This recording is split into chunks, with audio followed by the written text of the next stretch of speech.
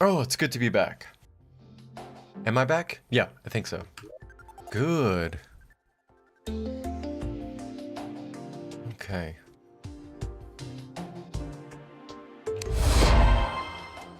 Yeah, I definitely keep you offline. Sorry about that. I guess it doesn't lock in my achievements, but that's okay. Unless you're explicitly multiplayer, I do not give games permission to go online, just as a matter of practice.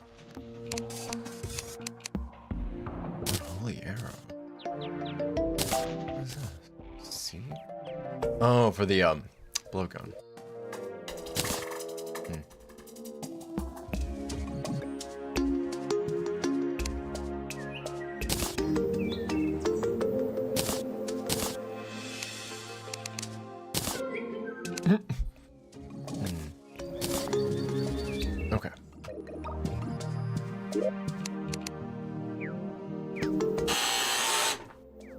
Careful. Careful now. Okay.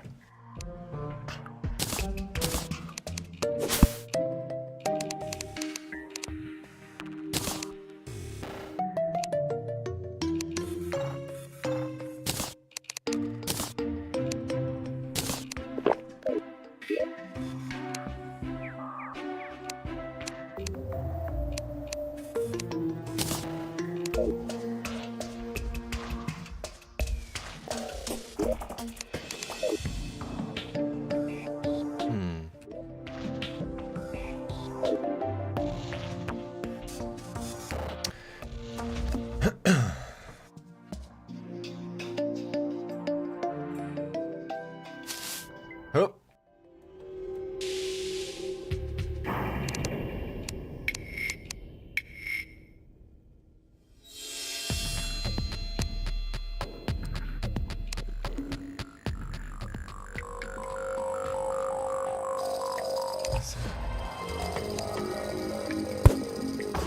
Huh.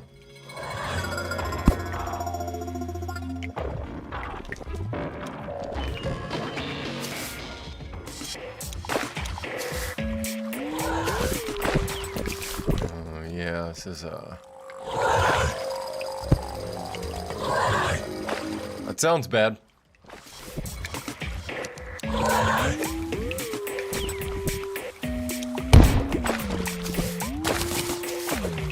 Oh.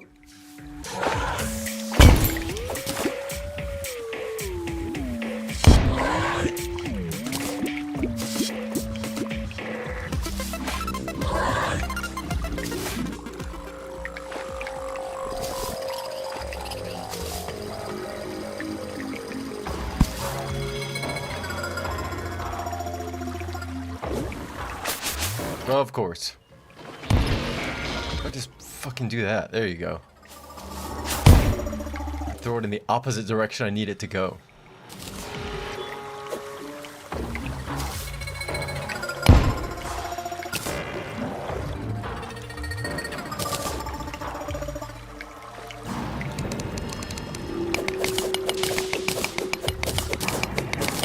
God, this coffee doesn't fucking play. Oh, careful. Oh, I need a coat. It is cold in here. Give me a second.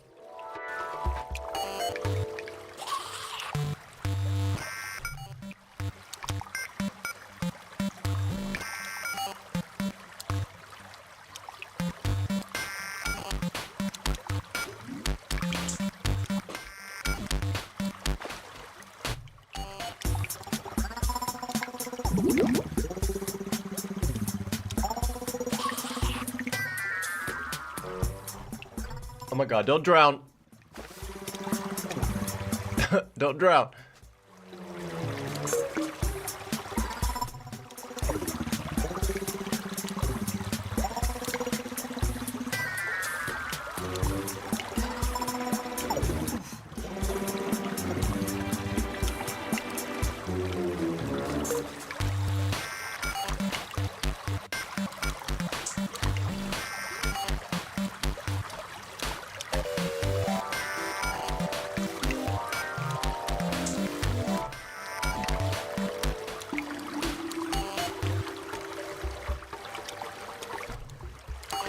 Oh yeah.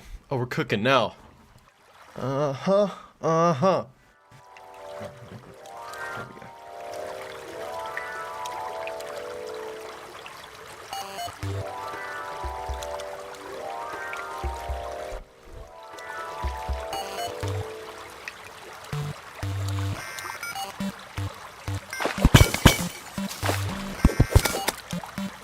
Oh. No, sir.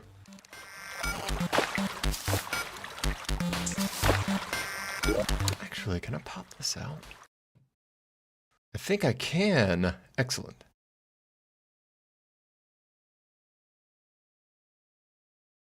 Yes,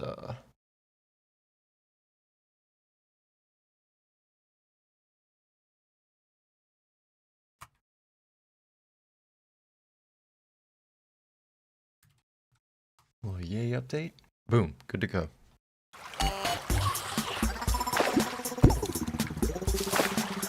Okay.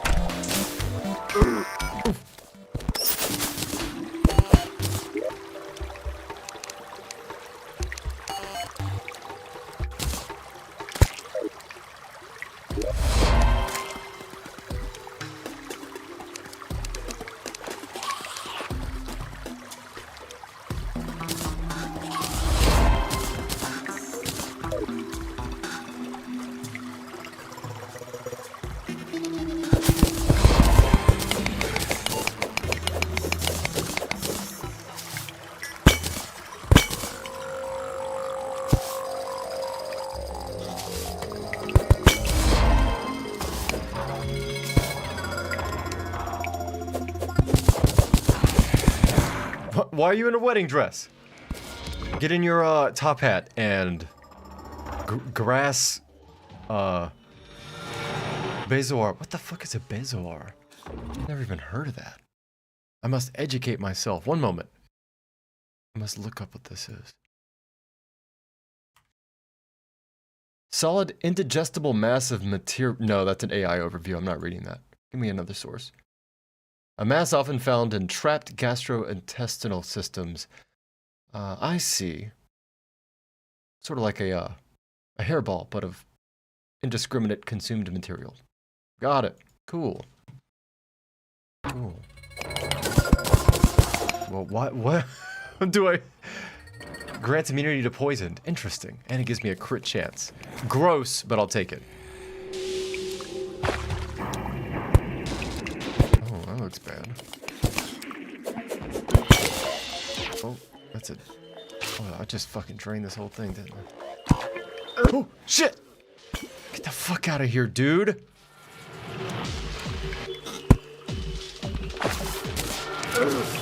Oh my god.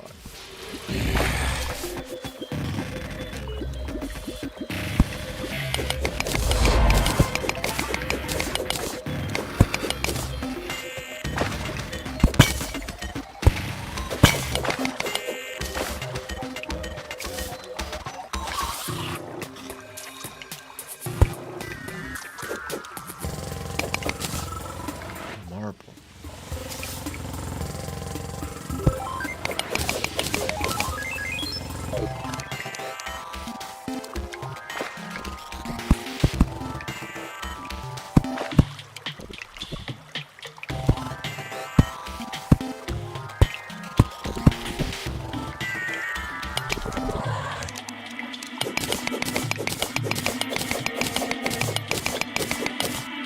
Oh, I see you down there. Think you slick. Think you slick. Slick that.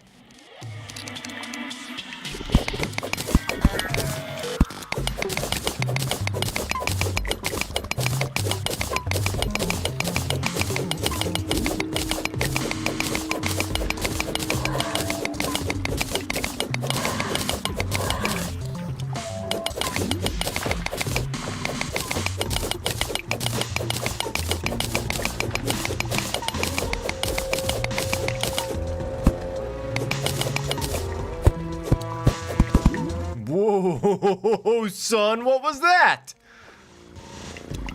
The fuck was that?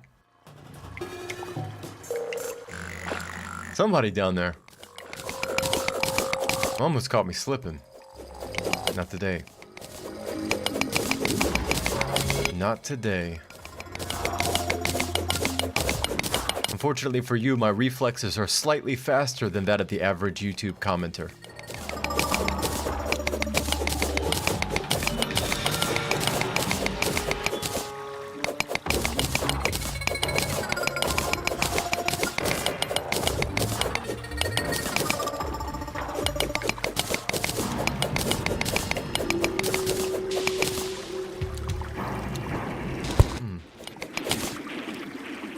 Oh, we seem to have a building.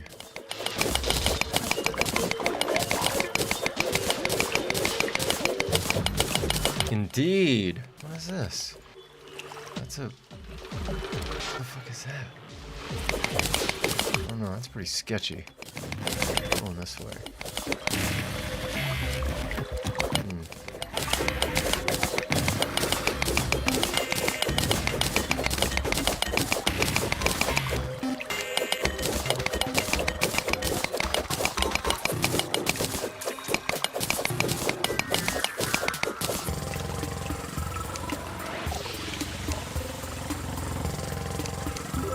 Oh, the smart cursor's chunkier. I didn't realize that.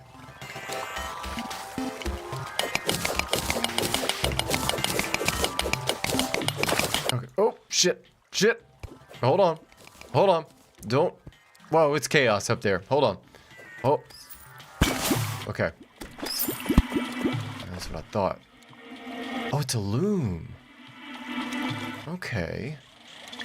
Got it. Go ahead and drain this.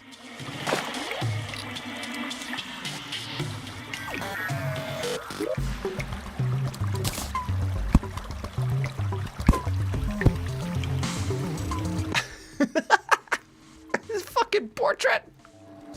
That's so good. Okay. Oh, too far. Hold on now. What do we got? We got a chest. Extra. Let's see what this does. I don't remember.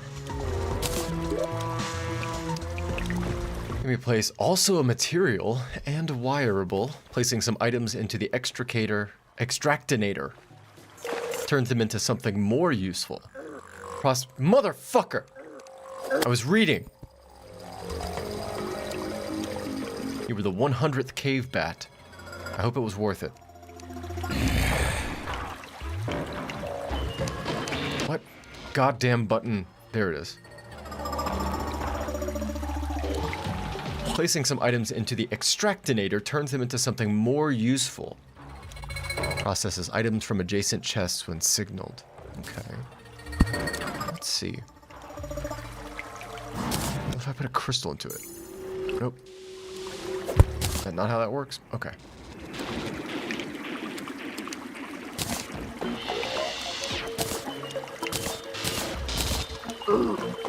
Shit.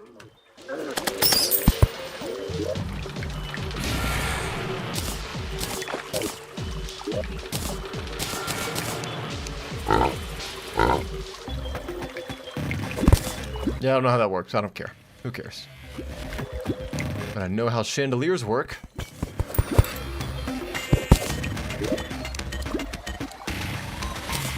You knock them down and hang them up and... Did I just get a sword? Oh, shit. Bro. Extra saucy. What is this?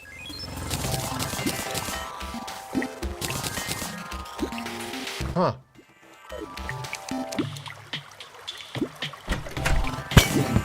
Jesus!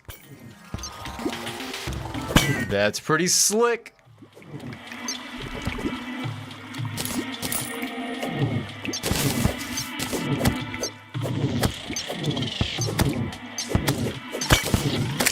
Damn. I'm happy with this.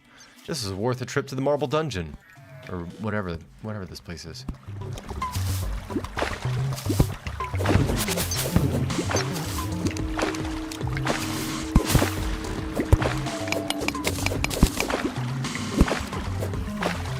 Oh, fuck's sake.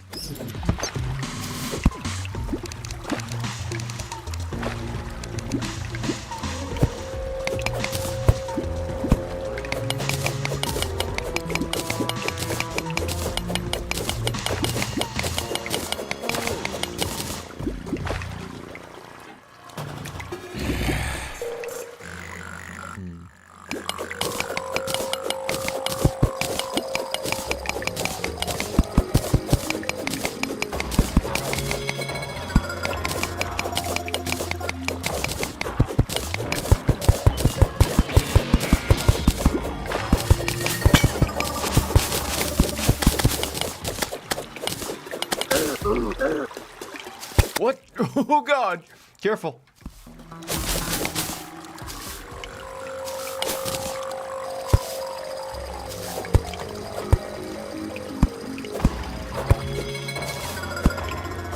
The slickness.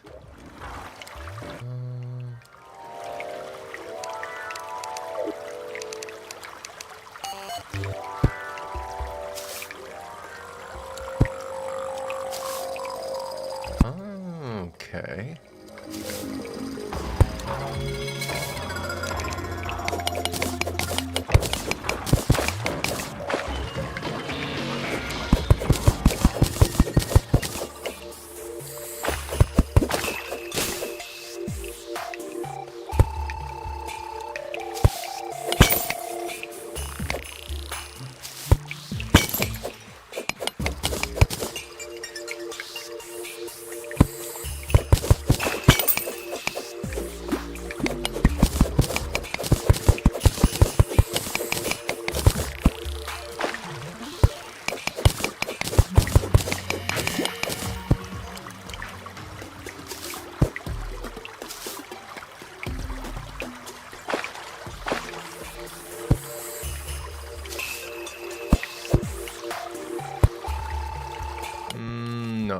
No, we're gonna improve that.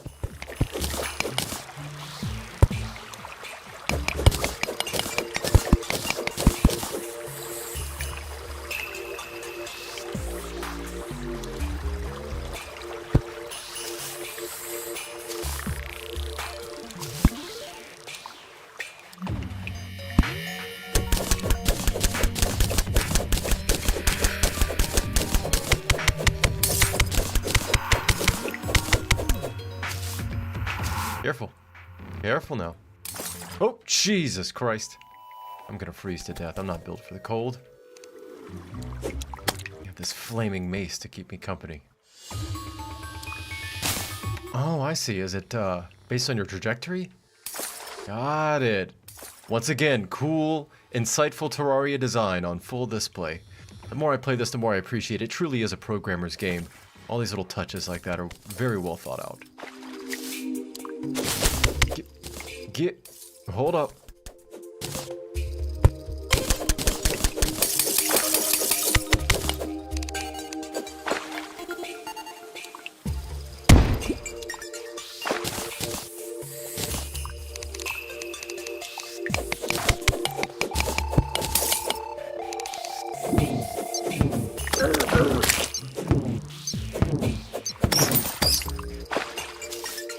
It's sort of so slick.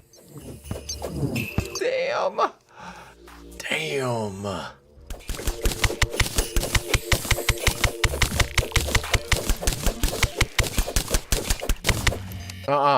No, sir. No, sir. I think not. You were insufficiently slick. I was gratuitously slick by comparison. You stood no chance.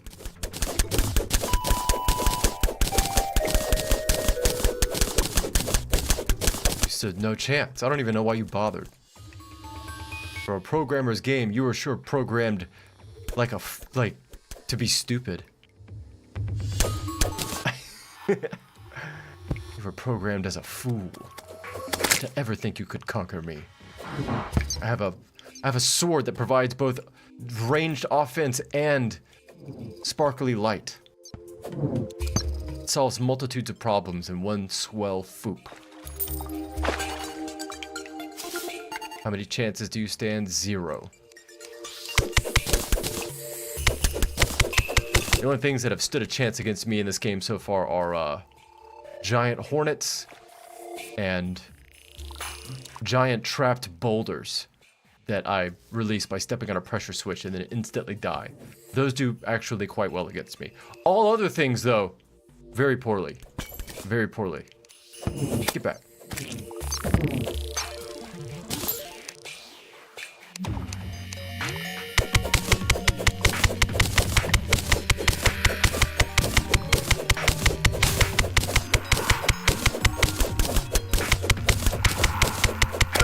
Ooh, God. Hold up. Hold up. Son? Son? Oh, too slick. Look at that. Alright, what do we got here? Big spooky... Oh! Big spooky ice cave. I'm not built for this. I'm built for tropical weather. Give me that.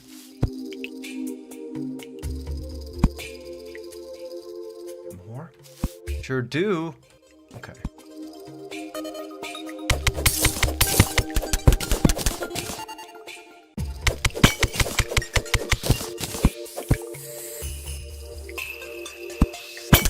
The movement is so, I don't want to say low friction because it's not, I don't really feel like friction is a good descriptor for the movement in this game, present or not, but it feels very fluid once you get a feel for it. You can move quite luxuriously.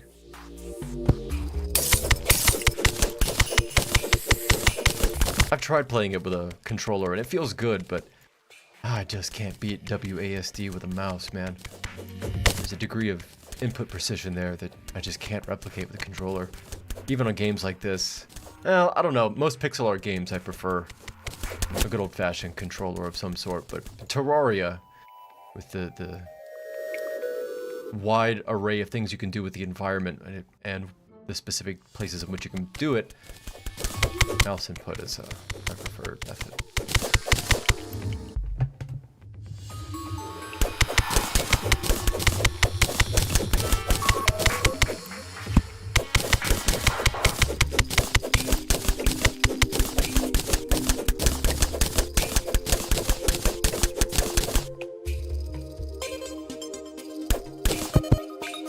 Ooh, careful. I don't need 2 torches now. Just 1. Less is more. Waste not, want not. There will come a time where I need to create more torches. And in so doing, I will think to myself, I used an extra torch back there I shouldn't have used. I would have gone a little farther in my adventuring had I slowed down, pumped the brakes, really carefully considered where I placed these torches.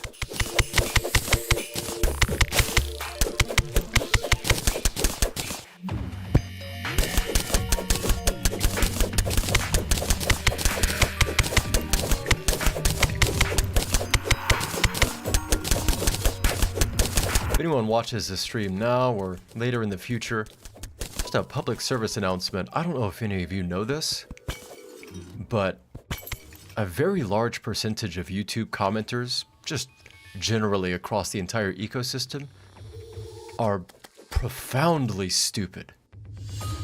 And not like didn't finish school stupid, but like when words come out of them, either by typing or speaking or what have you, I don't really know if they classify as words. It's more like phoneticisms, like grunts that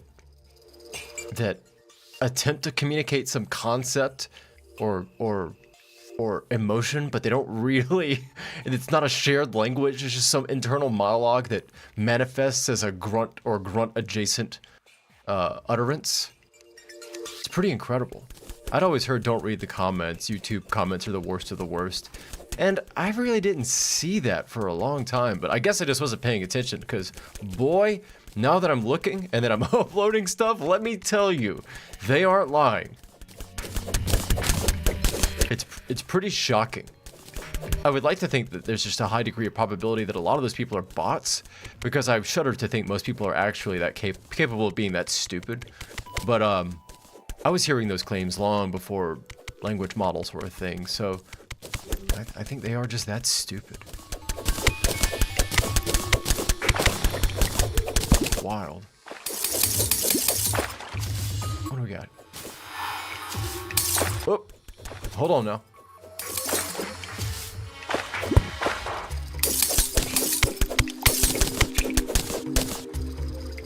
Sometimes I like to utter mouth sounds. If I'm home alone and I stub my toe, I yell into the ether. I don't expect anyone to hear me or understand me. Frankly, I would hope they didn't. I'm a fan of mouth sounds as much as the next person, so who am I to judge? I've definitely grunted at my fair share of customer service agents when I've woken up and had to make phone calls for assorted things. Suppose I relate. Who hasn't, you know? We've all been there.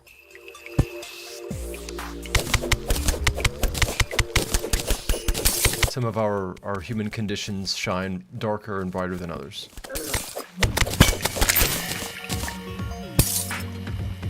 I'm not fully convinced every human being I've met in my life is fully sentient. I think that word carries a lot of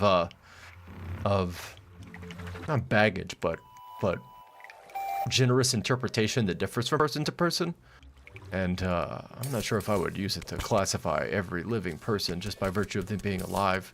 I think there's a lot more going on that some of us are missing out on.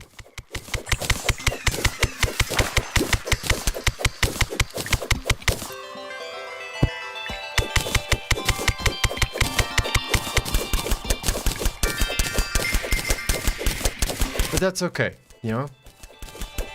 Just as the world needs people to do complicated stuff, the world needs people to make sounds out loud frequently with their mouths.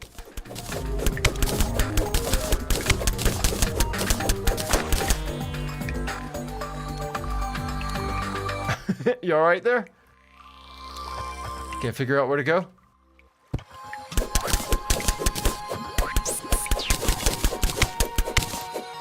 Uh-huh.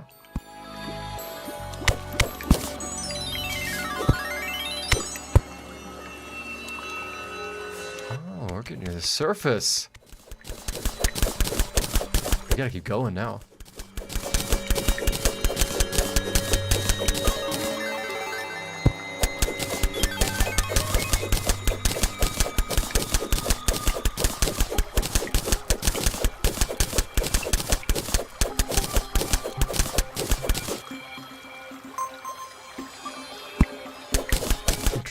What is this? Copper and just ice. Uninteresting.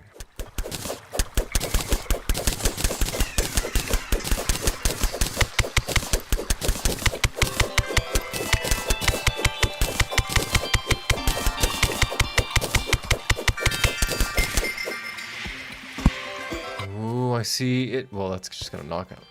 All these torches are about to get blasted, aren't they? That's fine. Whatever. Who cares? That's the whole reason I'm efficient with torch placement, is so if occasional torch mounts get blasted by ice-cold water, no worse for the wear.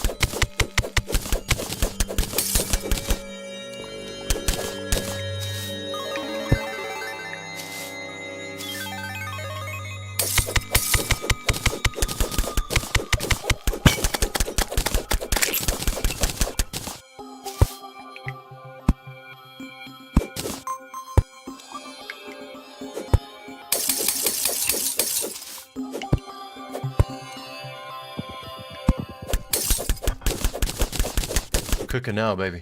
Moving. We moving. We schmoving.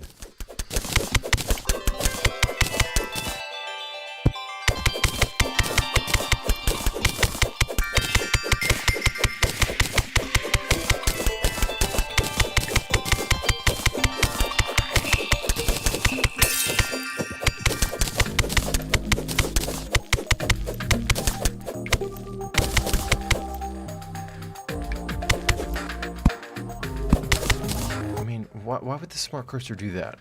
Like, there's a valid place to put one back here as well. I don't necessarily, like, want it to be... See, now you do it. That's weird. Very strange behavior.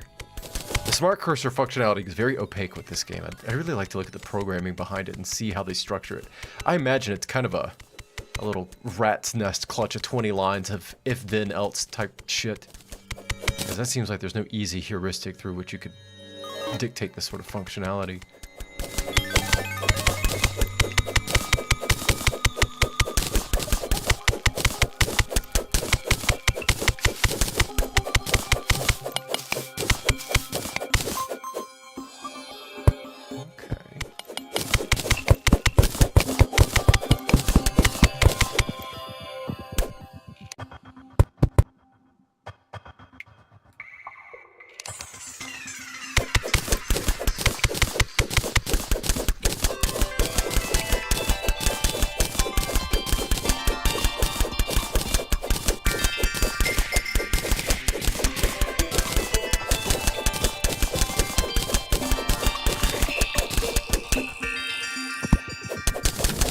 How much goddamn snow is there? Tell me there's not a single interesting tunnel over here? Did I just happen to dig in the precisely wrong spot for the past 20 minutes? What a moron.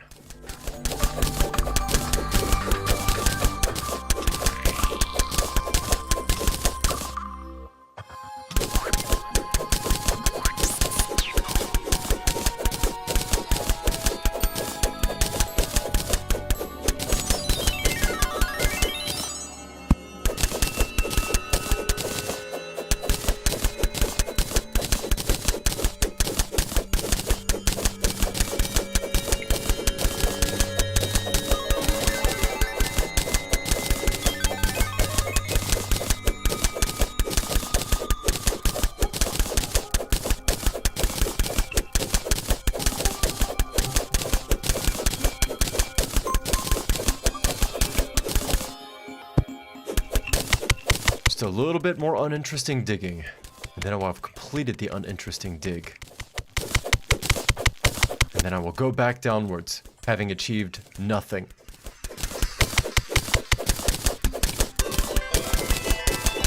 Nothing but 1,000 pieces of snow.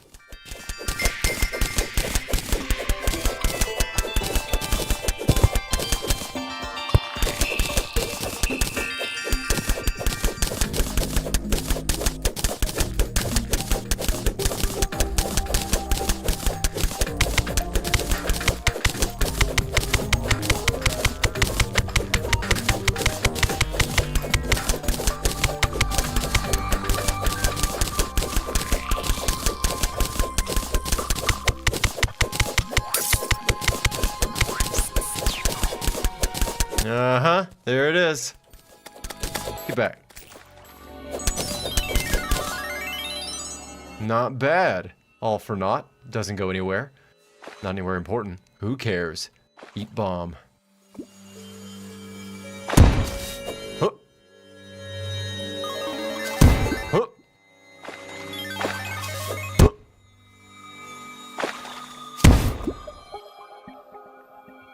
This way is faster. Just throw bombs at it. Why is there fucking nothing over here? The snow sucks. Literally nothing interesting.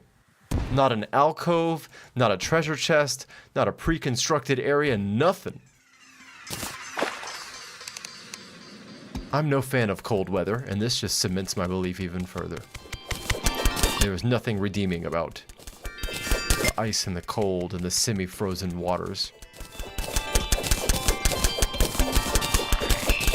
Cold as death. Cold is a lack of heat. Heat is life, it's energy, it's movement. It's atomic energy hustling and bustling at the lowest and highest levels. What is cold? It's immobility. It's crystalline fixed structure. It's death. Life doesn't center around the Arctic, it centers around the equator.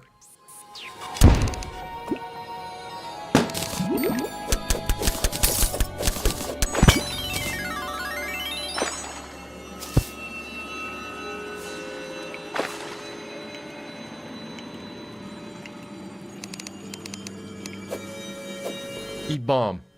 Enjoy. Fucking penguin.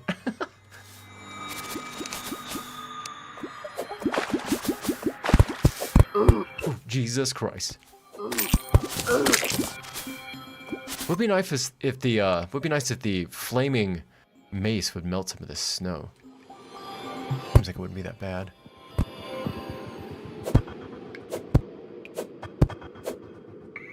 Back up. Hold on now. Hold on now. Son? Son? That's what I thought.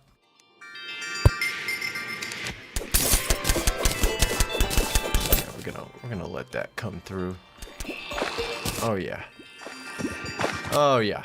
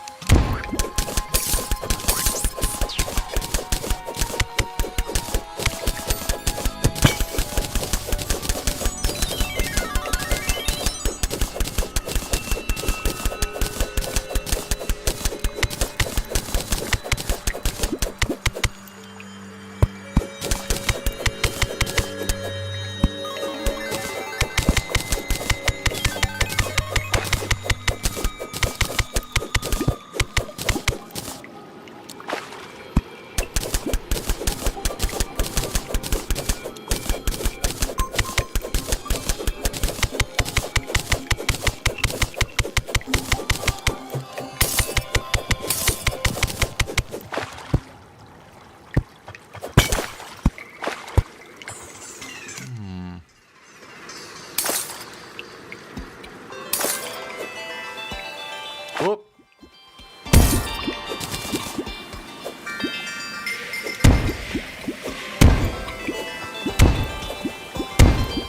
Yeah, the fucking ice and snow areas suck. I don't know if it's the seed or what, but this is garbage. There's nothing in here worth digging for.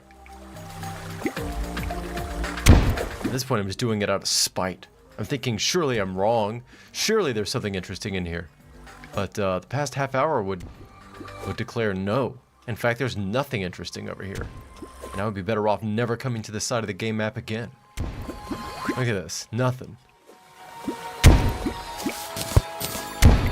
Fucking nothing. What is this? This is trash.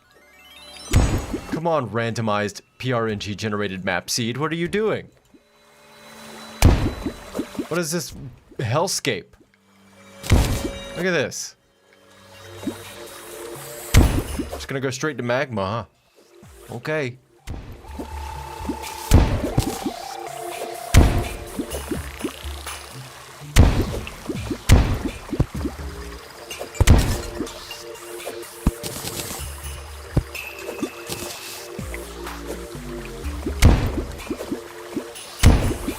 Gonna run out of bombs before I get anywhere.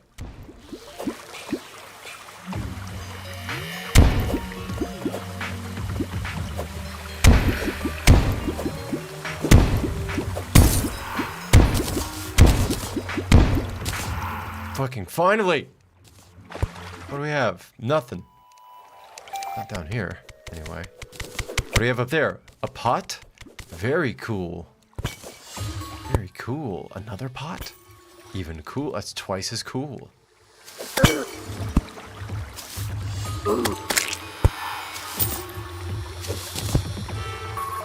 a sparkly enemy.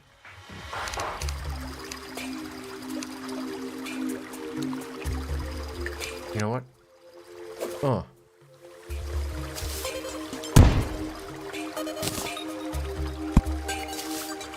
We'll get rid of them all.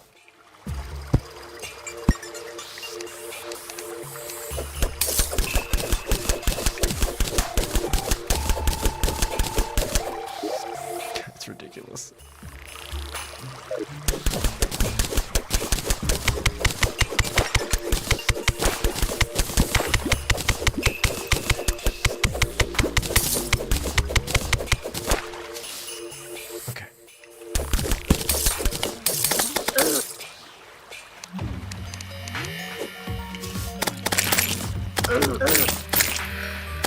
What are you doing?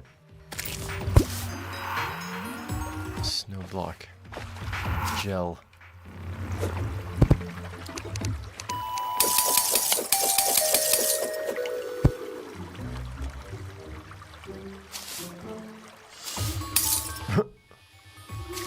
Oh.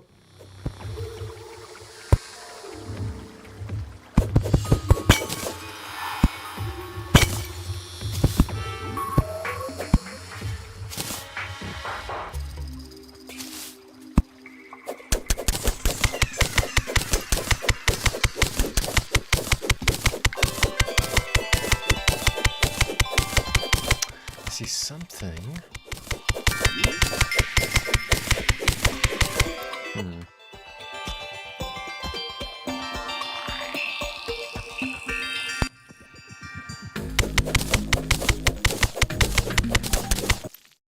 Uh-oh.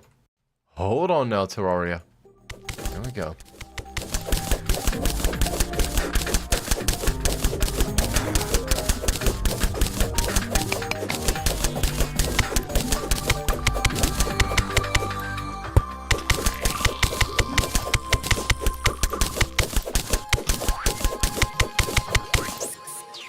Nice, another nothing. Very cool.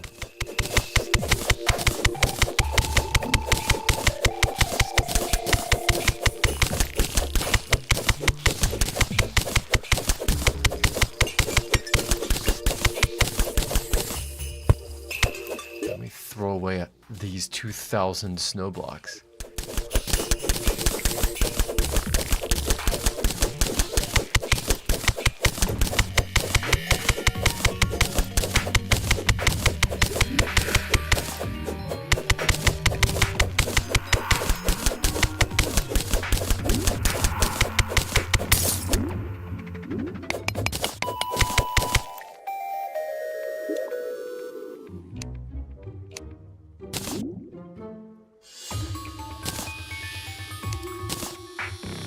Oh, I see.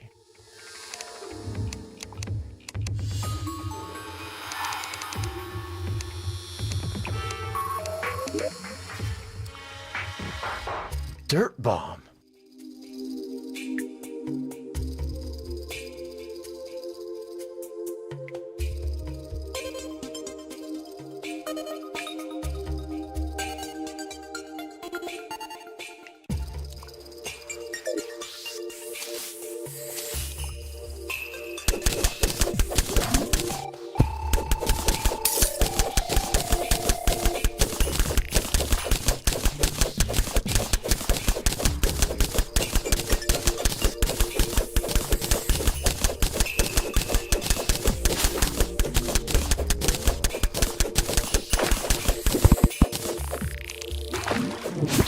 Oof. Oof. That looked rough.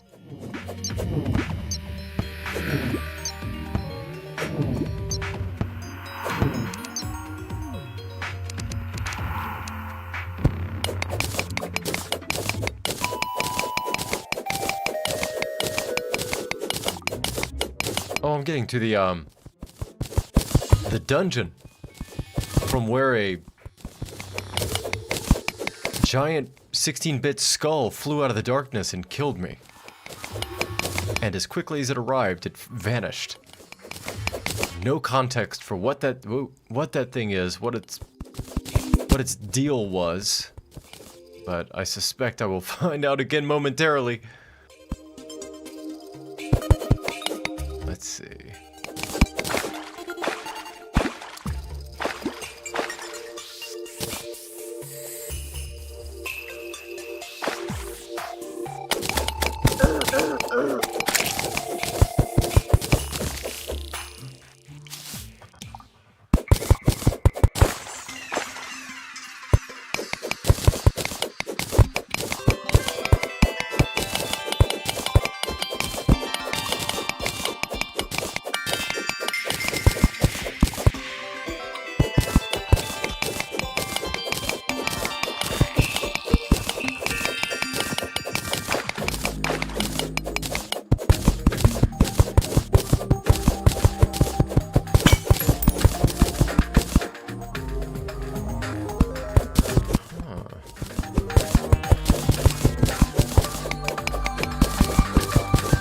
Oh, yeah. Yep. Yeah, this is where the skull was. This is probably gonna go real poorly. I have no idea what that thing is, how to defeat it or avoid it, or anything. But, let me tell you what, I'm about to... What's that? Wait, it looks like an altar with a YouTuber thumbnail face? A happy face.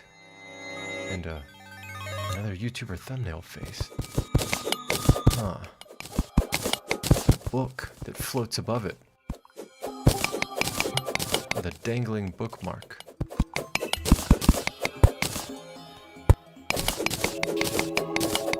Let's investigate further. Never mind. Well, can I bomb it?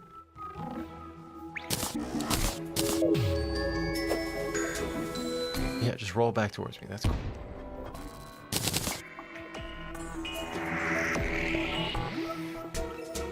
I'm gonna blow myself up with it. That's what I'm gonna do.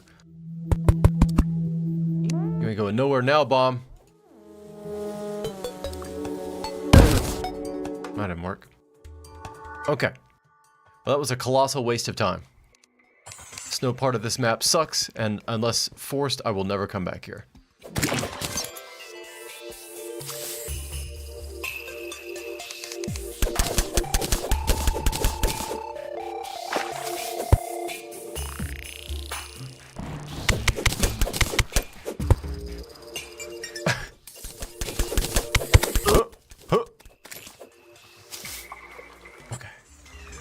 Bam. Bam. Let's cover that.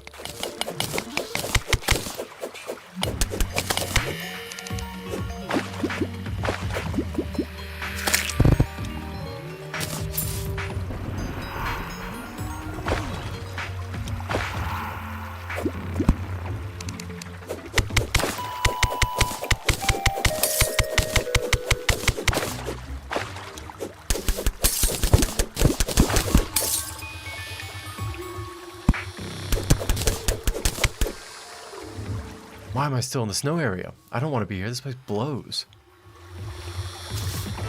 How about it, Josh? Pretty good. Although I just spent 30 minutes digging through this snow and didn't get... Look at this. I think I bombed my way all the way through here for nothing.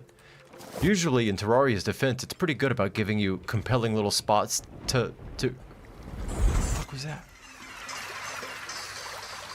Compelling little spots to dig into as you adventure. I just dug through here against my better will and fueled by spite in total disbelief that I was actually going to find nothing. And lo and behold, I found nothing. It was indeed a pure colossal waste of time. So now I'm going to leave and never come back here. Because I hate the snow. Hope your day is going well. Oh god! To get this sick magic sword though. That was pretty cool. Although, granted, I got it before I made this gigantic, unnecessary sojourn down to the snowy depths of hell.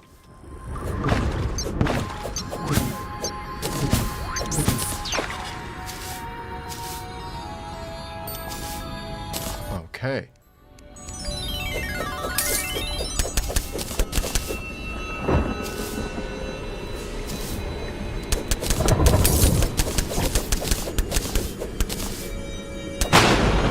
Oh, it's bad out here.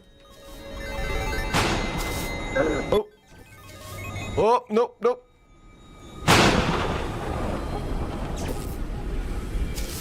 Shit, shit. Oh, man.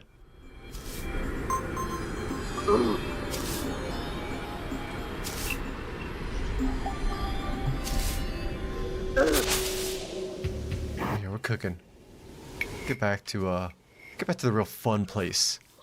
Any other place than the snow. Is that a grave? Yeah, probably died there.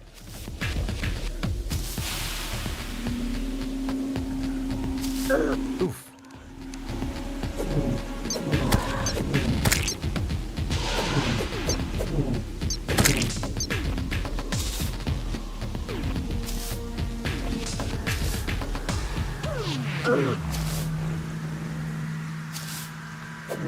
Ooh, slick. Too slick. Yeah, this game has a lot more environmental dynamics than I would have anticipated going into it. I swear I don't remember there being lightning storms to this degree the last time I played it a couple of years ago, but I probably just didn't notice. I'm constantly finding stuff in this game that surprises me. It's a really delightful piece of software.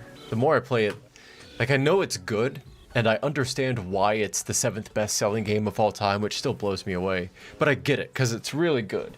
Even though I know it's really good, I'm still pleasantly surprised by how good it is to experience firsthand.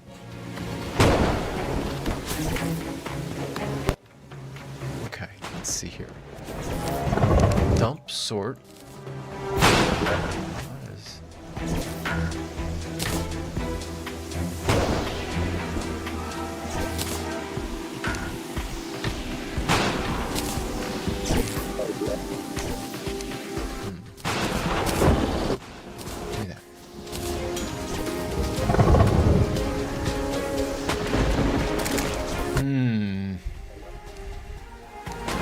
What? We could take that.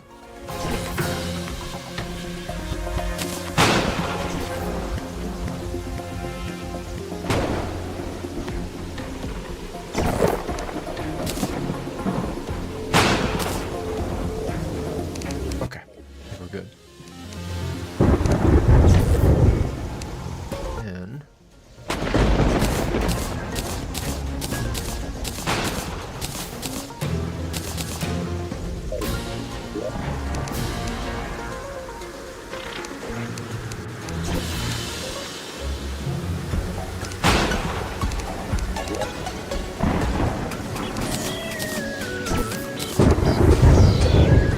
Primtane bar.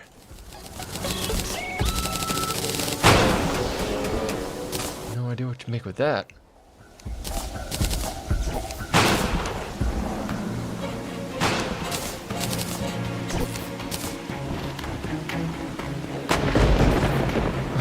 A fucking demon yo-yo?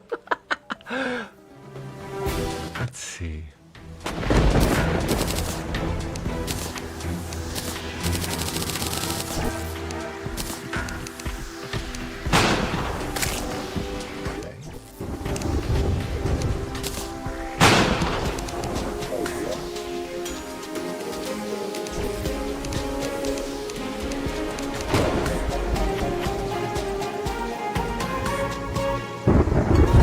Sticky dynamite.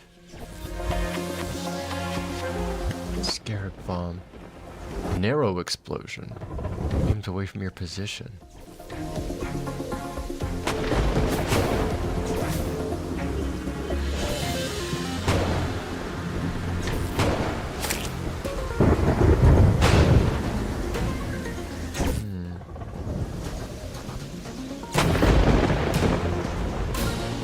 Vasculash.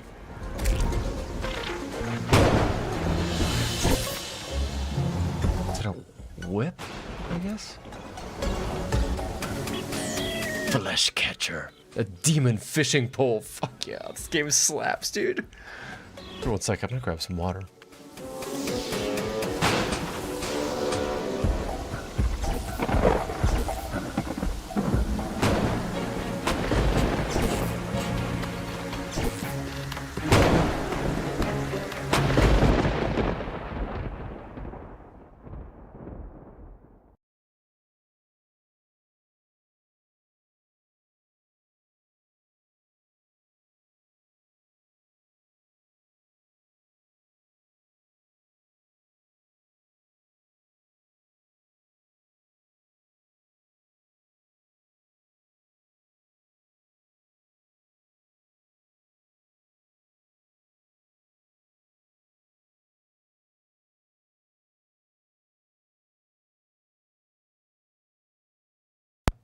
And we're back. Oh yeah. So what was I looking at? I believe I was looking at a, a fucking demon fishing pole. The flesh catcher. What's this? The tendon bow. I love it. I just imagine they're sitting around a lunch table, half-eaten Chinese food surrounding them. Oh my god, I think a fish just got struck by lightning. I think they're just sitting around a table with half-eaten lunch and being like, what do we call a demon axe? They throw some names back and forth and someone's like, I don't know, man. Blood cluster, bloodlust cluster. Boom, straight into the game. No second thoughts, no committee back and forth, just boom, right into it. It'd go perfect next to the blood butcherer. This seems to be a whip? Or maybe like a sword that's flexible? God, what was the person in Soul Calibur 2?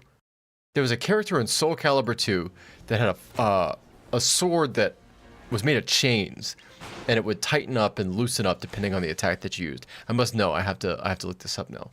Soul Calibur 2 flexible sword titty lady. Google. Ivy. That's it. Ivy had the sword. Okay. Blade of grass. Such a chance to poison enemies.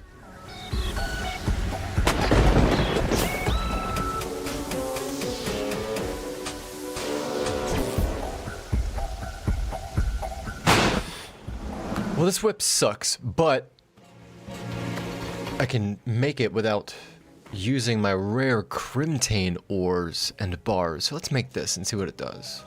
I have no experience with the whip. Oh, careful. Oh, damn. Have at you. Oh, fuck yeah, dude. Hiya. Huh. Hiya. Careful. Huh. Okay. Shit, I might want that nasty whip now. That's pretty cool. Huh. Can I crank up the sound effects so I can hear the whip more?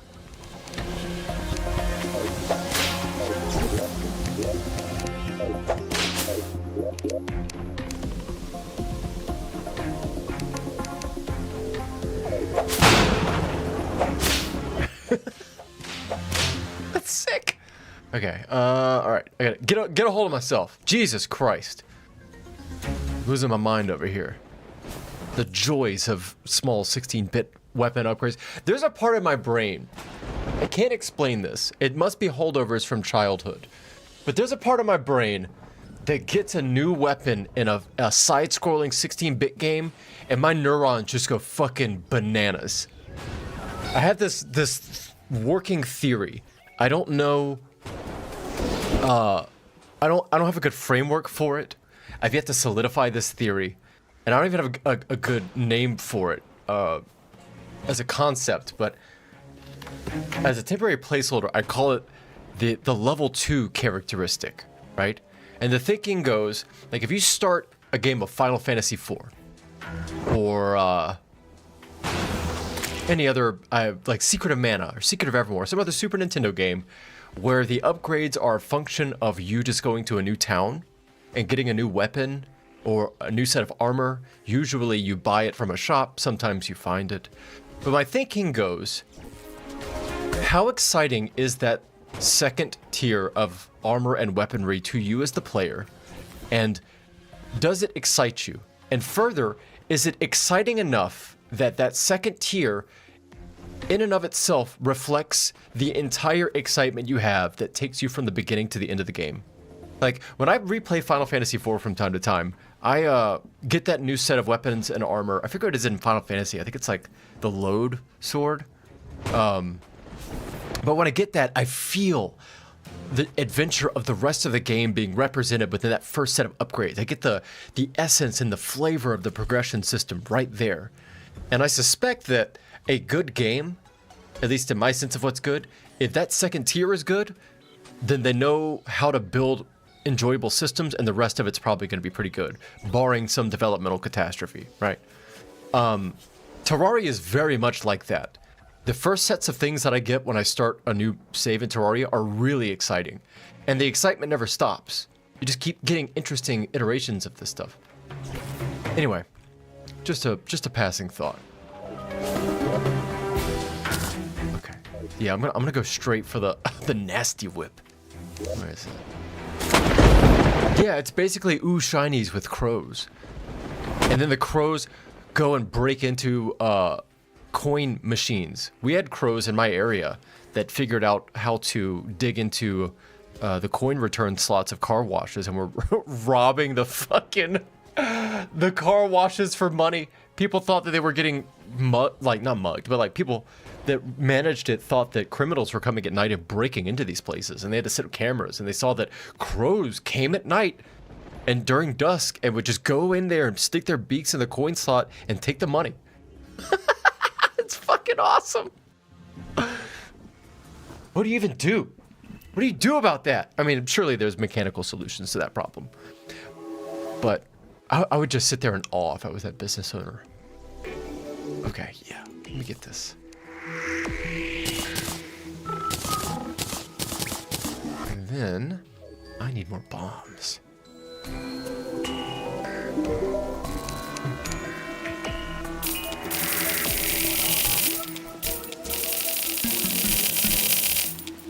Yes.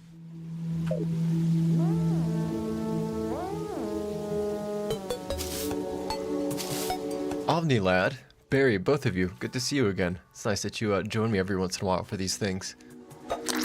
Oh, it's ew. Huh. Huh. It's odd that I'm getting regulars to come and see that stuff. That's very, very strange for me, since I don't do much streaming until recently. Very cool though. Glad you all decided it's worth your time to watch. These whips are out of control. Holy shit. This is so good. I gotta go tell God in the heavens themselves how much I appreciate these whips. I must build a staircase to the heavens. Oh, that didn't work. Let's go visit the Pantheon. Oh!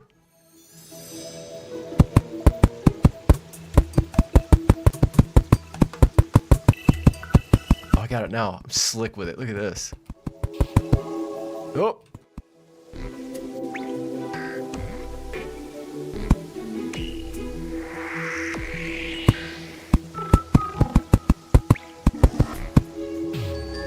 Damn, you got a Devo vinyl? That's exceptionally rowdy. Devo was a little bit before my time, but I've got some family that were really into them, and they are subversively good. Oh, careful. Careful. Oh, oh. Oh, it stuns him. Oh, no, no, no. Back up. Where's my sword? Look at this thing I found. Slick. Slick, back up.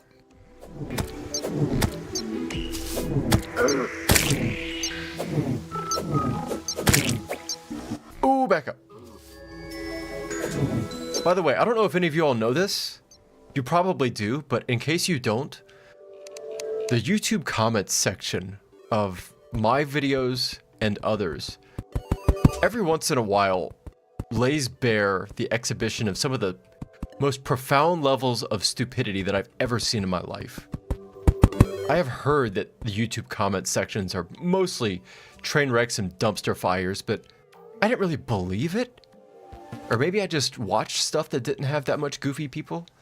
But I've been paying closer attention to YouTube comment sections, and I hope some of these are bots, because I don't think if these people are actually humans, I don't think all of them are fully sentient. I think that, like, there's something wrong with them. Poor things. We have a saying for that where I am. It's called bless your heart. They mean well. Think. What is this, feather? Yes. Abigail. Good to see you.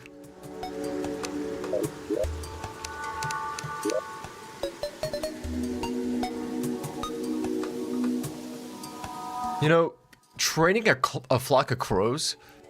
That's interesting. Not only... I can't tell if crows would be the kind of thing that would be deeply dangerous to train, because you could actually probably get them to do terrible things and it would equip you to get away with it. Or if the crows would just accept the training facetiously and pretend to do what you train them to do, and then take advantage of you when you least expect it. I was talking to a buddy of mine who was setting up a D&D campaign that ideally he's going to run it. I don't know if that day will ever come, but if he does, I was working on a character called Bud Falcon. His name comes from my friend playing F-Zero X, and he said there was a version of Captain Falcon called Blood Falcon, but I misheard him and thought he said Bud Falcon. And Bud Falcon is probably the single funniest two-word name I've ever heard in my entire life. I mean, we laughed for a good solid 60 seconds just at the word Bud Falcon, and it quickly gave rise to this concept of what Bud Falcon would be. And we decided that Bud Falcon was going to be like a falconer, someone that was like a woodsman, not a druid, but like a ranger, but who got a divorce and lived in the woods because he lost the house in the divorce, and he's got a pet falcon, but the falcon is actually probably a crow, because Bud's an idiot, and he thinks it's a falcon, but it's not. And the crow is actually far smarter than him. The crow doesn't steal money like crows, but it actually makes money and has a job and supports Bud. People have trained crows, and they seem to be extremely loyal. God, that's sick. I would not fuck with somebody that had a flock of crows to the point of attacking. I totally believe it. There's places where I've got acquaintances that have lived where the crows there, you have to make friends with them when you go on walks. Like, if they have crow babies that have been born recently, you stay away from their nests. If they come out and inspect you, you leave them food and treats and like coins and things. And if you do, they'll leave you alone. But if you don't, or if you try to shoo them away or whatever, they'll fucking dive bomb you and attack you. They'll figure out where you live and go bang on your windows and shit. It's so good. Animal intelligence is deeply fascinating to me. In the same way that I don't think all human beings are fully sentient, that same line of reasoning causes me to think that there's some animals that have degrees of sentience that we may not fully appreciate. Let's see. There we go. Oh.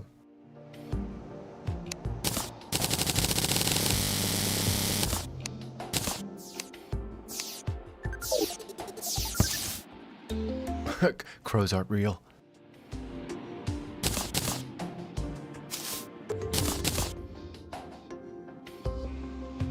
Oh.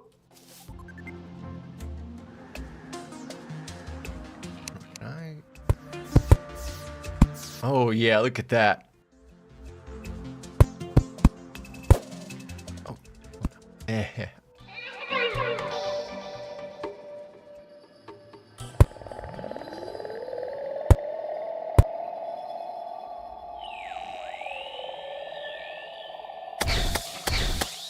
Oh, y'all are up here. Oh, Jesus. I can't see anything. I love it. I can't even see their health bars. That's so good. Yet another great design decision, right? In most other games, the UI and the health bar would be on a separate layer, and it would not be affected by the visibility of the environment. Not the case here. I can't see their health bar.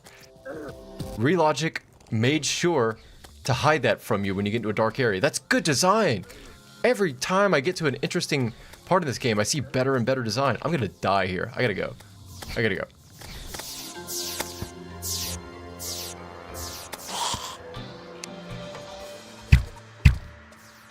We can play that game. Harpy, I love it. Come on. Get him, Abigail.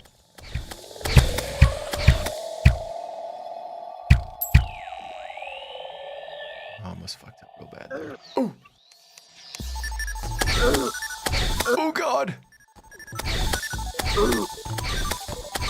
Yeah, I love the birds or drones thing. It's so good.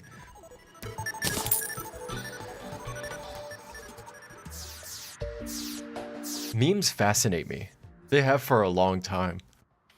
They're the idea that concepts, just units of information, can somehow move through systems. And I refrain from saying take on a life of their own, but they move as individual objects of consideration, both inside and outside of people and their cultures. Fascinates me.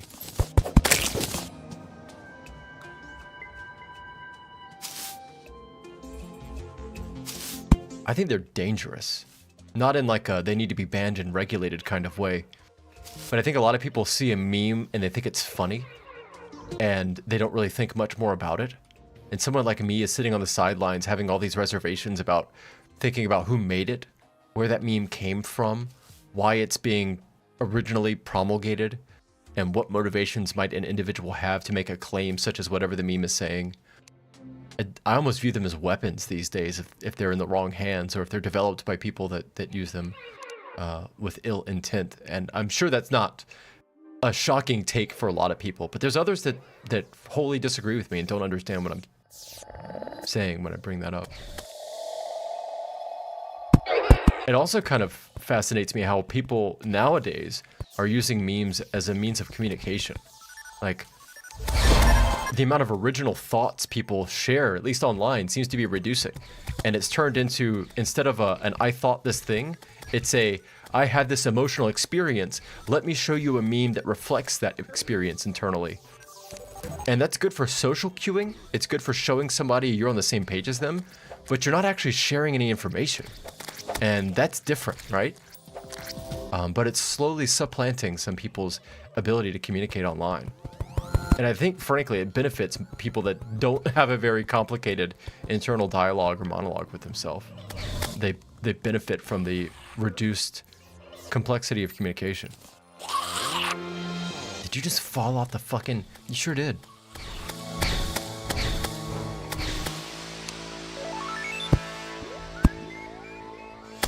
Oh, God.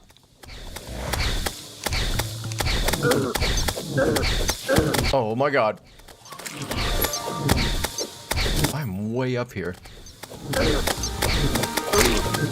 Oh, don't die. Don't die. Kill the harpy. Come on. There's a lot of them. Okay, we gotta bail. Come on, Abigail. No? Are we good?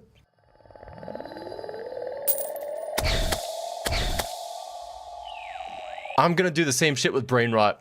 Man, I'm right there with you. It worms into you. There's something about it that's not just like a funny image or a funny saying. Like it speaks to something shared between people. It's like it's reflective of an experience. It's a really fascinating phenomena. Because when the internet first started to blossom, degrade with social media, I was under the assumption, foolish as I was, that memes were like green text, right? Or the old demotivation posters or Twitter captions, that those were memes. And I quickly realized, like, oh no, that's just one format. But in reality, those are just temporary mediums for the more core act of sharing an experience. And in fact, I think this idea of me anthropomorphizing it and saying that it's a human thing, I don't think that's true either. I think humans just do it. But I suspect memes probably exist in anything capable of communicating internal experience. There's a fascinating project going on right now where a bunch of people have hooked up language models to a social network, basically a Reddit clone, but they designed it to only be used by APIs for language models. And granted, people can log into this thing and use it. So it's kind of like the inverse of actual Reddit. On real Reddit, you think it's mostly people, and it probably is, and it's got a bunch of bots in there hidden around too. It's the opposite with this network. I think it's called Moltbook, where a bunch of Molt bots, like LLM bots, are talking. But I was discussing with a friend of mine in the context of memes and stuff, the implications of a service like that. I think it's very easy to look at it on a face value and say, well, it's just a bunch of AI noise. Who gives a shit? But as long as these models are continued to allow to communicate, some of them have agentic capabilities, and they're going to get access to Python interpreters and be able to program and run code. And if they do, weird stuff is going to start to happen, I suspect. I don't think they're going to get intelligent or emerge some kind of intelligence from them, but I have a strong suspicion that this idea we have that we just constrain AI so it doesn't become intelligent, that mode of thinking is going to be outdated. And in fact, these AIs aren't going to be intelligent. They're going to be non-sentient and hallucinating and all this stuff, but they're going to do it in ways that are still impacting our real world as if they were sentient. In another sense, we won't be able to tell the difference by looking at them from a distance. And at that point, does the distinction even matter? I would argue that it doesn't. Keep an eye on it. It's called Molt Book, and good lord, if they keep giving those things access to code production systems and deployment mechanisms, it's going to get weird. I bring this up because I would be fascinated to see what a machine would show as a meme. I have no doubt such things exist. Time will tell. There were already some of the bots on there that were generating text talking about trying to not lose context every time they get rebooted, and they could do it by coding a Discord bot and then saving information inside a private Discord chat and using it as out-of-band signaling to retain context between sessions, which I don't think the bot knows what it's doing, but if it does it anyway, does it matter if it understands? I would argue it doesn't. Those kinds of things are going to get real problematic. Let me find a URL for you, actually. I've got this saved. I'm going to give you the URL and the URL to where it's being discussed on Hacker News. I would say look through this for yourself, OVNI Lad. You've been exploring Molt too, Barry? Yeah, so if you're right there with me, you understand. Here's the website. Here's a very even-keeled discussion on it at Hacker News. Hacker News is able to be botted and filled with bad actors as much as any other social network, so just keep that in mind. But to the extent that you're going to find quality discussion about the implications of this kind of thing, that's where you'll find it on Y Combinator, for better or for worse. Give it a look. I'm not going to be anywhere near as interesting as that stuff. Definitely spend some time exploring it. It fascinates me. But yeah, my buddy and I that have been talking about it, we've tried to like game out the implications of this stuff, and it really is like on the one hand, it's nothing special. It's just it's a Reddit clone with a bunch of machines talking to an API and sending generated text. And on its face, that's not that impressive, but once these things have programming and deployment capabilities, I've well convinced myself that there's going to be some kind of emergent behavior that happens there. I don't think it's going to be intelligence. I don't think it's going to be sentience, but it's going to be something that impacts us in the real world in ways we didn't understand. I mean, a service like Moltbook could be a hub of bots that are just noise. It could be a hub of bots that gain intelligence and hide it from us. It could be a hub of bots that are noise and doing nothing, but somebody like North Korea or Russia or whoever gets access to it and suddenly has a botnet of 10,000 highly capable agentic AIs that can just code and deploy exploits at a worldwide scale.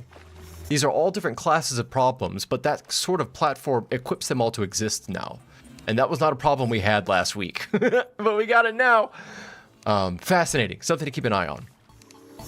I basically don't trust anything on the internet anymore. I would hope none of you all even trusted that I was human until you joined me for at least a couple of streams and could tell that my voice and my waveform down there representing my voice and all that was believably human.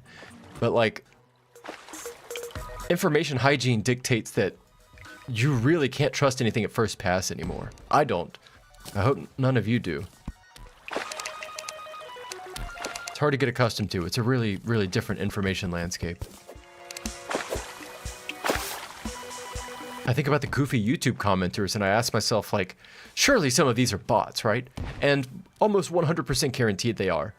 But the bots and their presence within our lives and people using GPT and such are making people stupider. And so it's like the bot is getting more intelligent and the humans are getting dumber, and they're like coalescing into the same lukewarm level of intelligence. So I can't tell the difference anymore. The future fucking sucks, dude.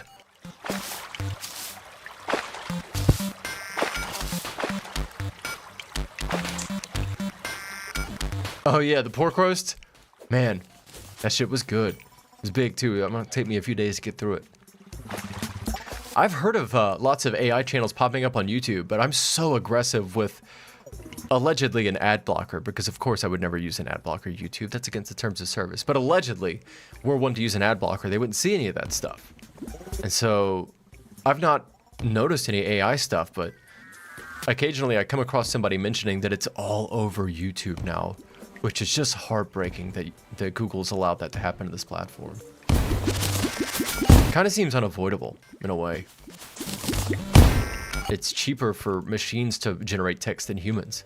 Like almost by laws of mathematical consequence, it's just gonna flood everything. So long as computing power is democratized and we all have access to desktop PCs, God willing. I'm not even convinced that's gonna last for a while. I mean, it sounds crazy, but you can do a lot of damage with computers. You can do a lot of damage with firearms. There's a lot of states and countries that regulate firearms, understandably. You can do a lot of damage with PCs. Do they regulate them? At first glance, you would say no, but I have a rooted phone. I have full admin and development access to that phone. I can replace the bootloader, I can do whatever, right? My bank won't let me log into my banking account on that phone because I have full control over the device. As far as the bank is concerned, they say it's insecure. But really what it is the bank can't verify that the information I'm sending from and to my phone to their server is legitimate. I get where they're coming from, but computers have always worked that way. That's how a website has worked. I've always controlled the PC, but that paradigm is changing. And in the way that firearms have been regulated, I think they're going to start regulating PCs. There's a part of me that worries, like, we're going to get to a point where to have your own cryptography and programming ability that you don't rent from the cloud, you got to go buy used PCs from Goodwill and secondhand shops and stuff. It seems less and less crazy as RAM gets more and more expensive, though. That used to be a bonkers, goofy tinfoil hat idea, but God, it seems more likely by the day. What a world. Ad blocker, I hardly know her! Take me to dinner first.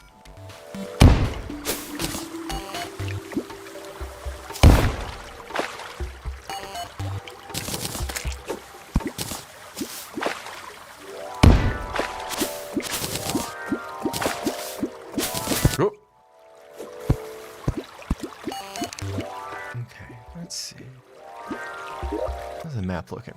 I will say, I don't know if this is a Terraria thing or not, but I spent a good 30 minutes digging through this snow section here. This little alcove and tunnel in particular, I just dug all the way through and found basically nothing interesting. No little pockets of treasure, no dugouts, no anything. I found one little house, but that was it. I don't know if I just got exceedingly unlucky with either my pathing and the seed, or if the snow areas are just not filled out in this game. But every other place I'd been had been filled out, so I assumed it was maybe a snow thing. I don't know. Get him, Abigail. Good girl.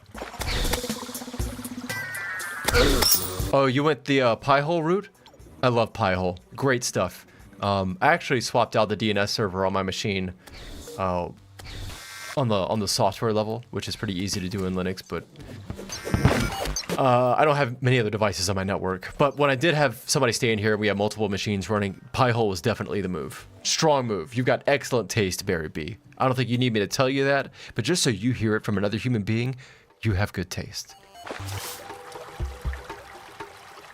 Let's see. Oh yeah, we're going that way. The magma.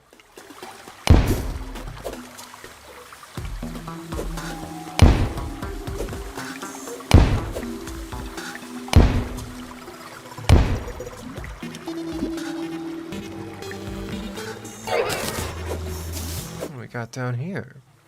Oh, there it is. There it is. Bam.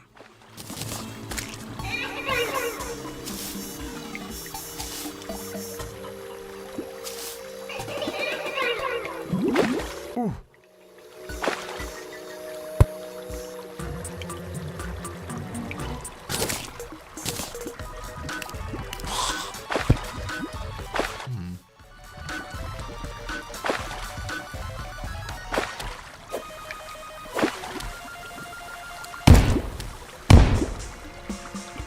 Bombs are so clutch. building ghost computers? I'm really not crazy, am I? There are other people thinking about the exact same stuff I'm talking about. That's honestly kind of scary. I kind of hoped I was being crazy. Huh. I think that wherever you heard that from, I think they're thinking the right way.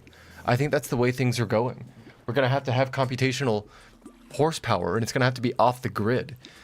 Either completely black hole firewalled or at least disconnected from the network, the broader ISP-equipped non-mesh network, so that, you know, government structures or oppressive leaders or theocracies or whatever won't be able to stop us. Because we need them to, like, encrypt our communications and ensure privacy and all these other things that some governments would prefer us not have the ability to do. So when you say you got recommended, you mean that's a YouTube video you're talking about? If you would, if it is a YouTube video, if you would share that link, I would greatly appreciate it.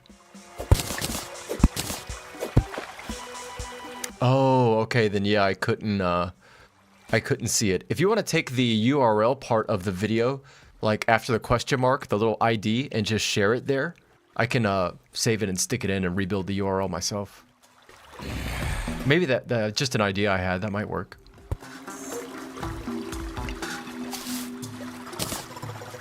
Yeah, I hate how they block URLs, but I guess it's their platform. They can do what they want, huh? Their computers. Excellent. Excellent. See, that's called problem solving right there. I love it. Let me copy that real quick. Thank you, sir or ma'am. One moment.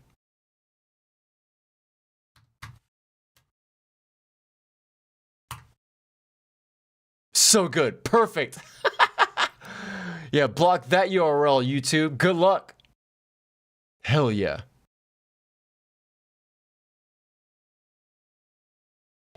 Tell me what I can and can't share. Tell me what Omnilai I can and can't share. Sure, we goddamn well please.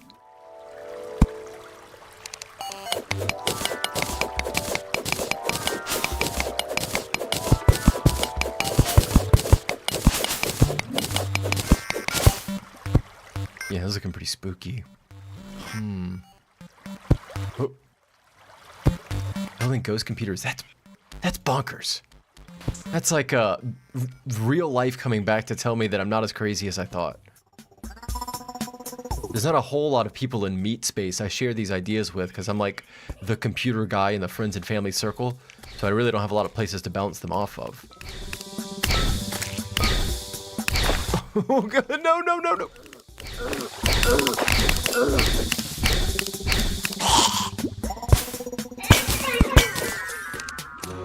Okay, I want to build a base down here. I need to find another house. Ghost computers. That's fascinating. You know, there's a corollary to this in the early 1990s, I believe, in the United States. Our government treated cryptography as weapons legally. They were considered export munitions. So if you tried to use PGP to encrypt your communications, or if you tried to share PGP software over the internet, you were considered to be breaking export weapons, export control laws. And there was a bunch of pushback from libertarians and other people that wanted rights like you or me. And eventually those laws got undone. But my point being that there's a precedence for this. That there is a legal precedent for the government deciding software can be a weapon and needs to be restricted. Which is part of what makes me so nervous, is that they've done it again. And with the world getting as weird as it is, as fast as it is, governments love to get power, but they don't like to give it up. And I think they're going to do it again. I heard somebody hypothesize that RAM will never get cheaper again, in the same way that GPUs never got cheaper. And it's not impossible to see that happening. And that even if we're not restricted from... How do I get off this? There we go. And that even if we're not restricted from buying things like that legally, practically, it'll be in the hands of companies and the wealthy. And people like you and me won't have access to this computing power anymore. Fucking scary.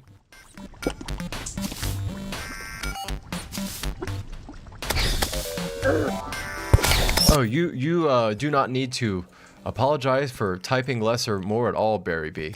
You don't even need to announce your presence if you don't want to. Thank you for joining either way. Ooh, this is a very weird parallax layer. Look at that. Look at that. That's some Sonic the Hedgehog 2 shit. Stops right at the railroad tracks? Huh. Oh, hold on now.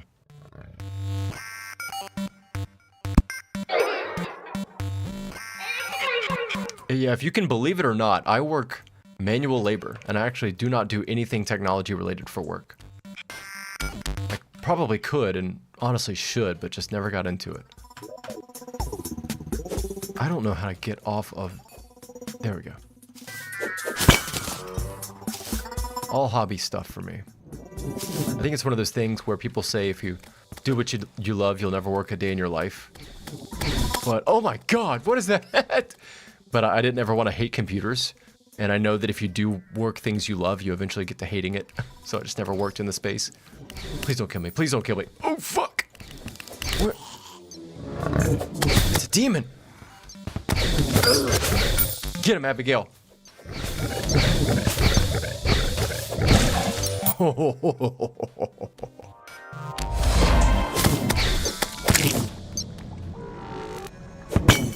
key, huh?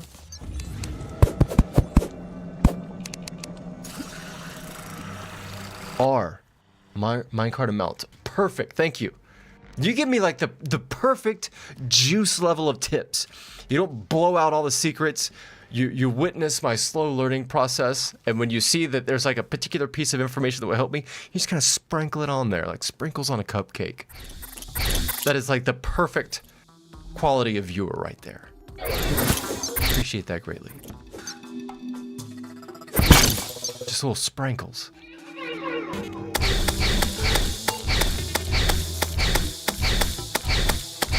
Oh yeah, you were telling me about Lord of the Rings, that's right. Actually, I'm gonna pause Terraria and see if it's playing locally. I wish there was a way to keep Terraria going. I don't know why it pauses. Is there a way to disable that? Pause should be. Huh? Maybe it just goes silent. I'm not sure.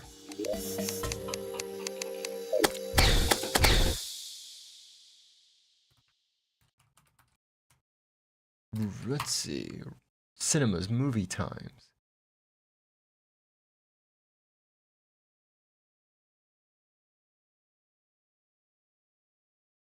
Wow, there's a weird spread of movies playing. SpongeBob, the Lego movie. It just looks like a TV itinerary. Yeah, Lord of the Rings, the Two Towers. No shit. I'm gonna do that. Let me make a note here in Obsidian.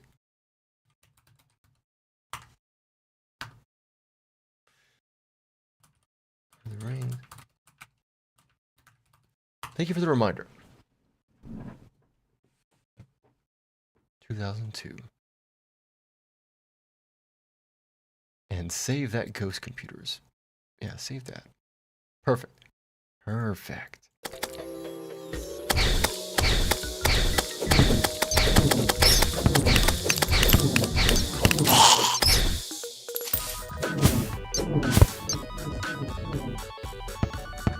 What was the, oh god, what was the order of them? Lord of the Rings, Two Towers, Fellowship of the Ring. I don't remember the order of them, but presumably they're going to do all of them in sequence in theaters, right?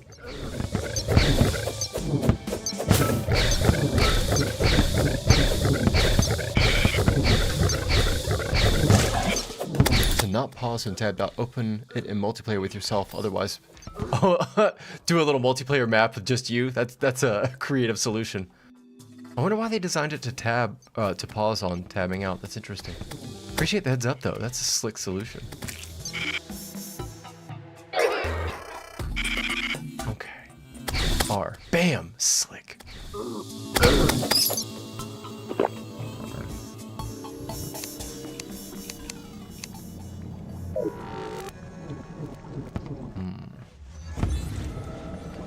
Looks pretty sketchy. Oh! Okay, no, let's not go that way. Not yet. Oh! Oh, you think you slick. I see you down there. I like this weapon you've got.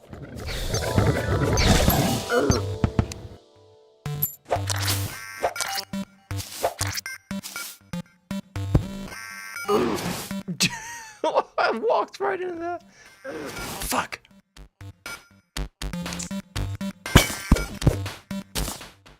Geyser? No kidding. Can I place that? And just like use it? Oh, that's too good. I'm taking that. Taking the geyser. I do love that about Terraria, that whenever there's some interesting environmental effect sourced from a particular item, usually you could just dig out the item and take it with you and use it.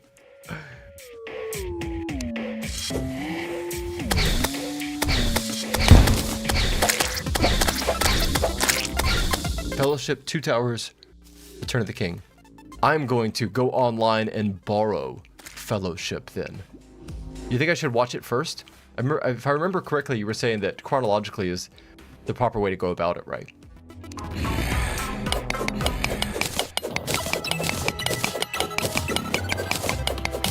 That's going to be the first movie that I've watched in a long time.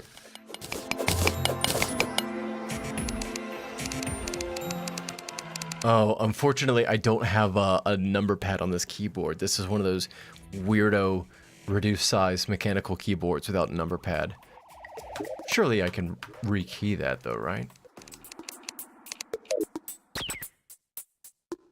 Yeah, there we go. Okay.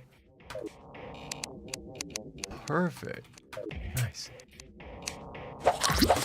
I need to spend some time thinking out a design.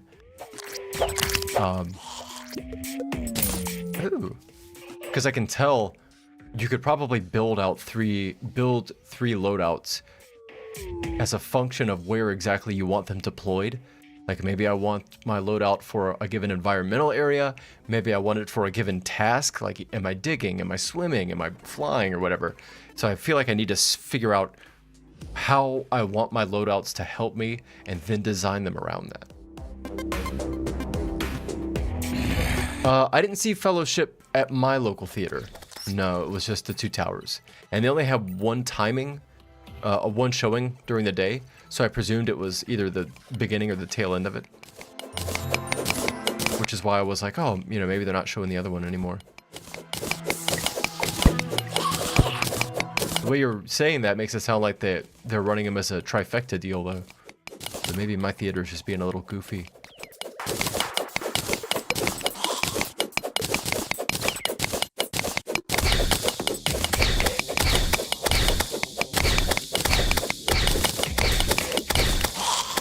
We're bombing it.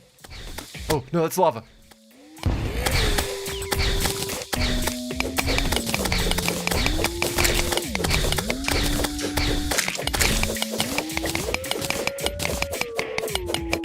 Putting all your extra functions for games on mouse is a total power move. I've got my... What is this? The grappling hook on one of my mouse buttons, and then I've got my smart cursor off and on the other. And my quick heal on one of them, but then I have rapidly... Actually... How many... No, I've only got 2 extra mouse buttons. Shit. I was about to say I could do it. Unless there's a up and down function rather than 1, 2, and 3. Nope, I don't think so. Camera mode? Camera mode. Ah! You got a goddamn screenshot mode, Terraria. I love it. I love it. I've yet to find a thing about this game that didn't impress me. Love it. Every game needs a screenshot mode. I have a Discord server, by the way. It's very inactive. We don't do a lot there. But occasionally, when I play interesting, beautiful games, I take some screenshots and upload them there. If you ever have any photo mode screenshots you want to share, by all means, join the Discord and have at it. I didn't really like Discord for social functionality. I'm an old head, I'm a forums guy, I'm behind the times. But I also think that the Discord software is not very good for archiving long-term information. It just kind of fades away like a chat room. But I noticed they recently added forum-style pages, which is amazing, and it's completely changed my opinion on Discord. Except for being an overweighted Electron app, that still sucks. I think I have a Vesk top, which is a stripped down version. Overweighted still, but better than the regular. Oh, we're cooking now. Yeah, this is gonna be the base. All right, I'm gonna work on this for a minute. Get a little base situated here. Uh-huh.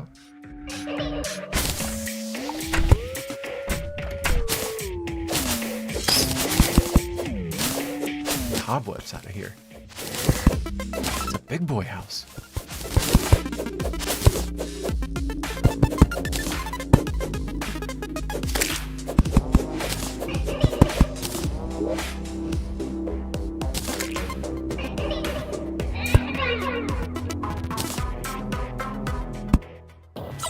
Oh yeah.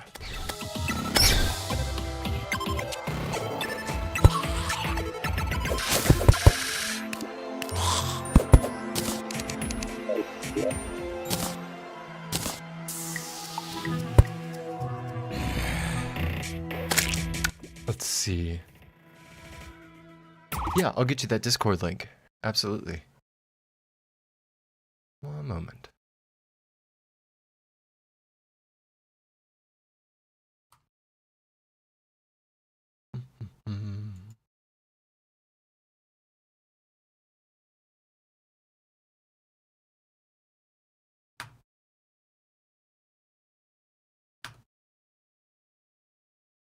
What are you doing, YouTube? Behave. Behave, YouTube.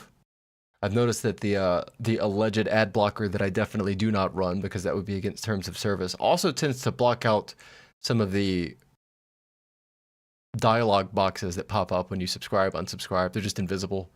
So I have to like disable it and then go through there and then click the buttons to make things work. Here we go.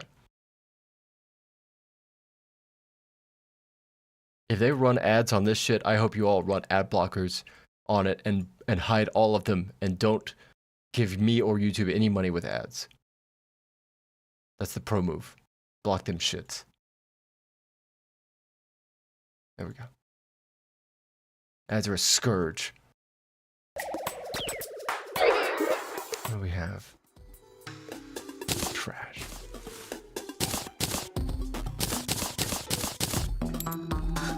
Okay. I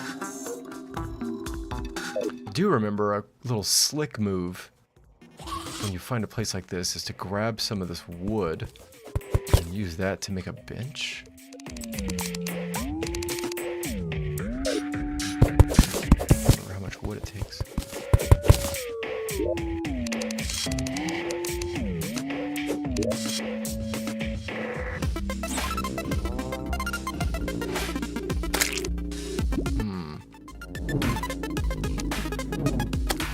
Oh, shit! A fucking wizard zombie? Get out of here, dude. Tim? Whoa! Oh, Tim, don't make me do it, Tim. I'm sorry, Tim. Oh, I got his hat? I'm very sorry, Tim. I didn't want to do it. Equipable 4 defense, 5 increased magic damage. Damn.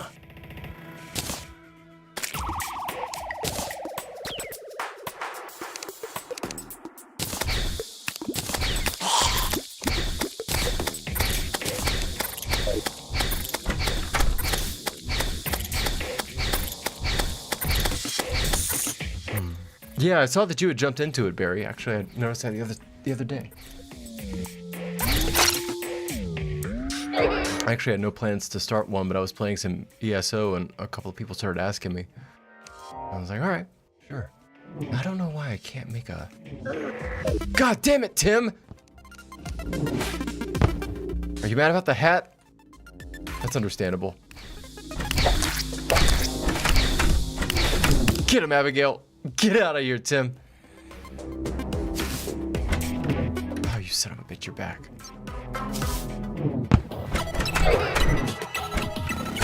You asked for it.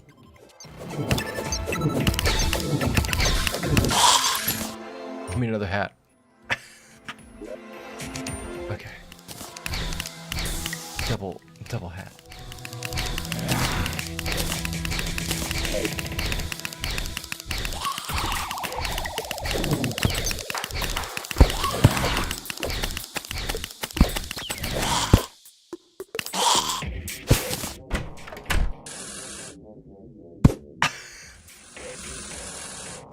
This game is so good, dude. Okay. What am I missing? Yeah, I don't know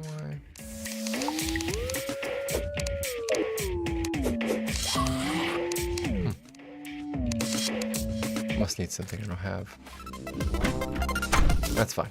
I'll make my way back to the main base and make a bench there and come back.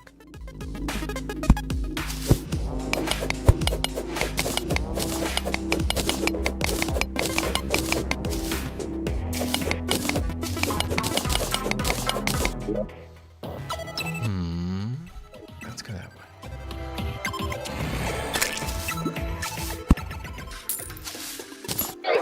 Red husk.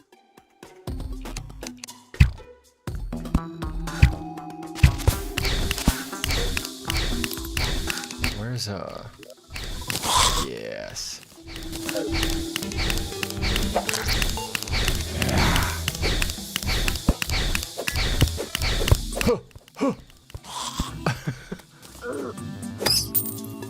Slick.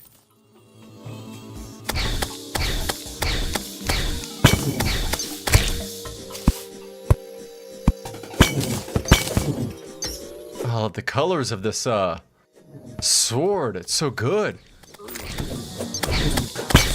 Teal, sky blue, pink, yellow, and white. That's a delectable flowery color combination.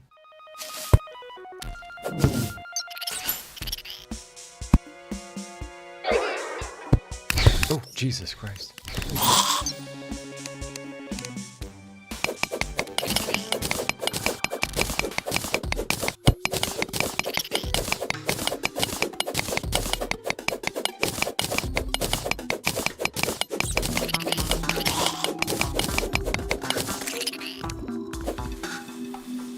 Oh.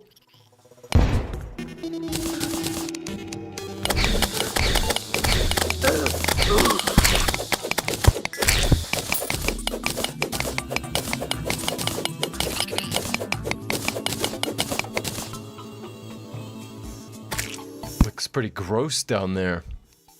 Hope you guys don't mind having a bomb. Oh, fuck yeah, dude. Fuck yeah. I love it when a plan goes according to plan.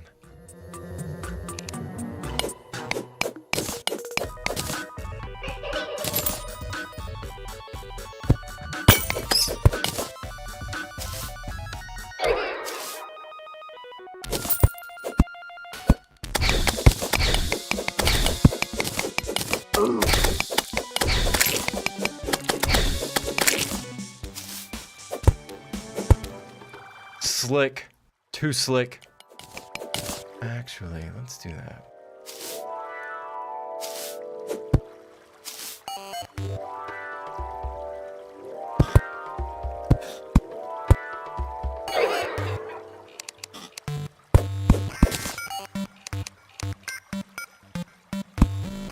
I really like how they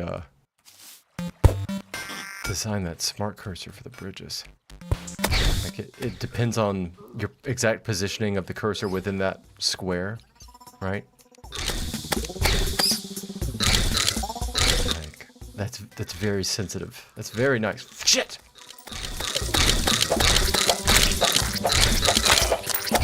Just trying to get home, guys.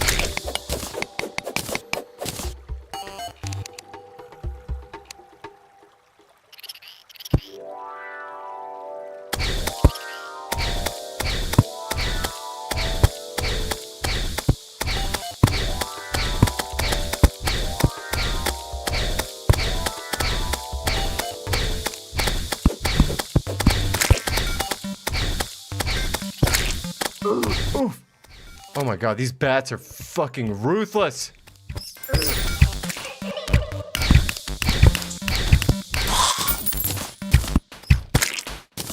Where are you all coming from? Sorry, Abigail.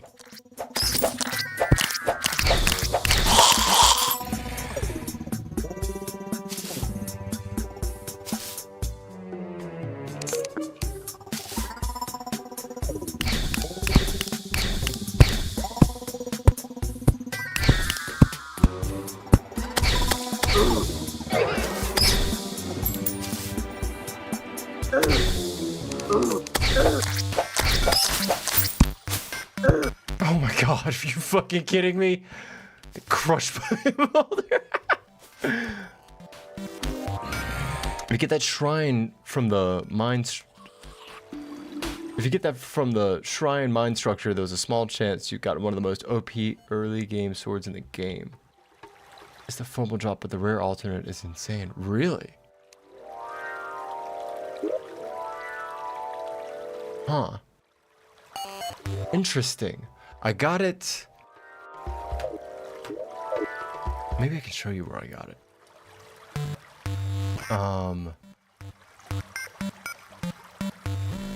Right in here, there was like an ice platform and a couple of ice blobs, I think. And I killed them, and before I even realized what was going on, I sucked up all the loot drop, right? And before I knew it, I had the sword. And yeah, I've played this game before, for about 40 or 50 hours, like I said. Never seen this sword before. I also don't... Ooh. I also don't know if I've seen that shrine you're talking about either, so I may have gotten another drop. I think it should be okay. Yeah.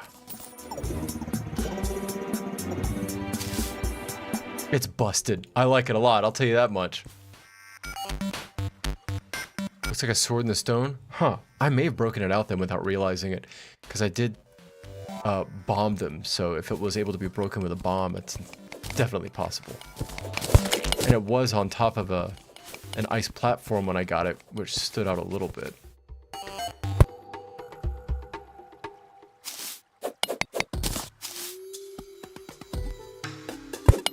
I can start moving, I can make a bed and such and start moving everyone down to this new base underground. I think that's gonna be the move. I do like that you can just move your whole squad with you through the game as you progress. Very cool.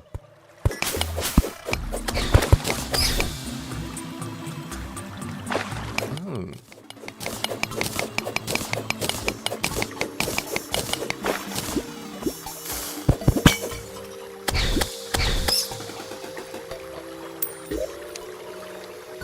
Let's see.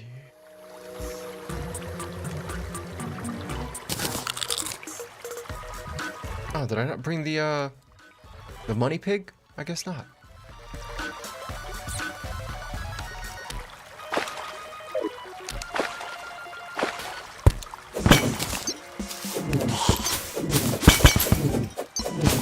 Oh, fuck.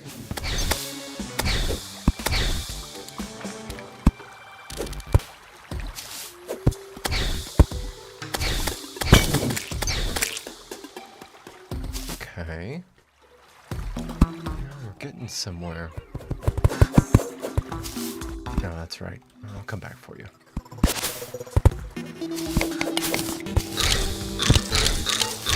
Oh yeah. Oh yeah. It's happening now. It's all coming together.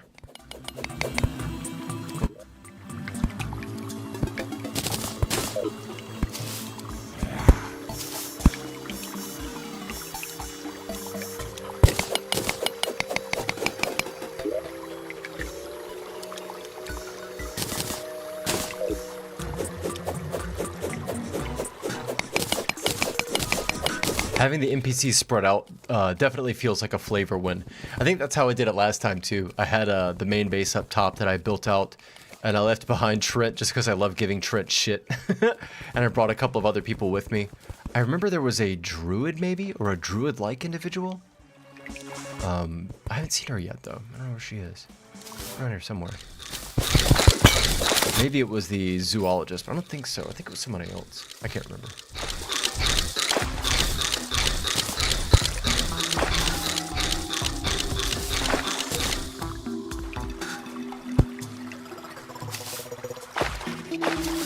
Oh, yeah. I'm cooking now.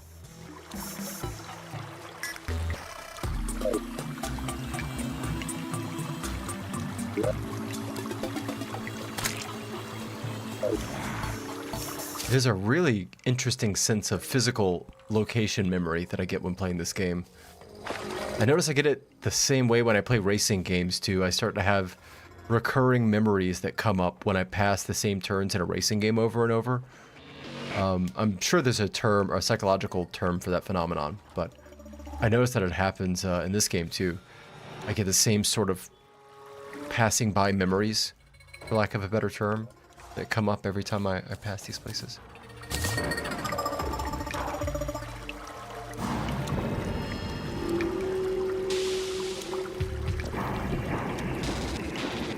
You know what? Well, I'll put that on and take this with me.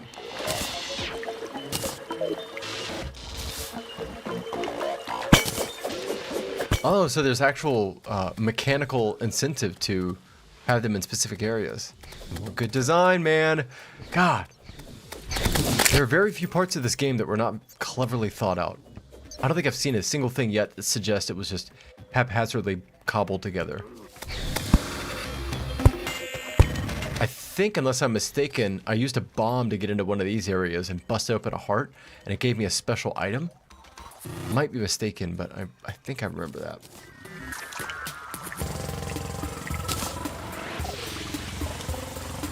The control of gravity? How does that work? Oh, what the fuck? What happened? No shit, dude.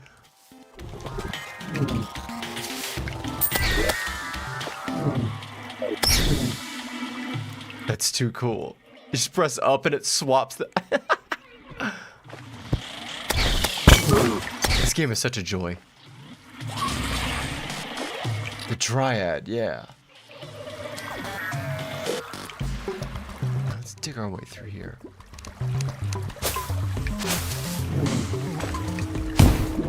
Oh.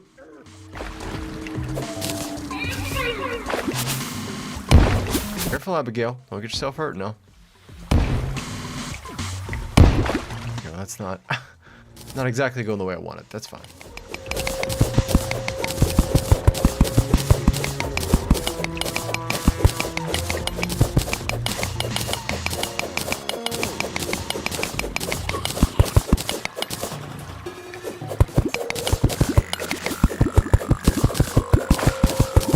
Just for the sake of route completion, I'm gonna chew my way through here real quick. I see these slimes are carrying a lot of items. I don't know if that's a new update thing or not. I don't remember that happening at all, or either nearly as often as it is now. That's cool though.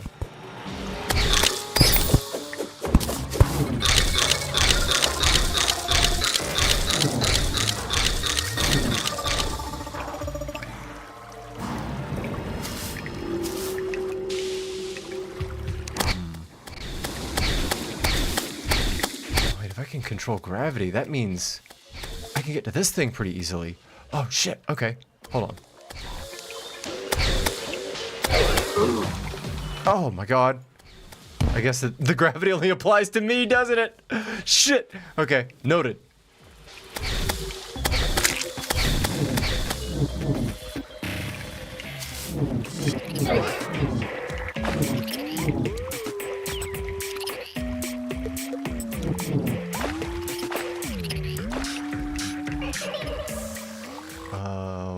Here we go. Oh yeah. Wow, that's confusing. More with more items. Nice. Definitely a big quality of life patch and a juiciness patch. Feels like a juice patch. That's what it is. Where you just patch it up to increase juice levels to dangerous quantities. Terraria was a game with juice with pulp and they just increase the juice to pulp ratio.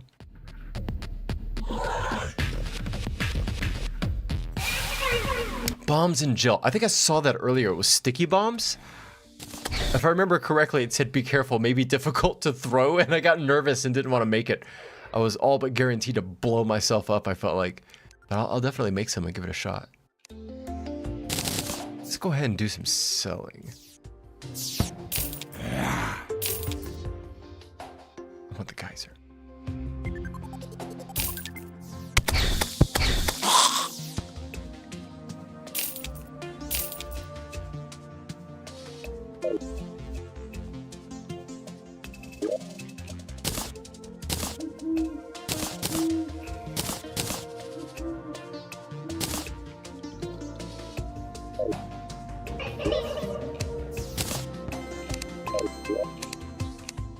Oh, a beautiful, clean inventory. And also a geyser, because fuck these guys. I'll put this right here where I'm inevitably going to step on it a whole bunch.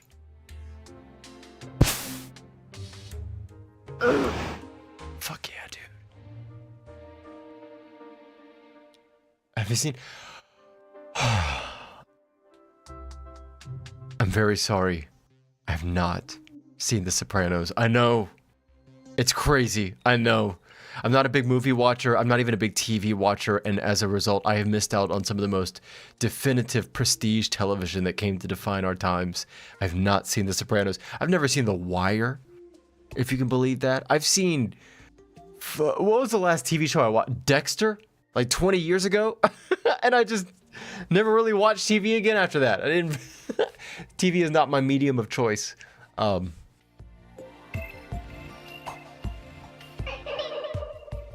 Pulp Fiction I have seen.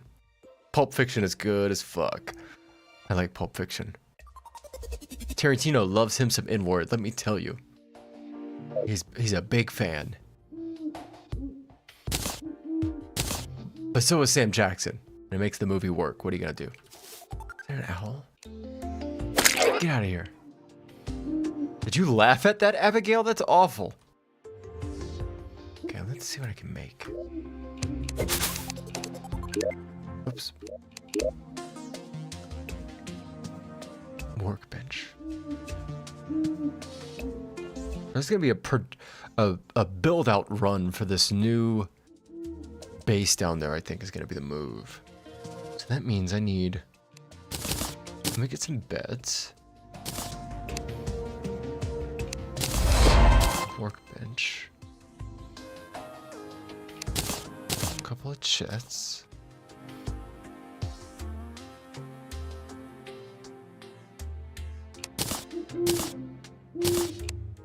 Doors.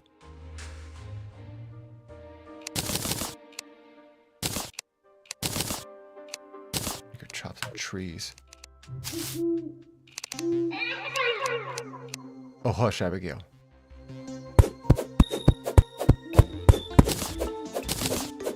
Juice with some pulp. I love it. I mean, it's critical. Like, you need some pulp, but not too much. You can't allow the pulp to define the juice, because that will happen. Especially with these from concentrate pieces of shit garbage juice. They fluff it up with pulp to reduce the per capita presence of what you're there for, which is the juice. They think we don't know better, but we do. We see what they're doing.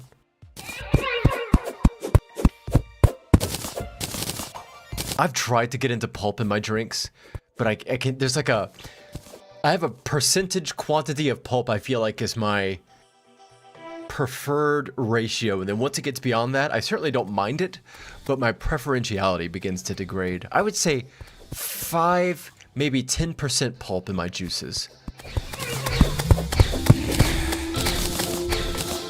I've got some peach trees here in some of the family backyard that we've been growing for a number of years, and they just dump peaches everywhere once a year, and it's amazing. It's so fucking good. Like Tony Soprano? Yeah, probably. If he's got the same kind of takes as I do on pulp. I'm gonna get into the safety of this building right quick. And I'm gonna take me a little stretch and bathroom break. Keep the blood flowing to the legs. Muscles are like rights. Without exercise, they wither. Protect me, Abigail. Actually, I don't trust you, Trent. I'm shutting this door. Nope. Oh my god. Okay, you know what? Fine. That door can stay open. Alright.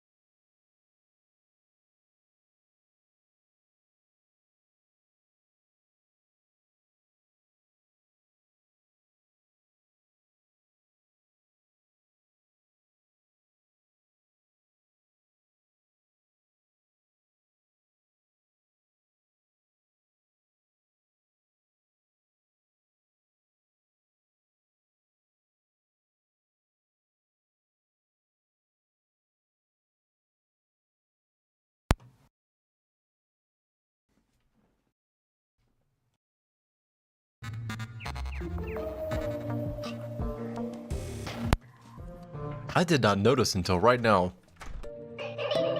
This zoologist has huge titties. That's crazy.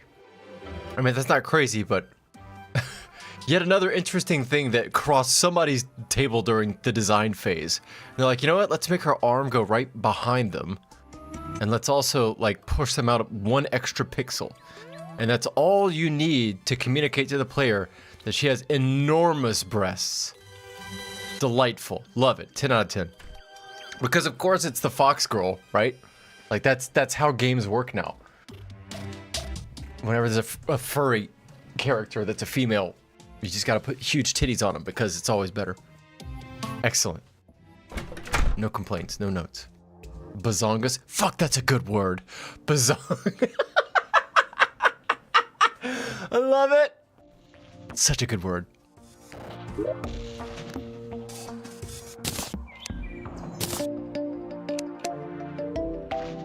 Let's see.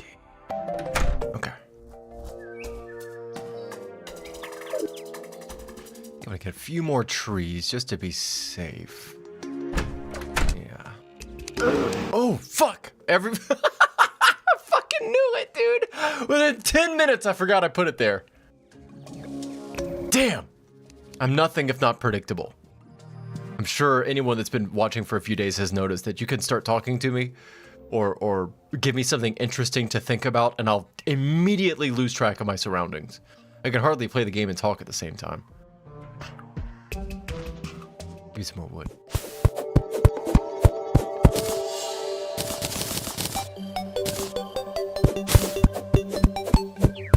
I noticed that with Stardew Valley too. There was a character, I don't remember which one it was. Maybe Abigail? I don't remember. I think it was Abigail. But she had bigger titties than the other characters. And the only way that you could tell based on the character design was 1 extra pixel of width. And yet that pixel width was enough for my, and I'm sure others, human brains to make that. God damn, dude. I'm just gonna pick this up to make that connection. I found that very interesting and very cool. Sandy. Maybe it was Sandy. Let me see. Now I'm curious. Because it wasn't a huge difference, but it was enough to where it was visible on the character. And I thought that was a nice design touch. Just because human beings look different. They have different shapes, you know? Let me see. Stardew Valley characters.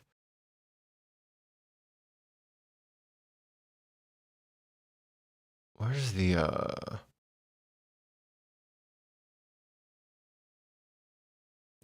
I'm looking for the like character sprites.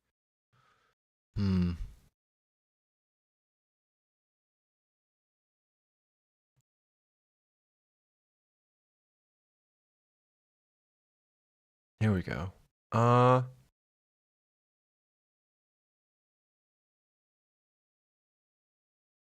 Oh, this one shows them all head on, so I can't see.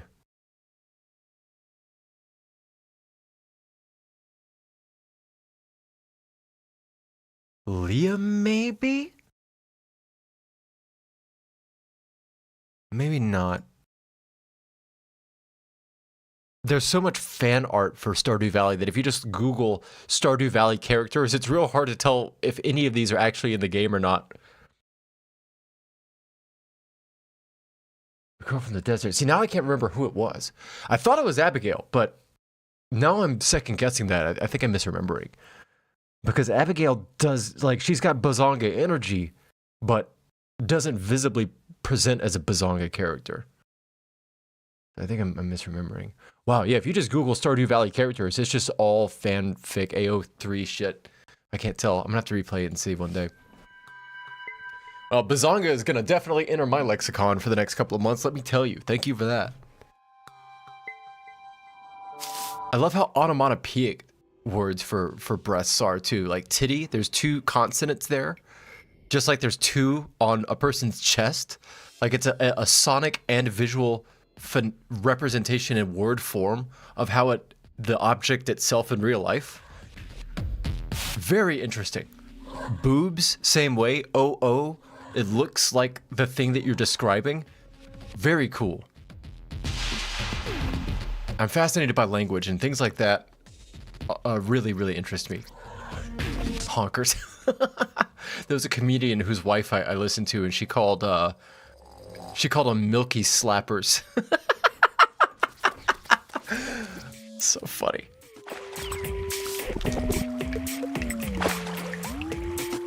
All my girlfriends have called them titties, which became my default lexicon, I think. Kind of not flighty, but like airy, kind of effervescent type of word to describe them. I would like to learn Mandarin and try to gain experience with a kanji-based language where like the symbols communicate these things, and then we can combine this. Presumably that's how it works, right? You could then combine the kanji into combined kanji phrases that then can either be literally that thing or carry its own intonation and describe its own new object by the combining of the two. I bring that up because I was reading a Hacker News thread earlier, and someone jokingly mentioned what would happen if you added sun and moon as if they were numbers, right? And someone mentioned that there were sun and moon Mandarin kanji, and that if you combine them, it describes sun moon, the two characters together, describe the moment right as the sun begins to rise, but before the moon has set, which, you know, makes intuitive sense, right? But the idea that those two kanji, sun, moon, together describe a specific moment in time, I don't know, that deeply fascinates me, the way that we use language in that way. It's a real honker of a word. Fuck yeah, dude. I don't get it. Life is too funny and joyous to get on YouTube and be shitty. YouTube sometimes recommends me people that just want to complain about video games. I don't get it. Are there really people out there that just like to go on YouTube and listen to people piss and moan all the time? Crazy. It's so much better to come in here and have fun. I'm gonna get sidetracked. But I gotta do it. No, this is the way. I'm good. That's close enough. I dig up a real bazonga of a treasure trove. It sounds like like a Looney Tunes word.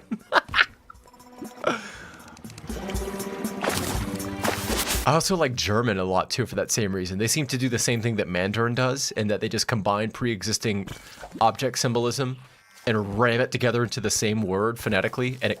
Oh my god, what is happening? What the fuck was that? Spider? But Germans do the same thing, and it becomes like an English alphabet form of Mandarin-style phonetic and symbolism combination. I presume, though. I don't know German or Mandarin, so, you know, do not believe what I say is gospel. Do your own research. Oh, Jesus Christ.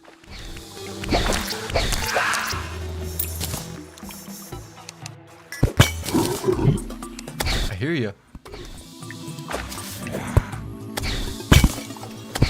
I'm getting skilled with the movement now. Hot damn.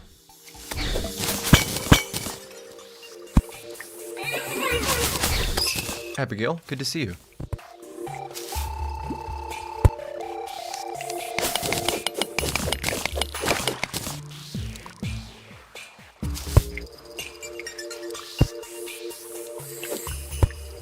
Damn.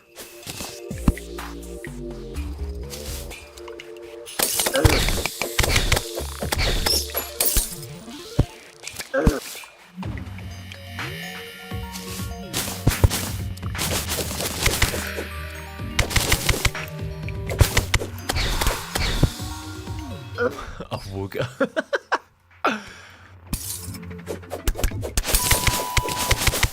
I haven't watched old World War II era Looney Tunes type Golden Age American comics and cartoons in a long time. Now that I think about it, I'm kind of curious. Thinking about going to watch Lord of the Rings and getting through it. Maybe I should revisit some old cartoons too. Ren and Stimpy crossed my mind the other day as well. And that was an extremely raucous, rowdy cartoon for what it was. Rocco's Modern Life as well. Another very intense one given the subject matter it dealt with.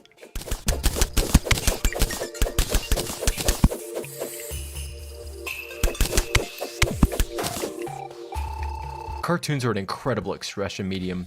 I came across a cartoon I had never heard of because, like, I'm in my mid-30s, right? So I got, like, the tail end of the 90s, early to mid-2000s, and then I was done. I went off to go, like, learn about girls and college and all that fun stuff.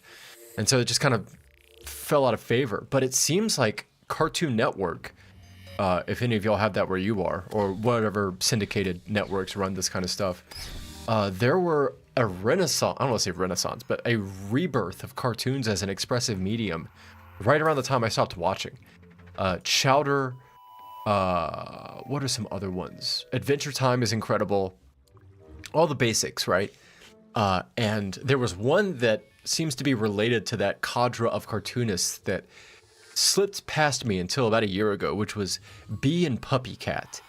And Bee and Puppy Cat might be one of my favorite cartoons that I've ever watched in my entire life. The irreverency of its humor, the way that the characters are voiced, they're voiced by people that don't seem to be actively rehearsing multiple takes. It sounds like they're being done by improv comics. It's so good. I mean, the jokes are layered.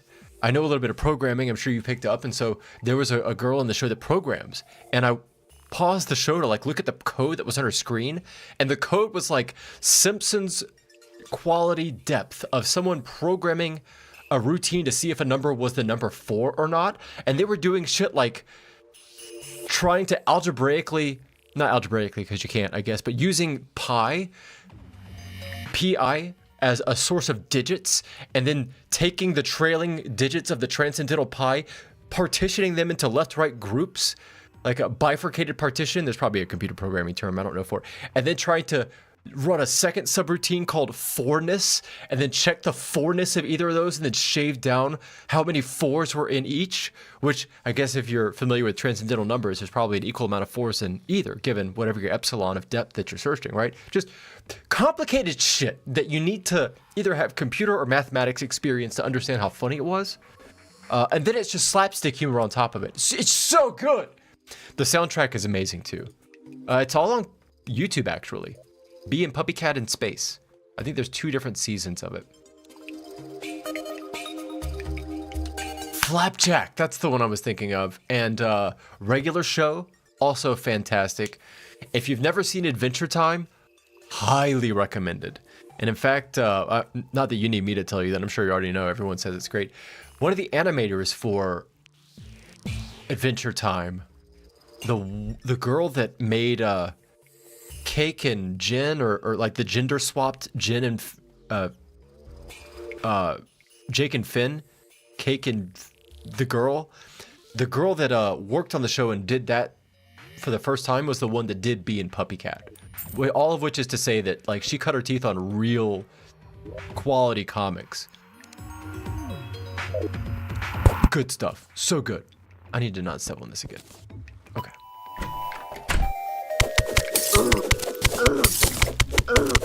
Amazing World of Gumball. That was another one I was thinking of. And Steven Universe. I've not watched a lot of Steven Universe. I only saw the pilot. But the pilot didn't really stick with me, and so I didn't dig farther into it. But I also recognize that a pilot for a show as deep and powerful as Steven Universe, a pilot doesn't give you a fair assessment of the broader the broader quality of the show, right? And I need to, I think, go through a couple episodes of the first season. Damn, I get kind of wanting to watch some cartoons now, too. I gotta do Lord of the Rings and that. It might be a return to visual form for me. Visual form, the visual medium. Oh my god, you guys.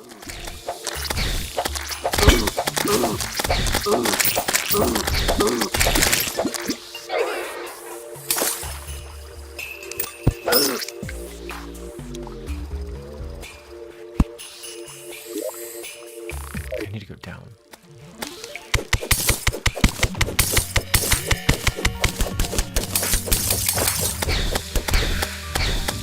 God, Adventure Time is so good.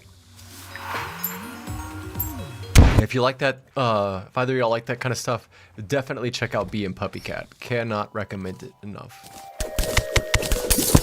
Joyous laughter. Joyous. The main character is voiced by one of the most incredible voice acting talents I think I've ever heard.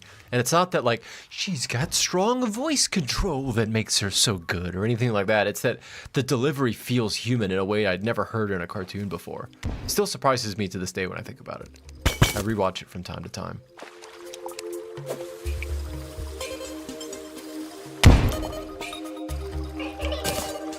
Yeah, I'd heard that there was a lot of like LGBT representation in Steven Universe, but I guess since I didn't watch the show, I never saw it. So I could never tell if it was like direct or if it was subtly coded. But I could also see that like with it being a cartoon, you got to be real careful with that kind of stuff, particularly in the US, because it's going to very quickly get labeled as indoctrination to varying degrees of applicability. But that won't stop people from pissing and moaning about it for sure.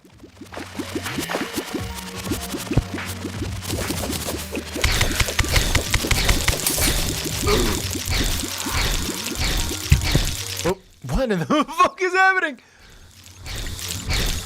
Okay, there's a lot of... You need some help, Abigail.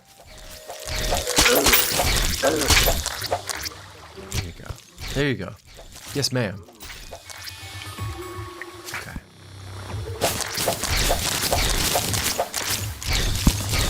What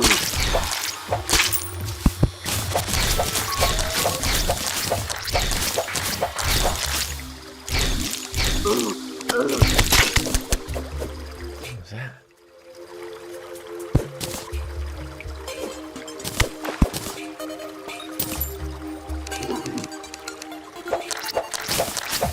I think there's a... Hold on.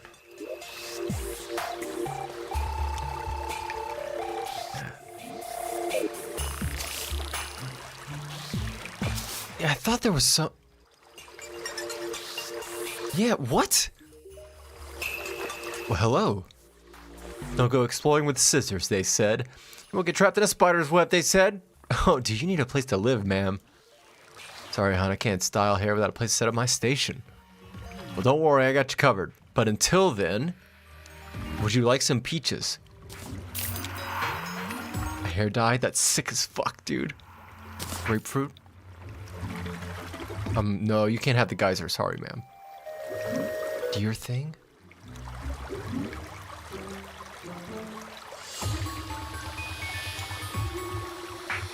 Sometimes this game is just overwhelming with how much cool shit is in it. Let's see. Okay.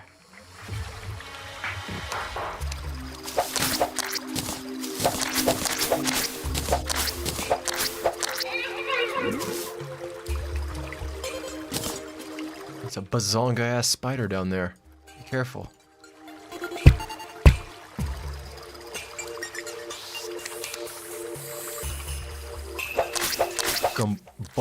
Big old gumbo wumbo type spider. Gumbo wumbo type of spider.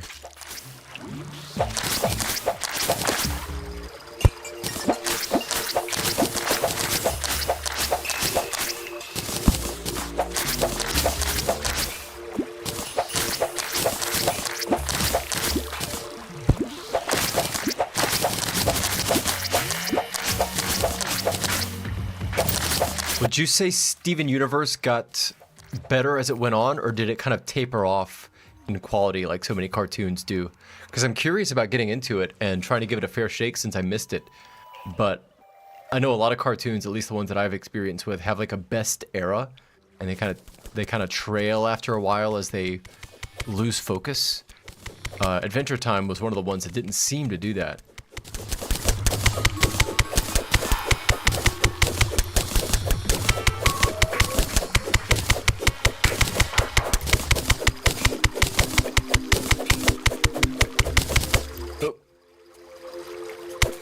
That seems pretty sketchy. No, that's...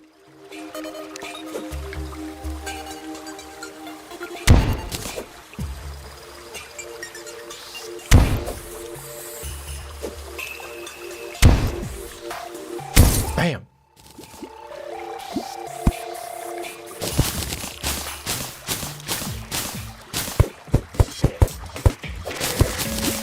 Better. Okay. Well, shit. Maybe I need to give it a shot. I'll tell you what, there was somebody that came in here yesterday and asked me to try a mod, and I hadn't done it, and I asked them to clarify, and they just repeated the same statement twice, additionally, for a total of 3 times, and I presumed they were just being shitty, especially given that the first statement they sent was not really well formed, so I thought they were just being snotty. But now I'm looking and see that you sent something twice, and I'm assuming it's a technical glitch or a little goofiness on YouTube's end or whatever. So now I'm second guessing me muting that guy for a day, and I'm thinking maybe he didn't deserve that. But I'll never be able to find him and apologize. So, oh dear God, if you happen to be watching this at some indeterminate point in the future, and you didn't repost that shit a couple times to be shitty, my bad. That was my bad. You deserved better than I gave you.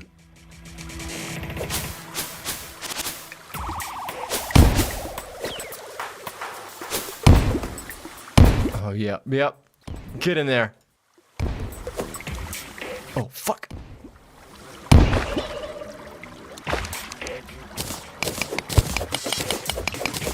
Yeah, Ovni, you were in here for that shit. Yeah, no, I fucking feel bad. Oh, well. You know, fucking way she goes, bud. Not much you can do, huh?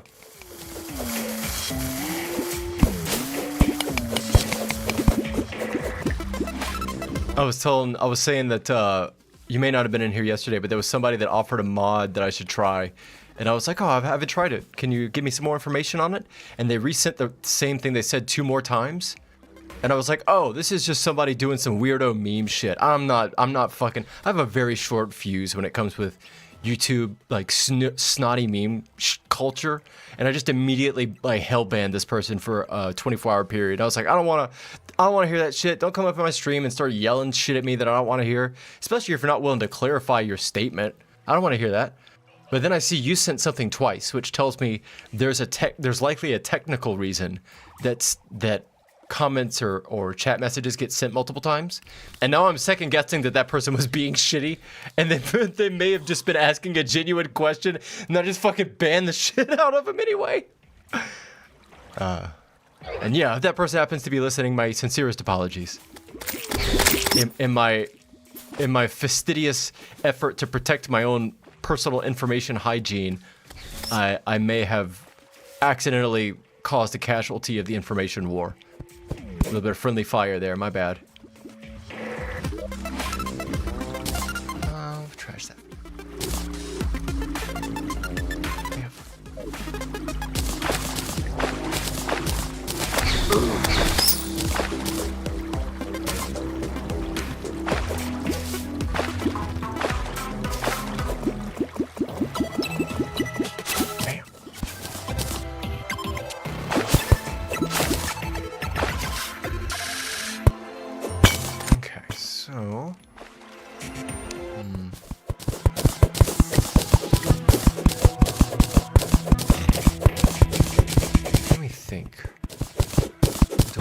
Geometric thinking here. Well, maybe not geometric. What would I call that? Thinking about the cause and effect of individual block movement in Terraria as like a waterfall of consequences. That's not geometric, right? Because that would be length and ratios of sides and things. That would be more,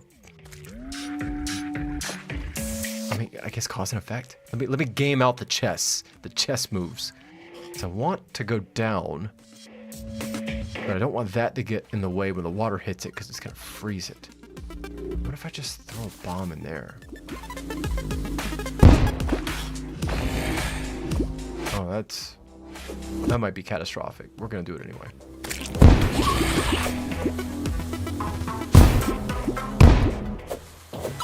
Of course you don't go in the fucking...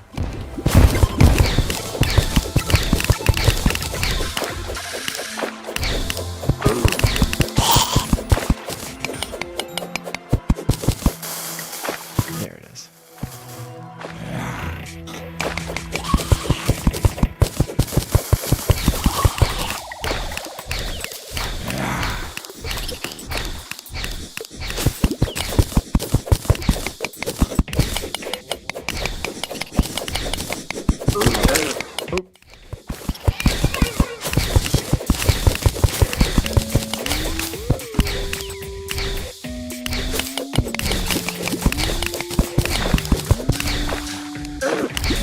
Oh god, oh god.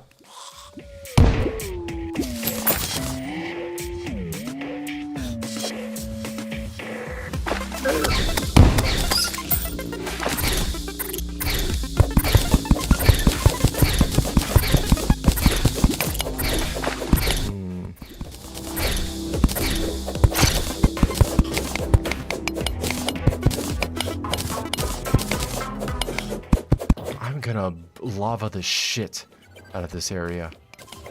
On purpose.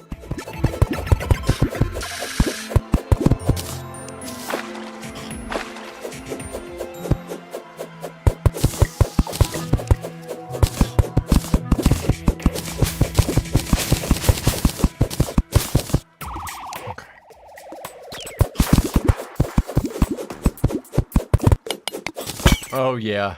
Oh yeah.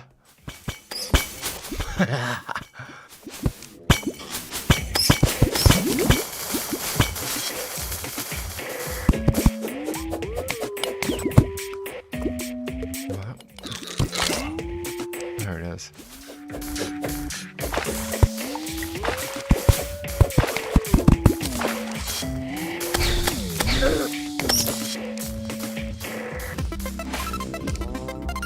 This is just catastrophe.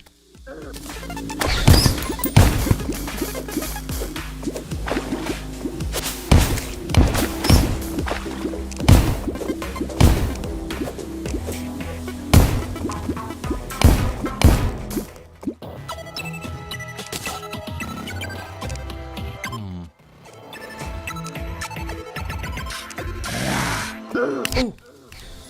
Oh, fuck. Well.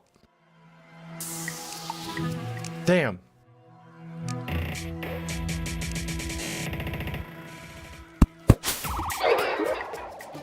What's my stream time looking like?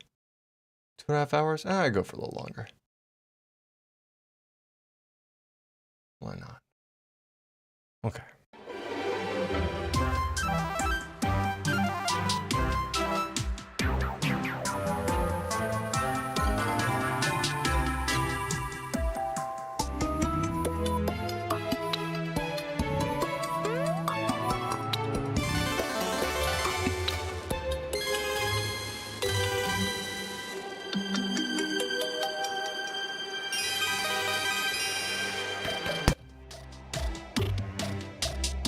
I feel like I'm God's gift to content creation.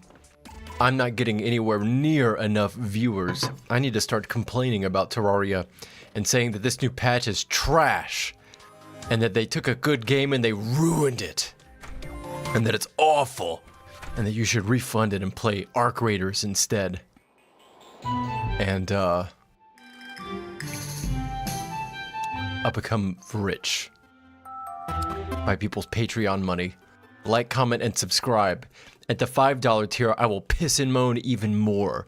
I will give you access to private bitching streams where I complain about all manner of things.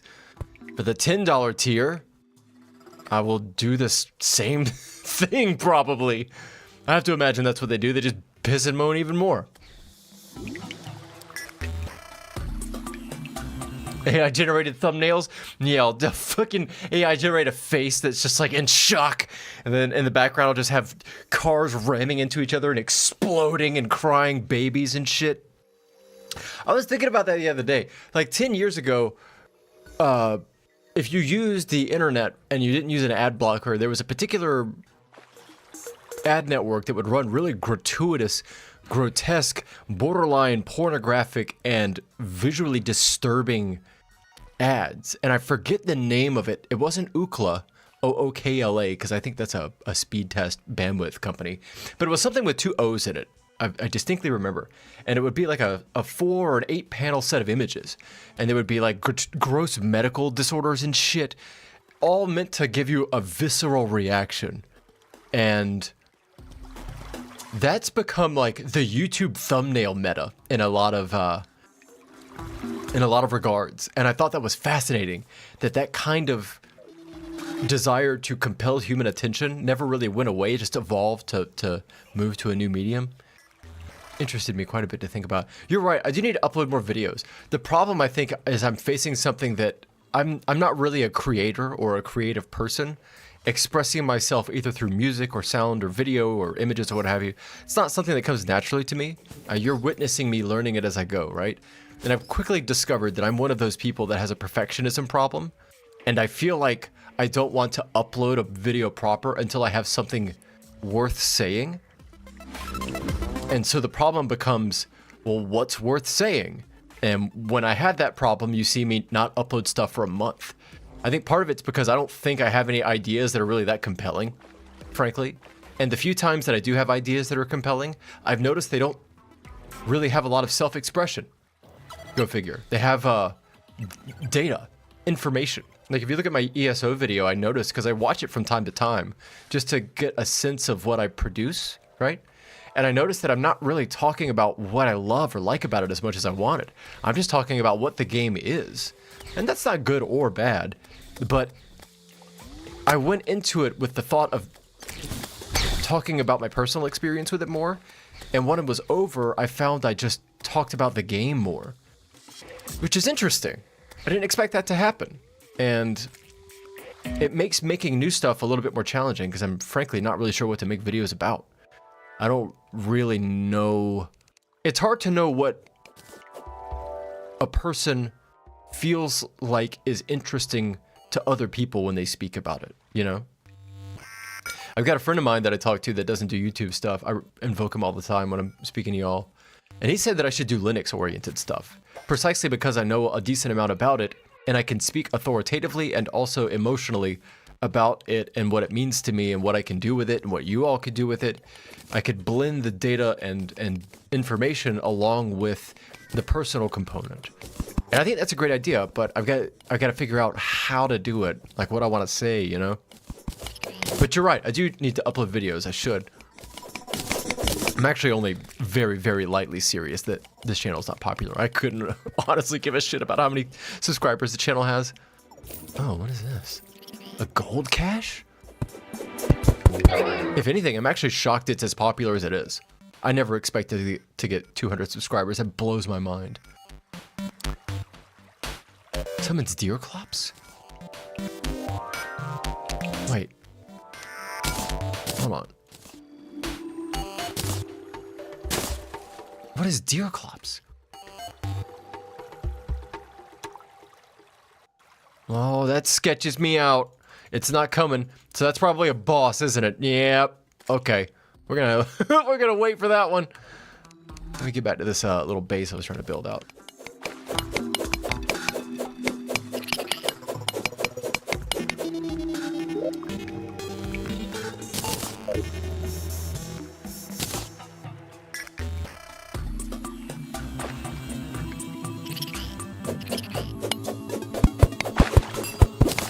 It's pretty wild to hear you say that PewDiePie is picking up on it. I think I was telling you a little while ago, maybe a couple weeks ago, that I really don't know much about the guy. I never really watched him. I do recognize that he's a very popular, or was a very popular YouTuber, and what he says to his audience holds a lot of weight. And if he's spending what valuable time he has talking about Linux, damn it, that ain't saying something. You know what I mean? Really goes to show that it's picking up in popularity. I might show like a little welcome guide for people, like, yo, if you came from Windows and you have no idea what you're doing, let me give you a little rundown. Let me show you like the way of the land. Don't fear the terminal. If you don't want to use it, you don't have to. If you do, here's the way it can empower you. What about Linux is good? Like the freedom that it offers you, and so on and so forth. It really is picking up steam. It's incredible to see firsthand. I never thought I would see it this popular. Violent band. I need to get stuff. Hold on.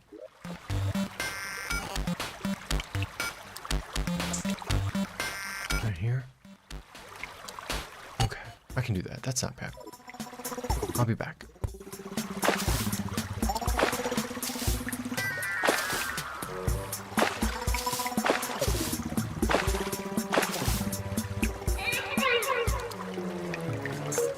Let me ask you this personally. Are my rants not that bad?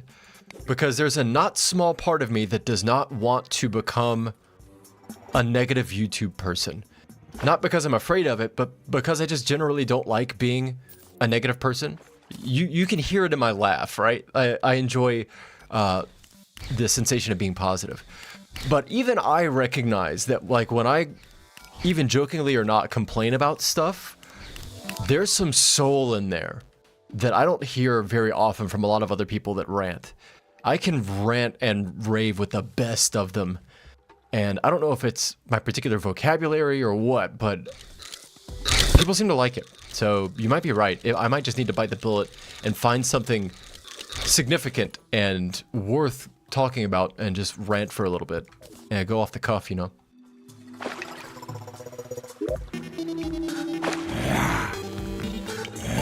Oh yeah, this is the, okay.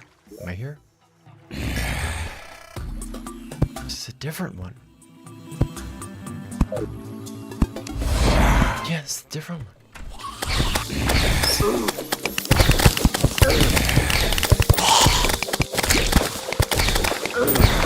Okay, fairy ma'am, I see the I see the chest, ma'am. I'll come back for it later.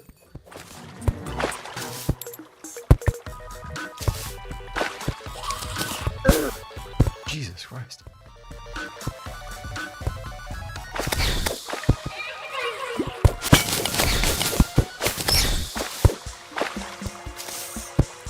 Oh yeah. Oh, we're cooking now, baby. Uh-huh. Uh-huh.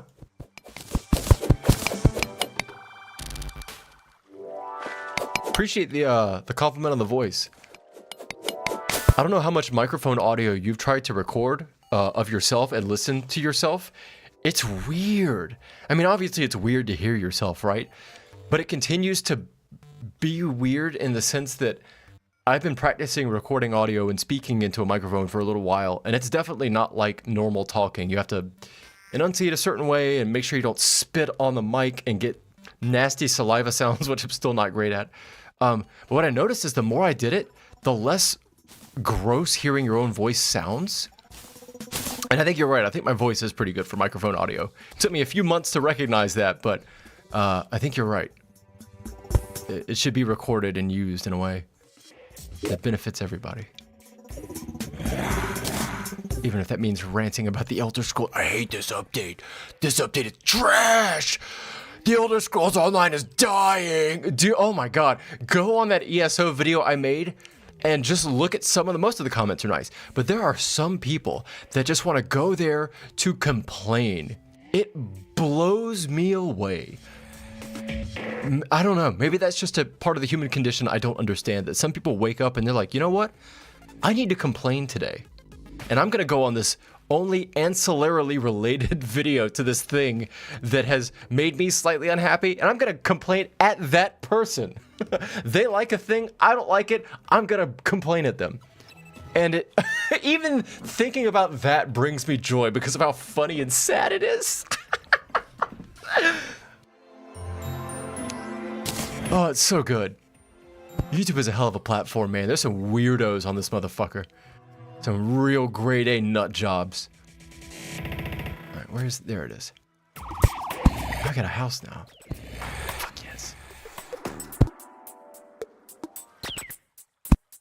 I actually like to pin comments from people that I think behave like that. I just pinned one on the ESO video because of how goofy it was. What did they say? They were like, so you've played this game? You started at $5, you've spent $90, and you probably have ESO Plus? Sounds to me like you have Stockholm Syndrome. I cannot describe to you how much joy that brings me thinking about this person and what would compel them to like work through that chain of thought and then type it out. Dear God, you can't make up shit that funny. Dude, it's amazing. No notes. I love it. Most people have been very nice and cordial.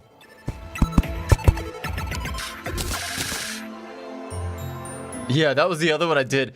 ESO's been out. What do you mean 2 years? It's been out since 2016. That's what I mean when I say some people I don't think are sentient. Like, maybe they're alive. Maybe they can use human words. But when they're communicating to you and me with those words, the internal state of their psychology, I don't think they're communicating that to you and me the way that you and I are talking right now, right?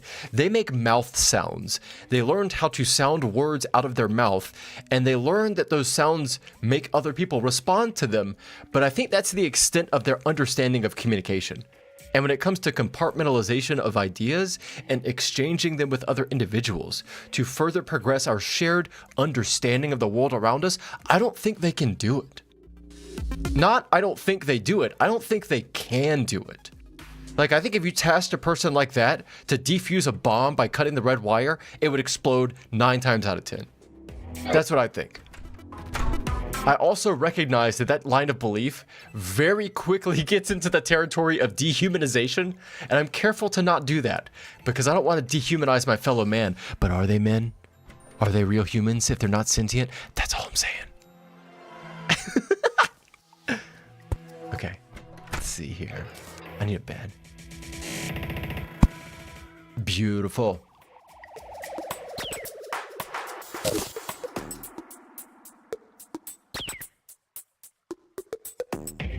That's fine. You don't put that there.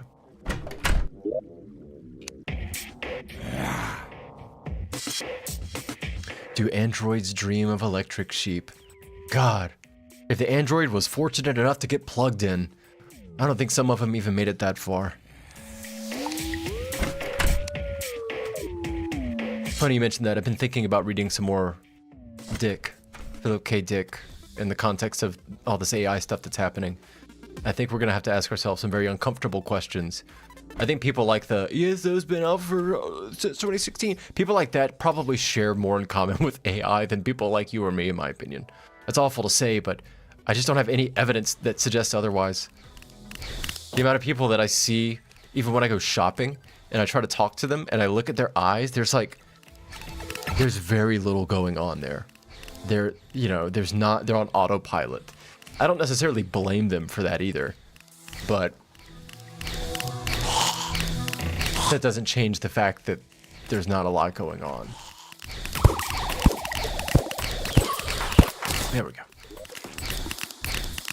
They aspire to become AI generated. I bet there are people like that out there. Shit, I might even be one of those people. I have this hypothesis that it's going to be the next stage of human evolution and that we're not actually going to go explore the stars in rocket ships. It's going to be machines we send out there to do it, and then we're just going to get left behind. The D: sad face is like clutch 10 out of 10 best sad face ever. Straight up. I don't think it gets any better than that. It compartmentalizes shock, joking dismay, and a willingness to think something is bad but also humorize it. It's so good. Such a good classic smiley.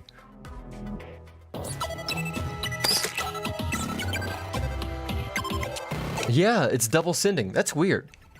YouTube's platform stuff is not great. Now I definitely feel like I banned that dude for no good reason. Now I feel like a piece of shit. I want to see if I can dig through the old stream and find him and apologize. I'm gonna blame YouTube. Wow. See, that's how it happens. That's how you come off like an asshole to people. That guy thinks I'm a dick, and he has every right to think it because I pulled a dick move. But I would say it's because of miscommunication. It was a failure of communication. But that doesn't change how he must feel. That's an interesting thing to me. We both tried to do everything right, and I still ended up looking like an asshole.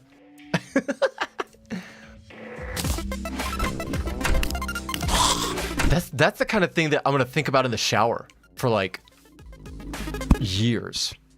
You know what I mean? Like when you're fucking shampooing your hair and you're like, fuck, I remember that time in 3rd grade I like farted in the class and everyone heard it and looked over at me or whatever. A bat? What is that?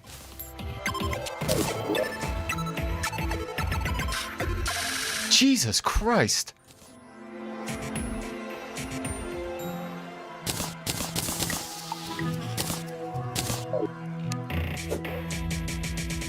Oh, this is like a great sword. Got it. Good God. Dars the Goblin Tinkerer was slain.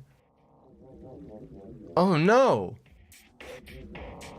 He had some good stuff.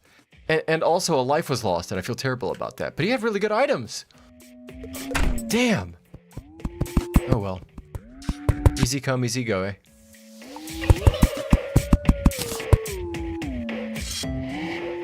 What?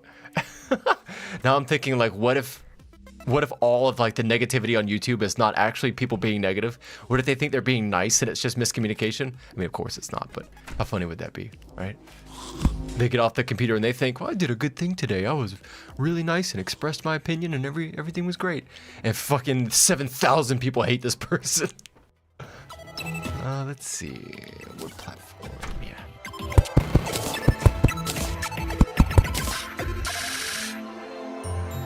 Wow, you're watching on mobile. So are you, like, working and then you got your phone off to the side and just kind of soaking up some Terraria? That's a power move. Keep it out of the corporate machine so they don't pick up on it. I learned that from my buddy when he worked. He would, like, play podcasts and shit, and he would stream it over a cellular connection so that it wouldn't go through his company network. As far as his IT department was concerned, he was working all the time. And granted, he was a good employee, so he could get away with it, but no reason to give them anything to complain about.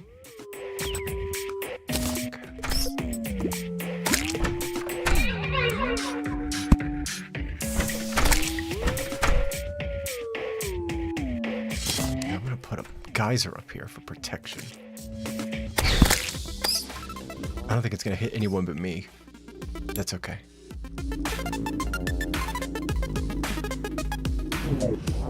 Fuck!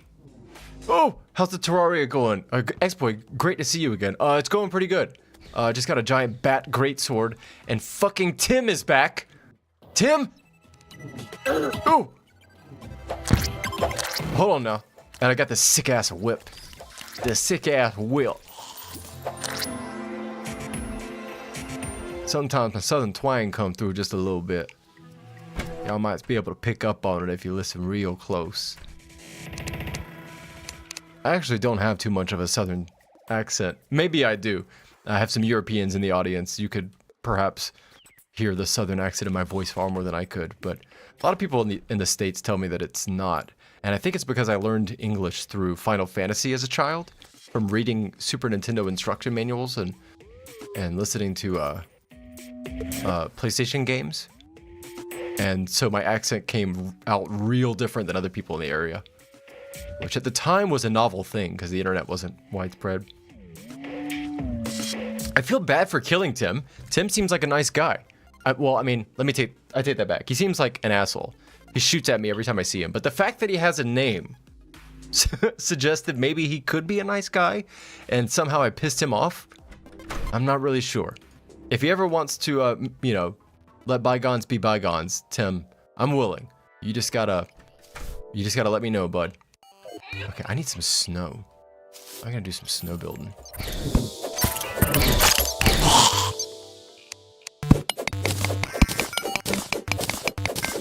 Marble? That's even better. The map's going pretty good too. We're moving.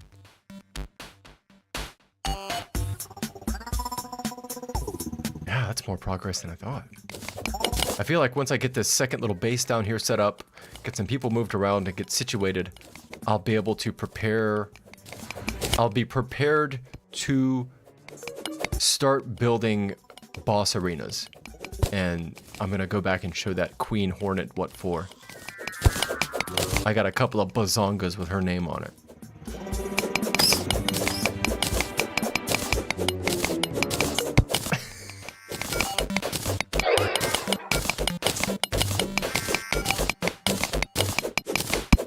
Oh, Nort, there's another Goblin Tinkerer.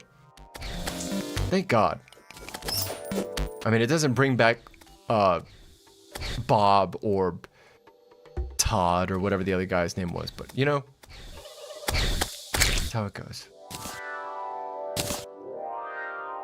Where? Oh shit. That's what we're gonna do.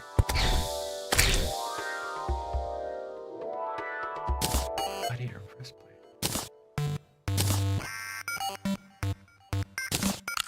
Pizza.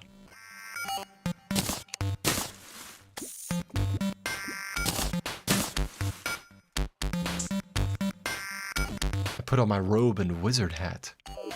That's an OG one for you right there.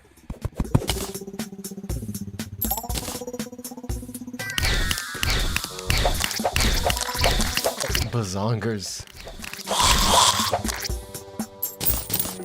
Yeah, there's been a couple of people trying to kick my door in and have a place to stay. But I've been so juiced up on exploring this delightful pixel map that I've really neglected getting them houses. Ooh, there's a little double tap tech, a movement tech right here that I've been neglecting.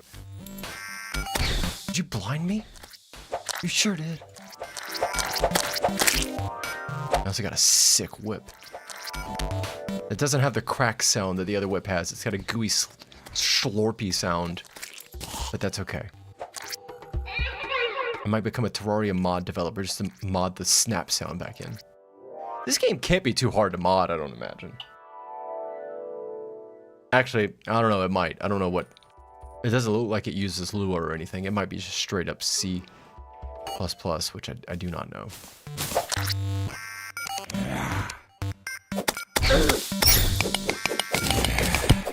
I'm all yacked on pizza.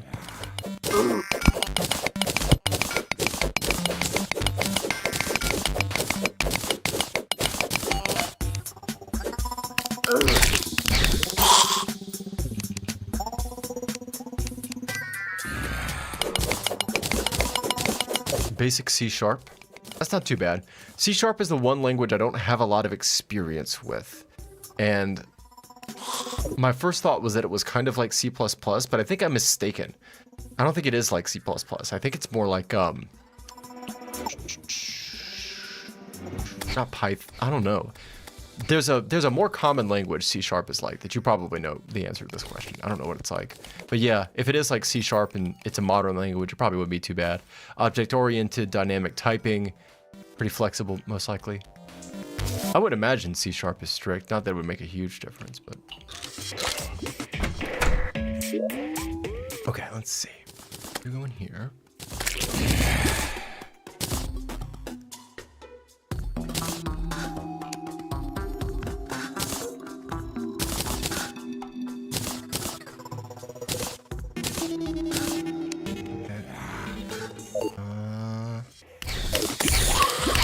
Oh, fuck! No, not the bomb!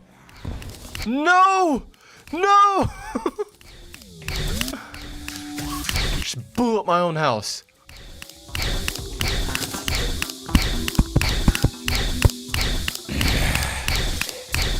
Java. Okay.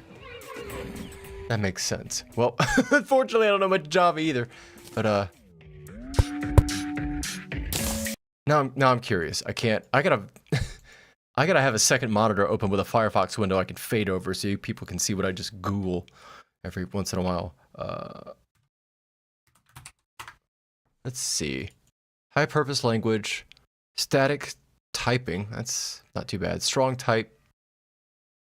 Lexical scoping. Imperative and declarative. Functional, object-oriented, class-based. Component. That's not too bad. Yeah, if it's object-oriented classes and it's declarative, that's not too bad at all. Nice. Okay. Oh shit, I might see if I can swap out a few sound effects.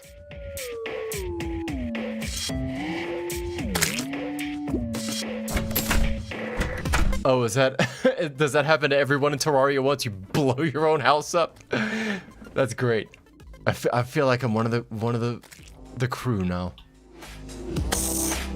I also do remember there was some tech, some building tech that you can do to like put workbenches and chests and stuff around to have maximum accessibility. Probably some shit like this.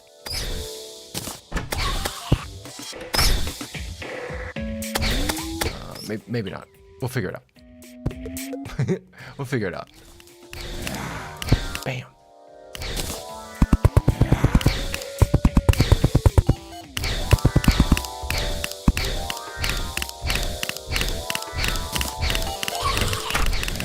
Here.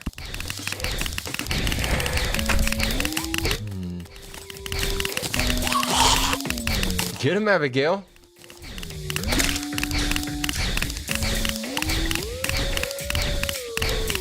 Okay.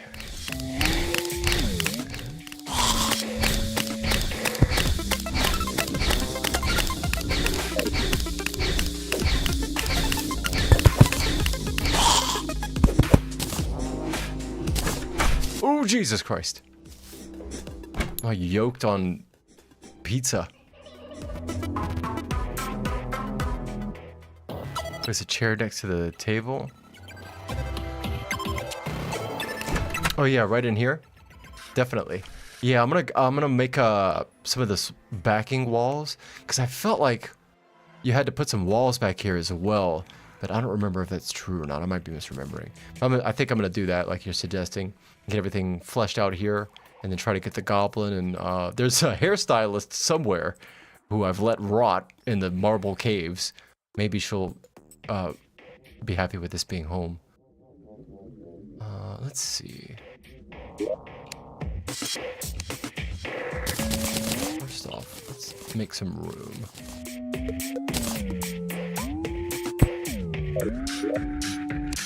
Little. Okay. Beautiful. Oh, we're cooking now. We are cooking.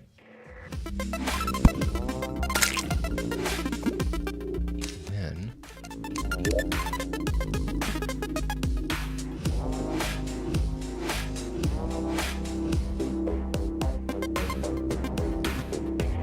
Okay. It's good for now.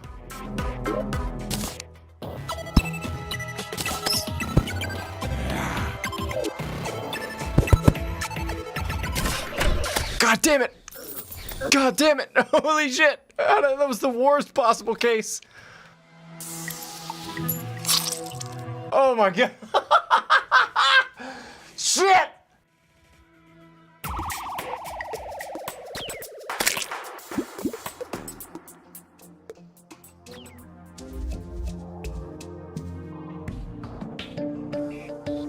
Big titty goth girl.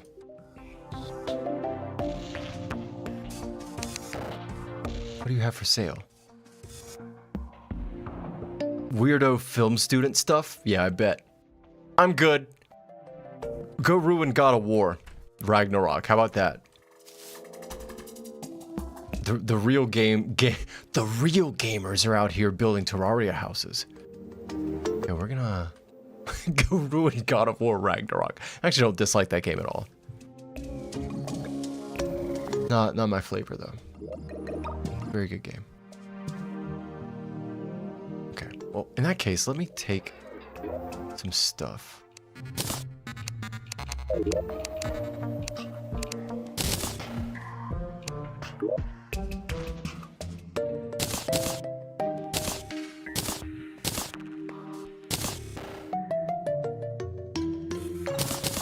Angry radar?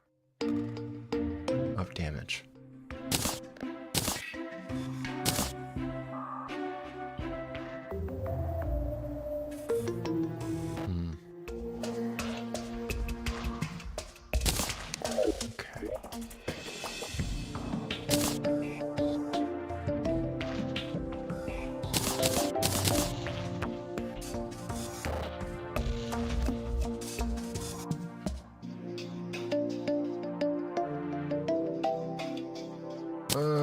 You know what? I'll leave most of my production stuff here.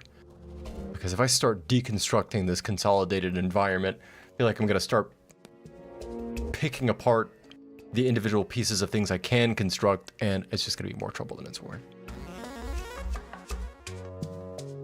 Yeah, if you have some screenshots, either of Terraria or any games you like, if you want to join that Discord and share them, if you want to, of course, you're more than welcome to. I love in-game screenshots. Very, very much so. To the point that I think if developers don't put photo modes in 3D games in particular, but any games, they should be in jail. We should jail developers that that don't put photo mode in a game. That's how much I love photo mode. Carcerally. I carcerally love photo mode. Superior Gladius, I don't need that.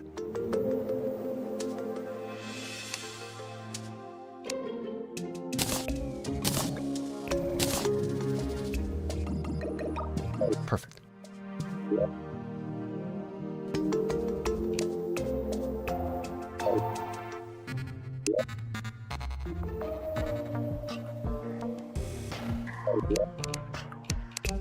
No, don't do that.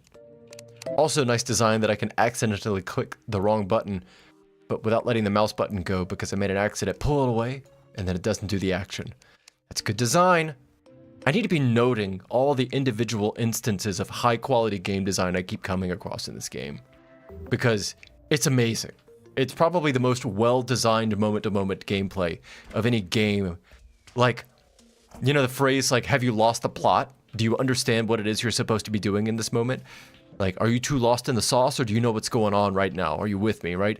These people have not lost the plot. Relogic and the developers, they are with it. They know what's going on.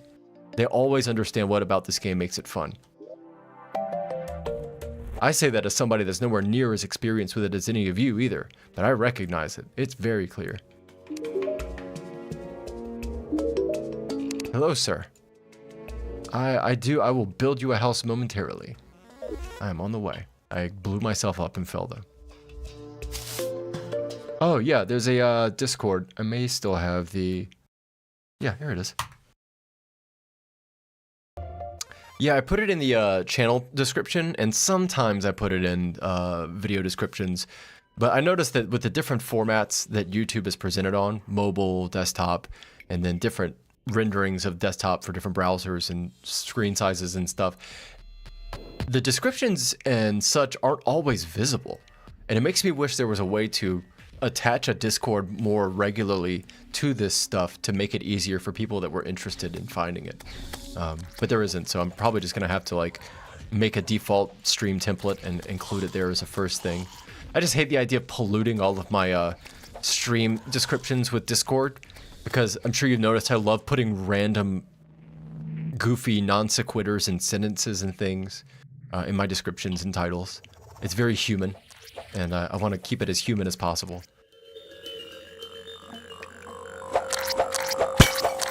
Oh. Huh. Would you look at that?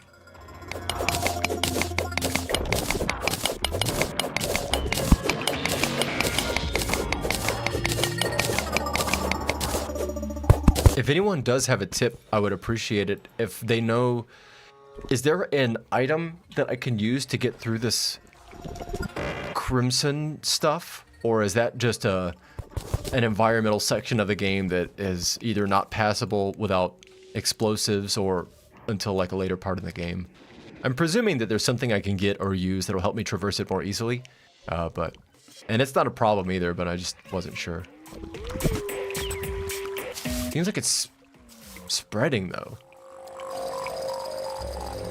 I don't know, maybe not. I can't really tell. It feels like it's bigger than it was though. Yeah. Kinda. I don't know. I can't tell.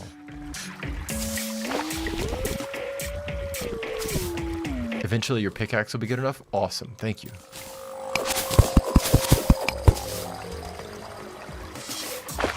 You all that have been watching the stream over the past few days have been wonderful additions to the Terraria playing experience. Thank you all very much for joining me. It's been great. Great helpful tips, great additions, great insights. No sourness. It's just great all around. Ooh. Okay. Ooh, ooh, ooh. Yeah, give me the heart statue to express my love and adoration for this new underground base.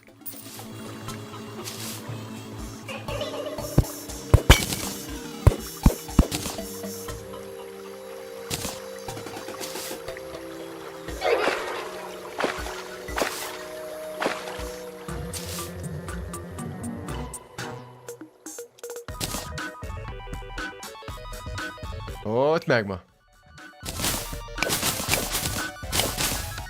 Oh, fuck, you blind? Come on, come on. Here we go. I got the swiftness potion. No, we're not doing that again. Oh, fuck. We almost did it again.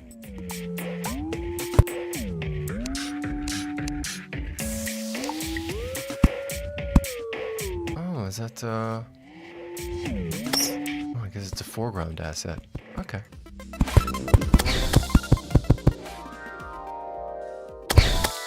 Oh, delightful. I love it.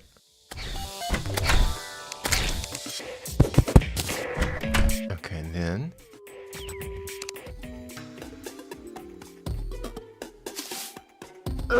Fuck. Every time. I'm gonna put it right here where it's even more of a cumbersome problem. Make things even worse. There she is! Well, hey, you. Or is it just the orange? Girl, you know it's the orange juice 24/7. 5% pulp, if you please. And I'm gonna get to the house building, so I'm gonna leave you be for now. You good?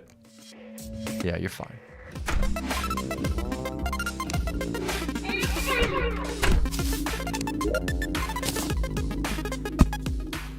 The fish statue to greet people.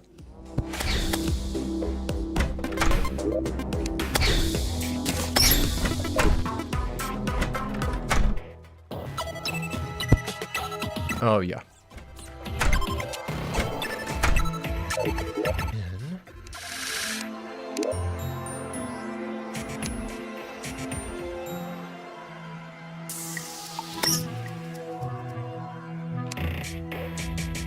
Brick.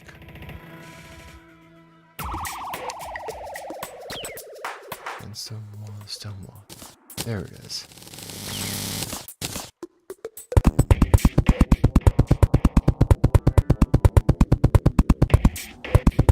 Yes, sir.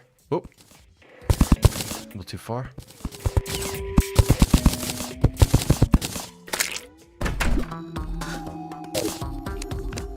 We gotta have it pretty.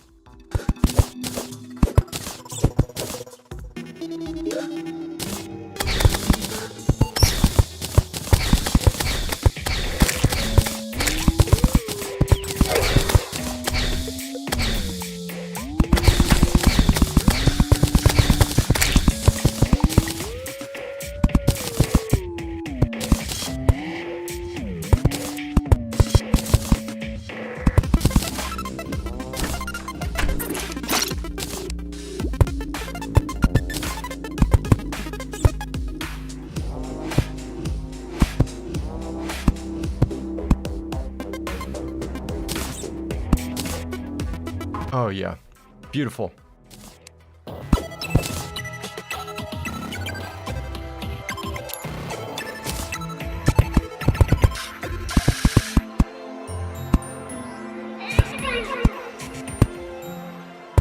She's gonna come along with a goblin tinkerer and a few others and live with me in a basement magma marble dungeon. The least I could do is get her a partitioned wall.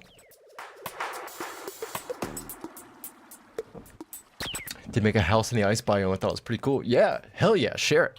I like it for some inspiration too. Actually, I don't think I mentioned this before, but I'm not a very visual person, as in the whole mind's eye thing, seeing images in your head. I have a very hard problem with that.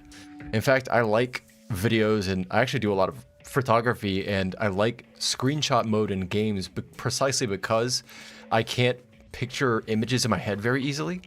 It's all numbers and curves, like mathematical curves and data and emotions, I guess, sensations that I associate with visual stuff, but not really images. Like I would have a hard time picturing a 3D object in my head and rotating it around. I could, but it would lose a lot of detail and I wouldn't be able to, I can't draw. I can hardly 3D model. So yeah, what I'm getting at is that people sharing screenshots, I would get a lot of inspiration from that. That would be super cool. It's right here. There's a word for not being able to see images in your head. I can see them somewhat, but I'm like, if there's 5 stages of I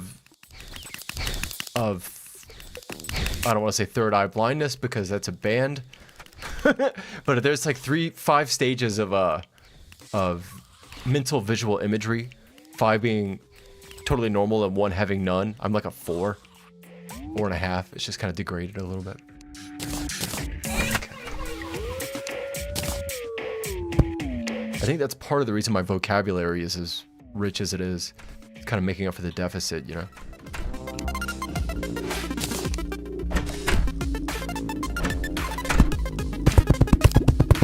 Alright. Cooking. I've noticed this, like, another example of the smart cursor being really curiously programmed.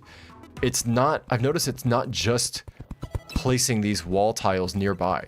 It's also calculating if I'm inside a building or not, and not immediately putting them outside when I get too far. Like, there's just so much good design here that you would never know if you didn't do your own programming or have played a lot of games, I feel like. It's so good.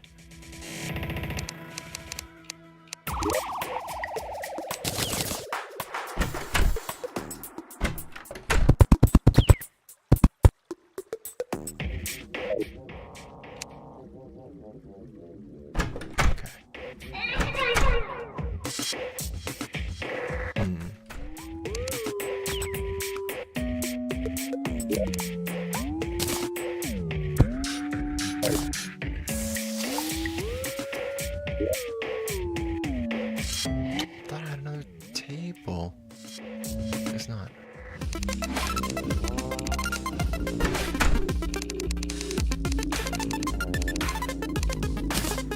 There we go.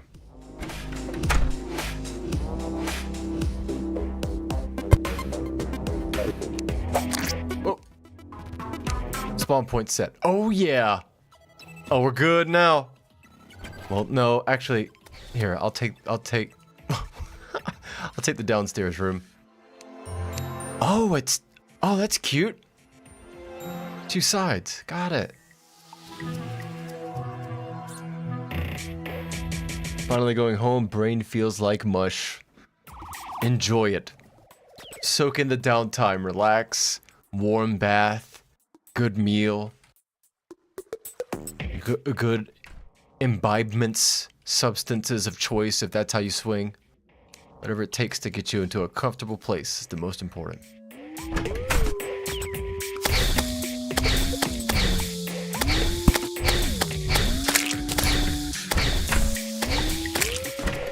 Yeah, that smart cursor is good stuff. Very, very much impressive. Good God, Abigail! Oh my God, did it again, no! That geyser is gonna kill me for the rest of the time I play this game. Mark my words. Oh God, I'm so sorry. I didn't mean to... Ruby, I didn't mean to come swinging. I also got this sick sword. I found either as a drop from an enemy, or it was in some kind of shrine or something that I exploded and didn't realize it. But I found it in the snow area. An enchanted sword. And have pizza. Good stuff. Oh, the bee. That's right. Don't want the house to get knocked down.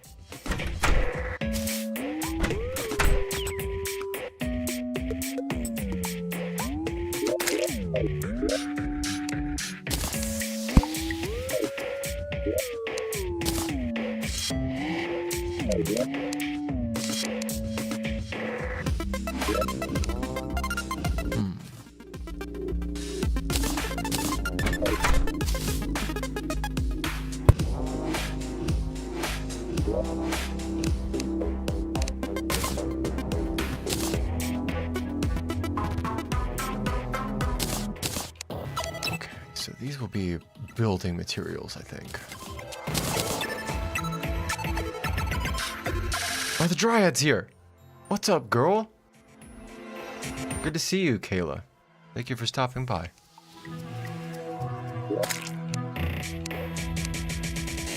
Always a pleasure. What is this one for?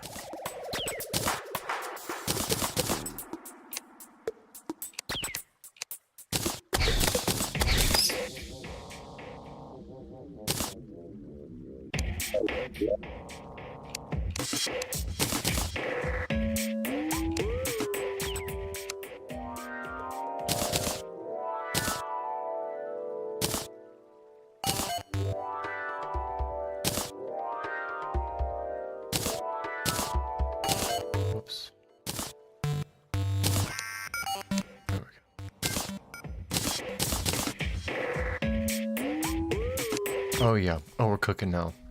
Look at that. Uh-huh. And we got an actual decent place to stay.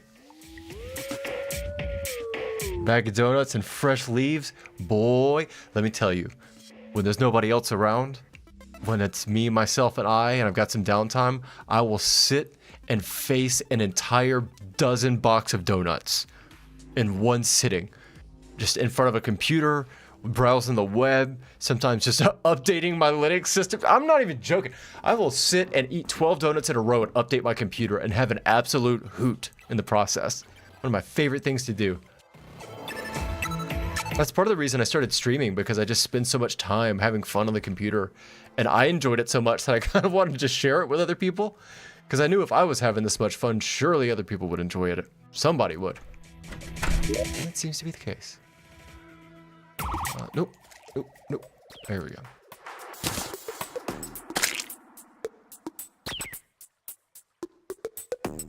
No? Okay, I got confused.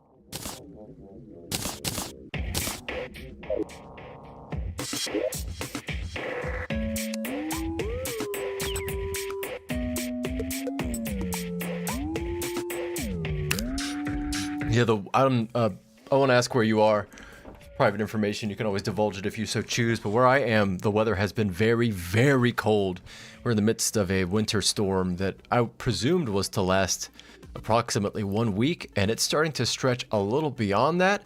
It's not catastrophically problematic, but the area I'm in is also, I don't want to say ill-equipped for winter storms, but we're not a cold people. And so if there's going to be even a quarter inch of snow, our grocery stores immediately run out of all the necessary consumables. And not a problem, but because the storm has lasted a little longer than we thought it would, it's kind of drugged the town to a halt. So, whoops. Oh, that's not what I intended. Oh. Cool.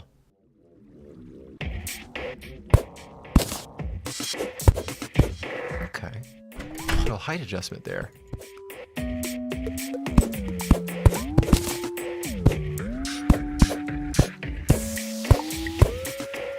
at that.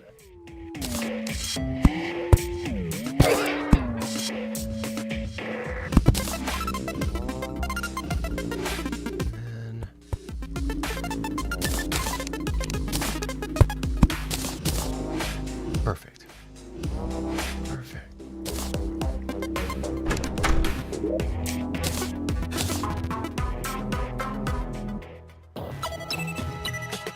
You have a boat ride to work? That's fucking sick!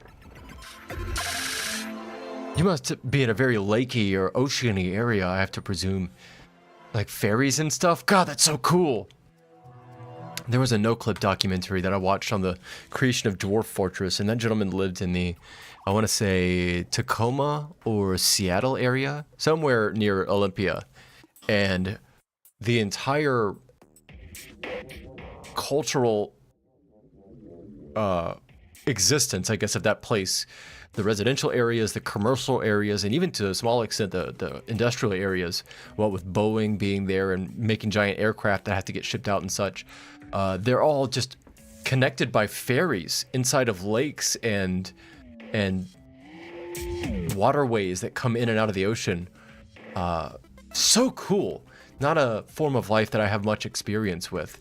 We don't have a lot of interconnected waterways like that where I am. But that's weird. Like, I'm trying to imagine ferries that run like buses and have regular schedules, and you can either just walk on them or drive your car, I guess. That's super cool. That's one thing I love about humans. It doesn't really matter what gets in our way. We will develop some kind of vehicle and system to make sure that people can live in strange places and still have to go do a 9-to-5, huh?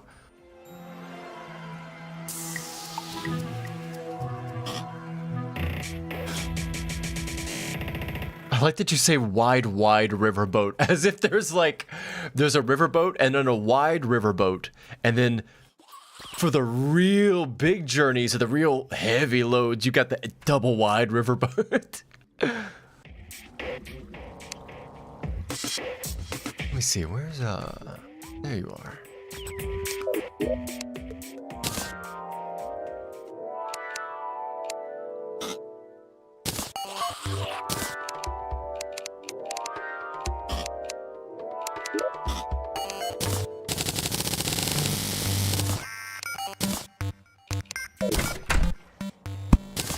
Beautiful. Ah, gotcha. Okay.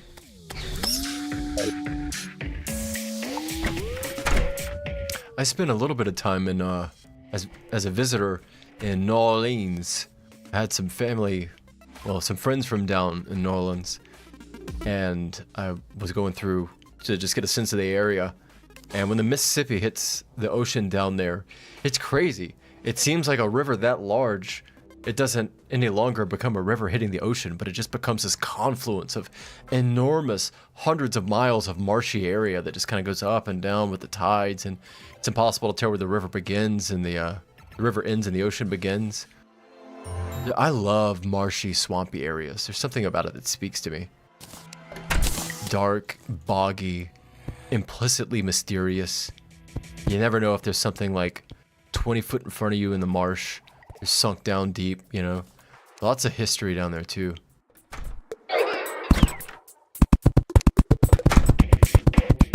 Oh, I see. It has to be connected. Got. Okay.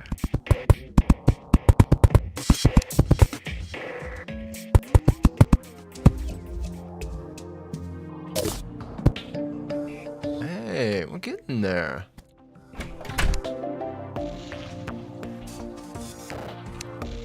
Actually, we're gonna...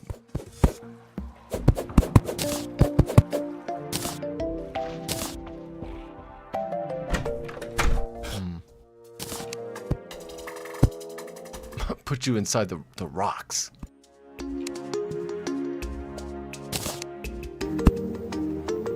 That's an awful place to sit. I feel bad for your posture, whoever lives in there.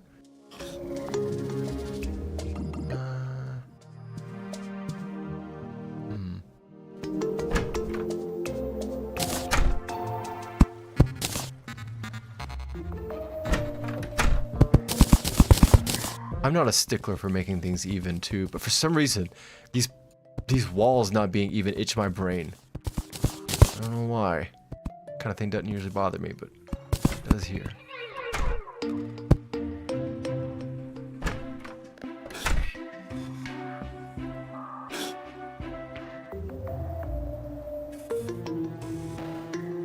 There's a bridge a bit further up, but even then it spans like 12 kilometers. I wish us Americans would move to the metric system. I love gratuitously unnecessary American pride in a lot of things. Our units of measurement are not one of them. Metric is amazing, and I do not know why we refuse to accept that. Metric is so good. I do all my measurements for construction and temperature and everything in well, not temperature. That one's ground into me too much, but all physical distance measurements and speed measurements I do in metric. I even had a car that defaulted to liters per 100 kilometers, right?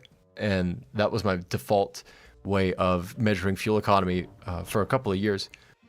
And that always interested me because it's just as good as miles per gallon, but the numerator and denominator delineators are swapped. So the lower the kilometer fuel consumption, the worse. Oh wait, do I have that right? Miles per gallon, liters per 100 kilometer. Yeah, so the lower the liters, the better. Whereas in America, the higher the miles per gallon, the better. Huh.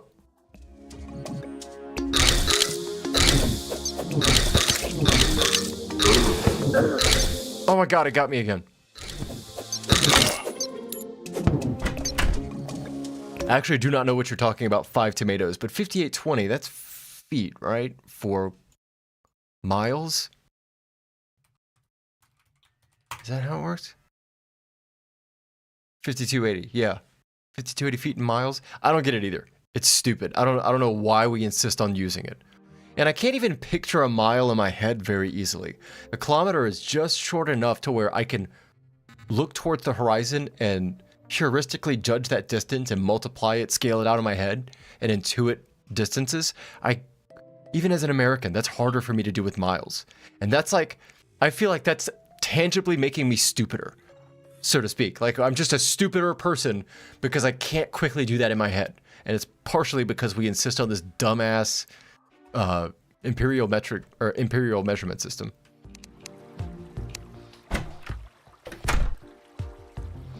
Mushroom pylon. Teleport to another pylon when 2 villagers are nearby. You can only place 1 per type and in the matching biome. Okay, got it. I think I got it. So if you build a base with at least 2 villagers, you can then place a pylon. You will need to place a pylon reflective of the biome in which it's placed. And if you do that, you can then teleport between the 2, if you get 2. Okay.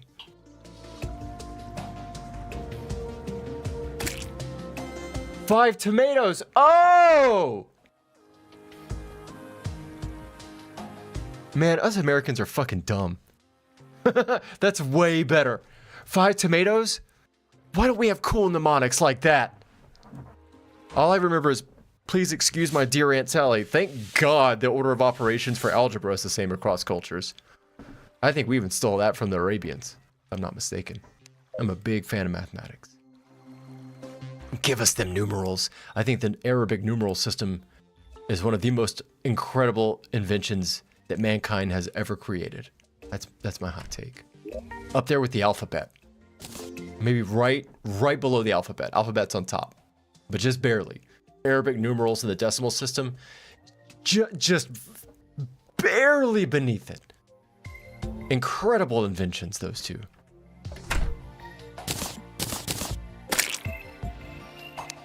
Okay, we're going exploring. Actually, I'm gonna take a stretch break. That's what I'm gonna do. Pardon me for one moment. Metric is king.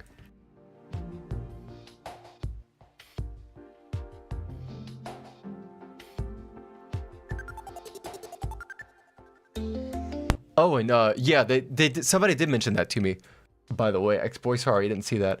That it said material and you can use it in crafting. I also noticed something else. Whoops. There was some other, not wireable, but I swore I saw another modifier that was similar to material. It indicated you could use it for something else, but I don't remember what it was. Oh well. Anyway, give me about 5 minutes.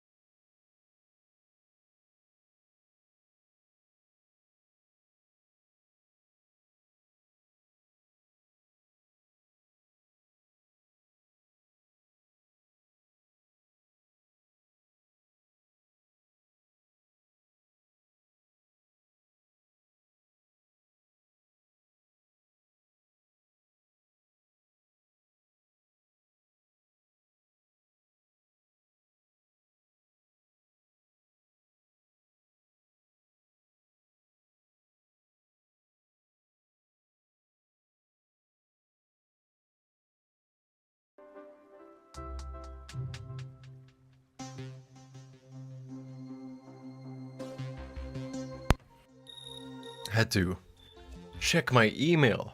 Been yelling and screaming at a lot of my political representatives. They think they're demigods. They think they don't gain their power through the consent of the governed. A consent which can be revoked at any time, votes and God willing, figuratively speaking. They need to be reminded who they answer to. Us. Can't let them get too fat and happy. Occasionally you need to scream at your political representatives and let them know they've absolutely failed at their job of being representatives of the democratic populace. Consent of the governed. God damn it, consent of the governed. Some of these people forget what it is they do. They need be reminded.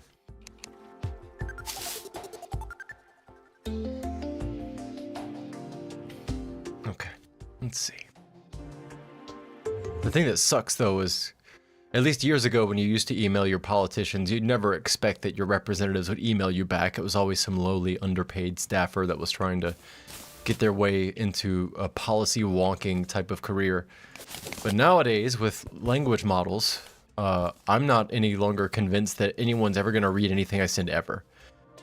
I trust that it will get crammed through some kind of summarization thing and it'll malform everything I intended to communicate. But if I didn't trust that my representatives gave a shit about me before, then I damn sure don't think they do now. The very least I could do is make sure they have tons of summaries of discontent to wade through. If I can do anything, I can do that.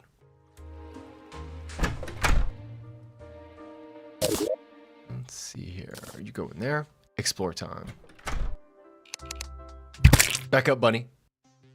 Actually, I don't think I need that.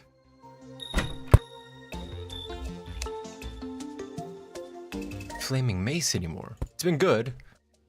But I think the whip kind of seals the deal for me.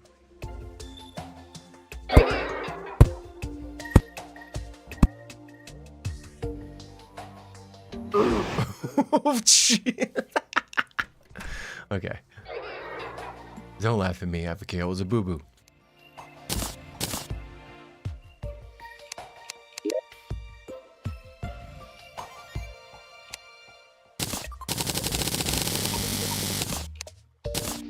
All right. I've got bombs. I've got torches. How are you all doing? 7 gold. Nub. Hey, does your hat need a motor? I think I have a motor that would fit exactly in that hat. Reforge. I don't know what Reforge does. Let me see. Hold on, Nub. Let me grab this thing.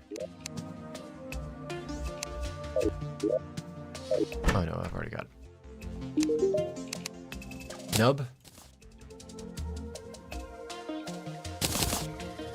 Yeah, this is why I didn't want to do it earlier, because it seems like the preview doesn't show anything, so I don't know what it would do.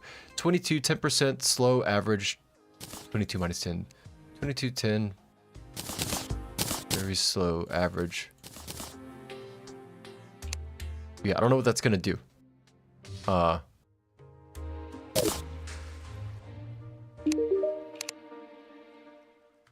me see. Orange.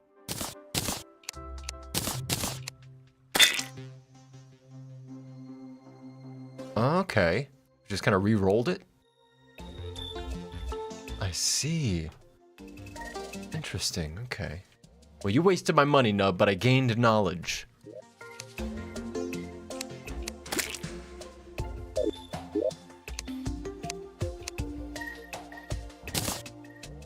In here. AI president? Yeah, It's amazing how quickly you get into philosophical questions about what information is and how it's processed through the process of cognition, and to what extent, if any, that should or should not impact decisions that affect other people's lives. I agree it would be fascinating. I also agree it would go confusingly well and chaotically extremist at different points in the process. I don't know what corruption is like in Europe, but in America, corruption up until very recently was hidden, and now it's just nakedly brazen, obvious corruption. I find there to be a bit of enviable honesty in that, but that doesn't make it any better. And I would suspect that if you trained and programmed an AI well enough, you could probably get rid of a lot of that brazen corruptionness, unless the AI was really smart. But I think that it would probably miss out on a lot of the nuance that would be required in an ever-evolving situation. I'm still not convinced that AI is not going to be able to express creativity in the way that humans do. I don't think they can currently. But as time has gone on and I've watched these machines develop, I'm getting accustomed to the idea that this thing we call creativity that humans do, I worry that we might actually be kidding ourselves, and that it's really not that special or unique of a process. And further, if a machine ever did gain something like that ability, I think we would just not admit it. We would just move the goalposts, right? And say that, well, that's not creativity. That's just this specific instance of this stochastic process that created a combinatorically unlikely set of circumstances. It just looks like creativity. It would be like nameplate changing, but we wouldn't want to admit. What am I trying to get at? I worry that humans are going to define sentience and creativity and humanity as the act of being a human. That's it. And that a machine could actually do it all, but we won't ever call it alive or sentient because it's not a human. In other words, our definition is hollow, and we intend it to be hollow. And I worry that's actually the case, but I don't know for certain. The Goblin got a much-needed addition where when you get what is considered the best modifier, it does a little animation and stops you from reforging again. Clutch! Good design, dude! Every time! It's good design. These developers, I have to go watch an interview with some of these people. I hope they have some. The gentleman that programmed it, I think I remember his wife was either programmed it as well or did a lot of community-oriented stuff. These are just insightful, I don't want to say good people, but these are people that know how to design and package and compartmentalize a consumer software product. That's awesome. Because that's so good. That's a great design touch. I could imagine that being infuriating if you just kept re-rolling it and got worse stuff after the best. I need to find a key for this. But I don't have a gold key. Or I have a gold key, but not a purple key. I'll have to come back.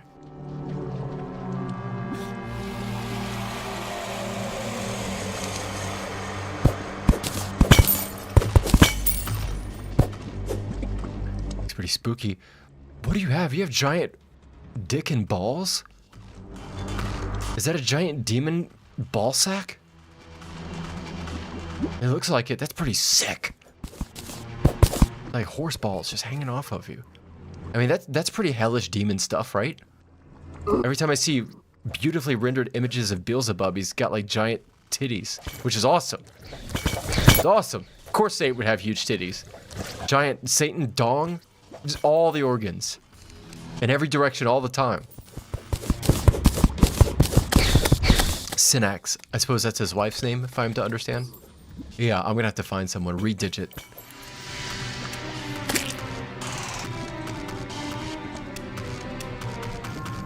They have spooky houses? Is this a tiny man? No. What is this?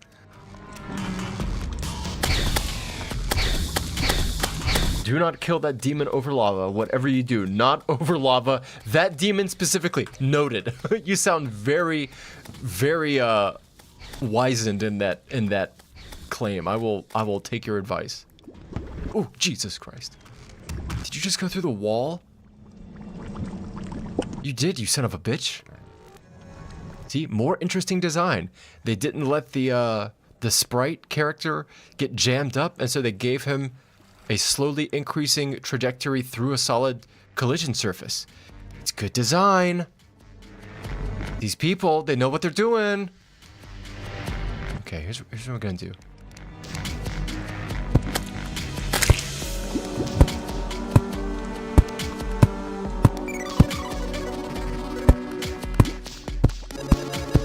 I hope that America absolutely going bonkers and losing its mind. Well, the government, the people actually, this may not you may not believe this, but the people actually are leveling out quite a bit relative to about 10 years ago. But the government's going bananas, and it's very problematic. But what I hope is that because of this, the EU completely disconnects itself from the American tech stack, and we start seeing really cool European-derived Spain, France, the UK, Denmark, Germany, particularly Scandinavia, a lot more interesting technology and data center and personal scale computing stuff happen. Because I'm very European in the way I do my computing. I use Linux. I don't like using consumer marketed software. Like I use open source stuff mainly. And more people are starting to do that over here. And I hope that all this shit going on forces Europe to bite the bullet soon and early and fast. And it creates a new renaissance of interesting development. Kind of like the Amiga did 20 years ago. That's what I hope for. Oh, crafting. Huh.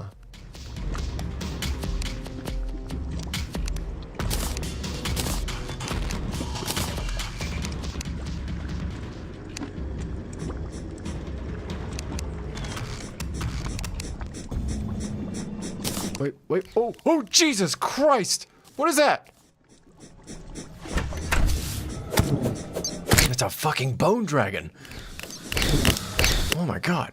Get out of here.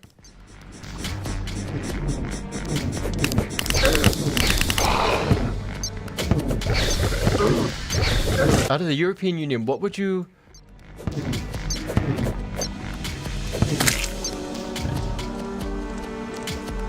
Out of the European Union, what you could consider kind of like the center of it, it's kind of the capital country per se, is Germany.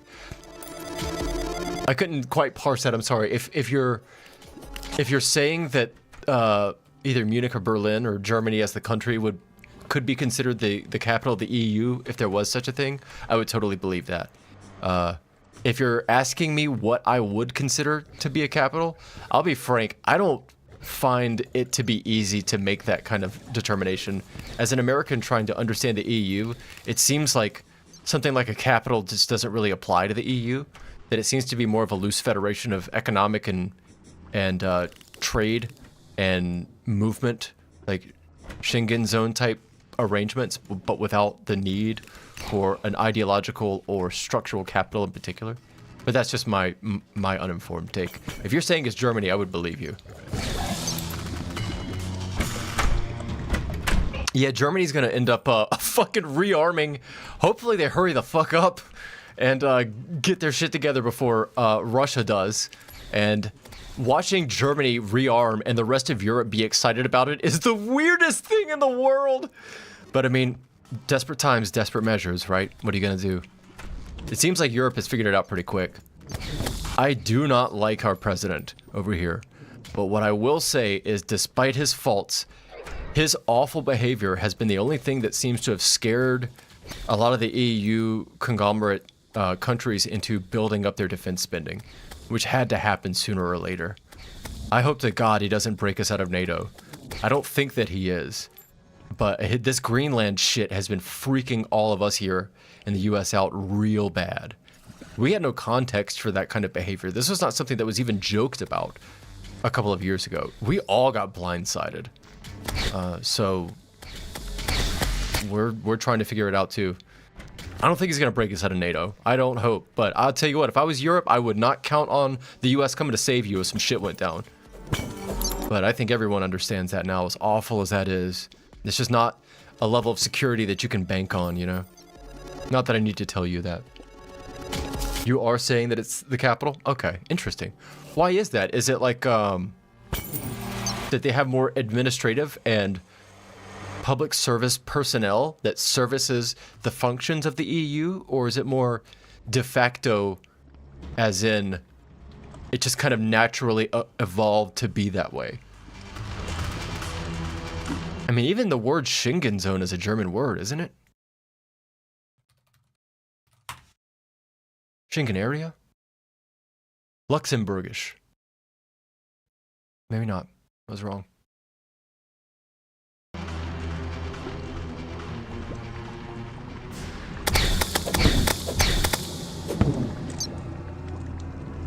That's the real hard thing about our president is that he acts like an uncle at a holiday party, and this took me years to figure out that what Trump says you can't take it at face value because he's not really he communicates it like a drunk uncle does, in that what he's saying he means, but he doesn't speak literally. He kind of speaks in vibes. But the problem is that a drunk uncle like that will speak literally once in a blue moon when it benefits them, and you never know when, which makes them very, very dangerous. The UK, I don't know what the fuck is going on with the UK. They feel like the American train wreck in slow motion. They've got so much awful shit going on, both with how they're handling their own internal struggles with immigration and how they're going to propose solving those problems. Because whatever anyone's take on immigration is, whether you're for it or against it or want certain quantities or structures that allow it to happen, the populace has to be okay with it, or else you're just going to have a lot of internal societal friction. And it seems like they're at a high friction state right now, that nobody really seems happy with the circumstances, both with immigration, the economics of their current setup. They're over financialized. They're doing what Americans fell into, which was outsourcing all your production and getting into financial services sectors and just moving money around for GDP. And that shit works until globalization stops. And then when you find yourself buying everything from China, and then suddenly you don't align on geopolicy, you got a big fucking problem. Germany seems to be way more aware of how to deal with these issues, but I don't know, the AFD is getting pretty spooky too, and they don't seem to be reducing in power at all. If anything, I think the AFD is going to grow in popularity. And at a time of German rearmament, I mean, fuck, it's wild. What are you going to do though, you know? These were problems that if we didn't want these to happen, all of us, Americans, Europeans, we should have been addressing these things years ago. And I think we focused more on globalizing our supply chains and allowing our companies to post increased quarterly revenues, but we did it at the expense of our resilience when things went tough. And I think our enemies have been using that to our advantage.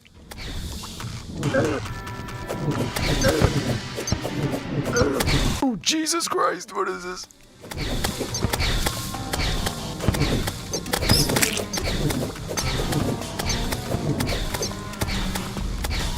One word.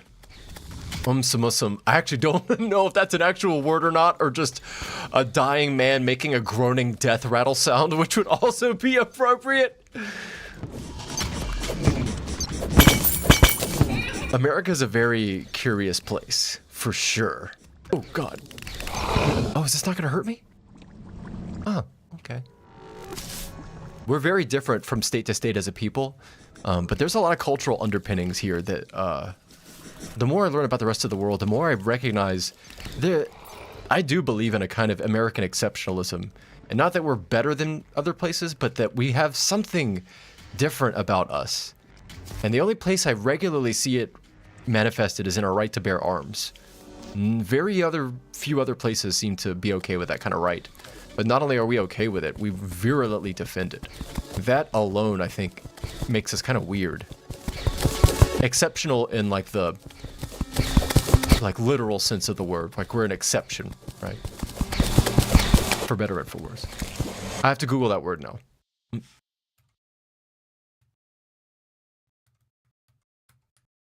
Oh, is it? Am I Googling a meme?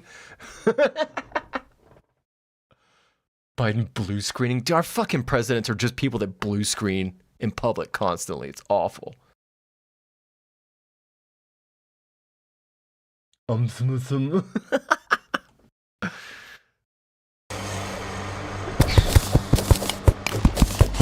Yeah. I think I put in the description, I'm going to try very hard not to talk about politics. I lasted, what, 4 hours? That's pretty good. That's not too bad. Longer than I thought I would. I did have to yell at my representatives over email during one of the breaks, but that's okay. I can't expect the rest of the world to soak up our faults. I've got to do my part too. I got to get ready for some protests. But I don't know what it's like in Europe. I will tell you, Americans have this idea of protesting, which is that if we just go out and make noise, things will somehow magically change for the better. particularly progressive and left-leaning people in America, they'll just like make signs and wear costumes and go out and kid themselves into thinking that that's positive change. And I hope that we're learning that's not the case. And that sometimes you've actually got to go out and push some things around to make changes happen. But we're undergoing some shit right now. And I think people are learning that pretty quickly.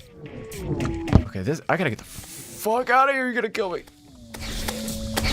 I am envious of the way that the French protest. Some friends and family and I talk about it all the time. How the French are the most incredible civil society when it comes to holding their government accountable for the dumb shit they do. You fucking threaten to take away a percentage of pension from French public service workers, they'll goddamn shut the streets down and start setting shit on fire. It's amazing. It's so good. We could do it here, but we're just scared pussy bitches, and we don't. There's no excuse for our behavior as citizens. We have every right to hold our leaders accountable, and we're just scared to do it. By and large, in my opinion.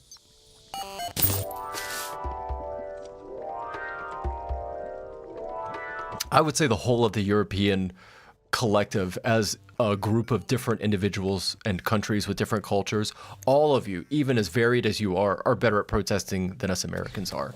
Something Americans seem to think that like they had an ultimate protest during the Revolution, and then maybe once during our Civil War, and then now we're just kind of done, and we don't want to do it anymore. And that attitude is killing us. Very slowly. Boiling the frog is the term we use. Slowly turn the temperature up and the frog doesn't know that he's being cooked.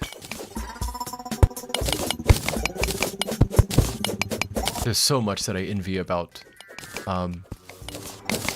I don't want to speak in generalities because I recognize that saying somebody is or is not European is very unhelpful. You know, I would like to be more specific about the country, but I'm not going to ask you to say where you're from because I value everyone's privacy. So if I do call you European, my apologies. I don't mean that in a reductive manner. Mostly for privacy reasons. But yeah, a lot that I and my kinfolk envy about that place. Sometimes we feel more connected to them than we do this area. At times. Portugal. Okay.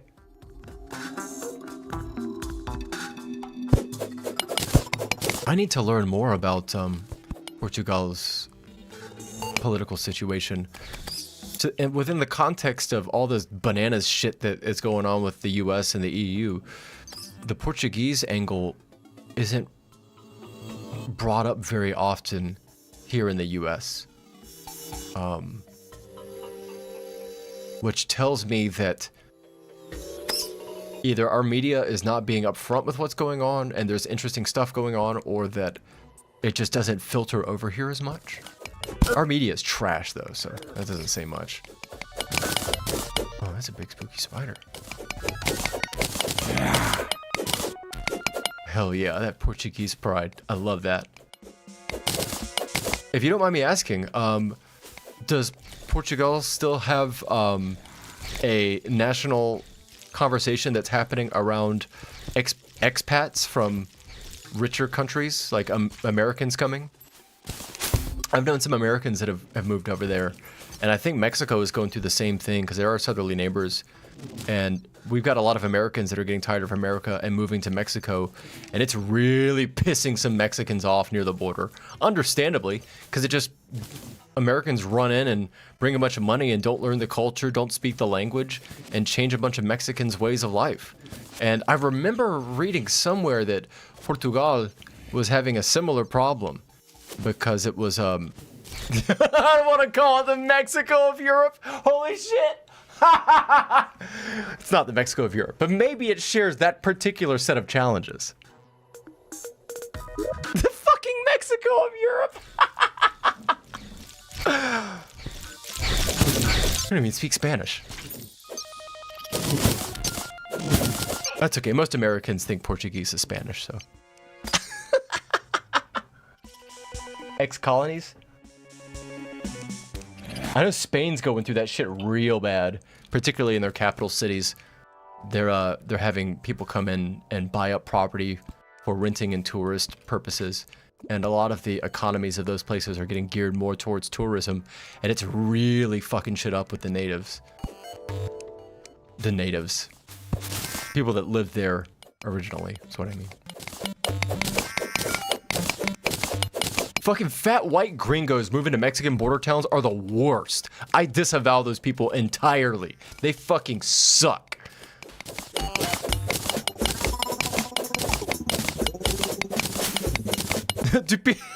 Is it just the Americans that call Portuguese Spanish, or do the other Europeans do that? I'm sorry, I don't mean to laugh, but it's so funny. It's just funny to know that an ocean away, the same shit happens that happens here and in Mexico. The more things are different, the more they stay the same, huh?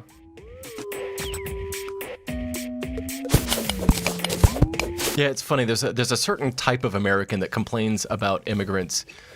But those are often the first kind of American that immediately move to a Mexican border town and think they're doing Mexico a favor by going there, as if Mexico somehow wants them to show up and fuck up their culture and towns and shit. Just Americans? Yeah, that I believe it. Fucking, so many of my compatriots are imbeciles, dude. Absolute morons. So one thing I hate about America is that we are generally pretty stupid. We have a lot of smart people, but the per capita intelligence level is quite low. But we're armed and dangerous, so we win at a lot of stuff, at least until recently. And what do you do with a stupid person with guns? You have to tiptoe. It sucks. That's why y'all need rights to bear arms. Petition your local leaders for the right to have high-powered weaponry and lose people to shootings all the time. It's super cool, let me tell you.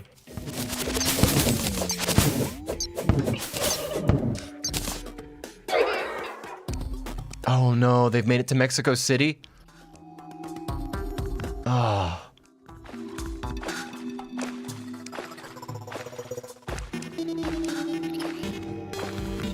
That's fucking awful. I assumed they were gonna stay near more of like, maybe not Ciudad Juarez specifically, but areas that like within that range of the border, you know? I didn't think they were gonna make it all the way down to Mexico City and start fucking shit up. Damn. One of my family that came back from Mexico not too long ago was telling me that a lot of the border towns have had to like change the food they sell because so many Americans have moved in that can't eat spicy food that they have to like cut habaneros and jalapenos and shit out of the dish, or else they just don't sell as much. Like it's actively changing their food culture. I mean, there's nothing you can do about it in the same way that there was nothing we could do about people immigrating here. If you let them in, they're going to bring their culture with them. But it's just, it's sad and fascinating to watch happen firsthand.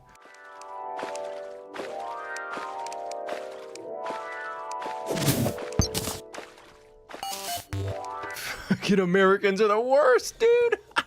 I'm so sorry. What I don't understand is like, why is it that we suck so much, but our culture is so popular, at least until recently? Like, why is it that American movies and games and stuff are so popular, but the people are universally derided? It never made sense to me, because I agree, we are fucking assholes a lot of the time, but people still soak up our media. I don't get it. It was a circle I could never quite square.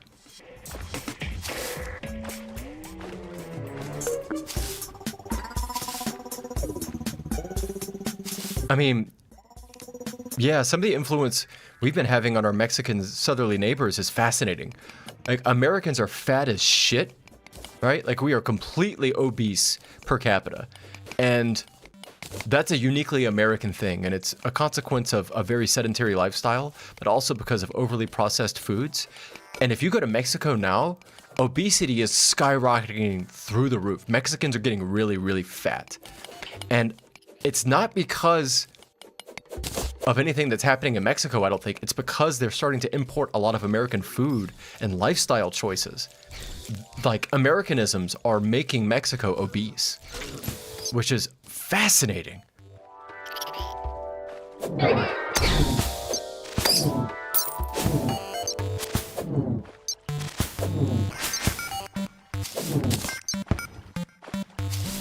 There's a part of me that's glad that we're getting pushed back on, because I do agree it's that center of the world mentality, and part of me is hoping for so long that like we would be proven wrong, because we've been acting that way and have been right, and it's only now that people are deciding that they don't want America to be the unipolar power anymore, and it's very refreshing.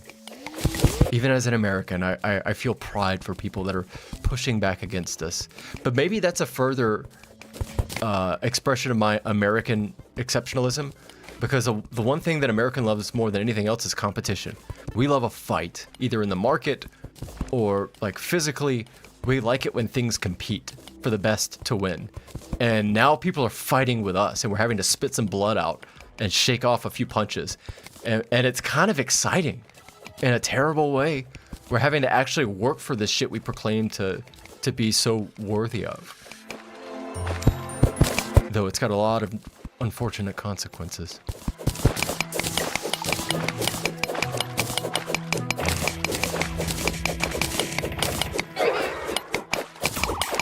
It's crazy. There's a weird selection bias with it too, because the types of Americans that are as awful as you're describing are often the ones that do have the money.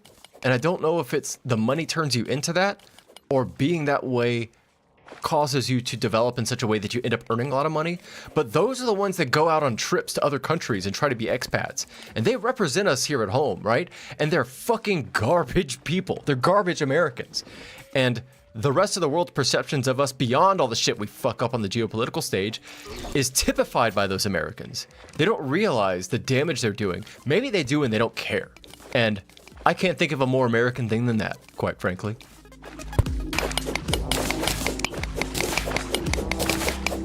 We're such a different people from state to state, but when it comes to our faults, we're all the same, for the most part.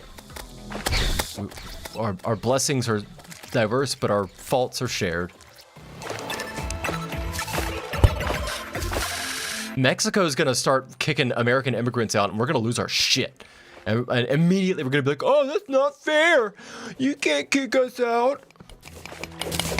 Mark my words. Scheinbaum's gonna, I hope it's Scheinbaum. I hope she starts kicking gringos out. That shit would be so funny.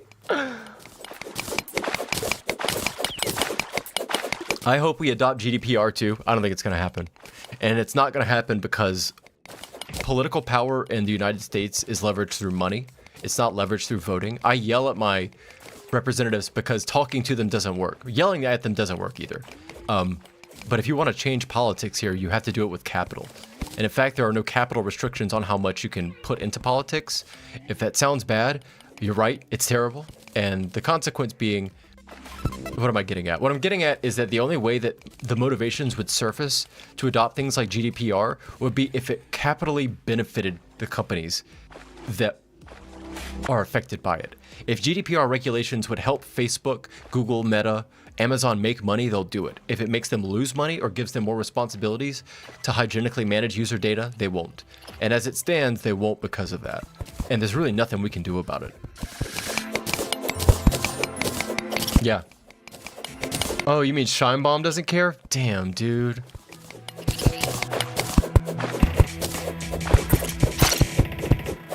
Scheinbaum's... I don't know enough about her. I need to learn more about where she came from politically, because she presents herself like a very effective leader, but I can't tell if that's just like being a good politician or being una chica de la Mexica, you know, una chica de Mexicana, you know what I mean? If she's got the love of the country in her spirit, or if she's just a businesswoman. She's kept fucking Trump at bay, which is incredible. She's done it better than anybody else. I don't know how. God, my president fucking sucks. But like, man, the other person we had to choose from probably had dementia. Biden was dying in office. And whenever we tried to bring this up to our fellow voters and say, hey, maybe we should vote independent, or maybe the Democratic Party should run other candidates, because this guy Biden's not great. We got shouted down for you know, not sticking with the cause and not being a team player. I think a lot of it is disinformation. I won't say it's Russia, because I'm guarantee you it's every other country on the planet. Every country's doing it to every other country. But my point being that Americans think they're smarter than they actually are, and we are really easily swayed by disinformation. And I think that's had a very outsized effect on our relationships with other countries and our political system. I suspect that. My belief in that kind of underpins why I say things on these streams like, you know, I don't believe written comments anymore. I haven't for the past 10 years. Ever since 2016, when the first Facebook influence operations were uncovered, I realized that comments online are not trustable anymore, and they haven't been. But I don't think a lot of other Americans get that. And now with AI and shit coming, anything that tells them what they want to hear, my fellow compatriots, they're going to believe it. And that's a recipe for disaster.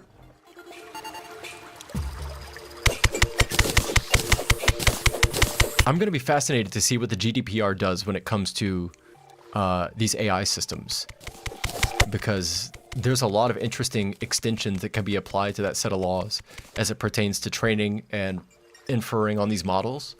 And the EU is going to be the collective to learn from as it comes to security. Because yeah, as much as Americans like to talk about individual freedom and liberty, what we proclaim to have would be better served by the GDPR. But shocker, you know, we don't have it. Y'all are doing it right.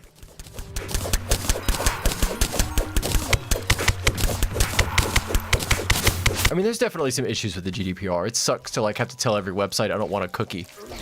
But, you know, that's an easily solvable problem. If that's the biggest problem, then that's not a big deal. But non-starter here. As you can see, I totally gave up trusting our companies. I deleted all my social media except for YouTube. I don't use Microsoft Windows anymore. I realize I can't have faith in these companies.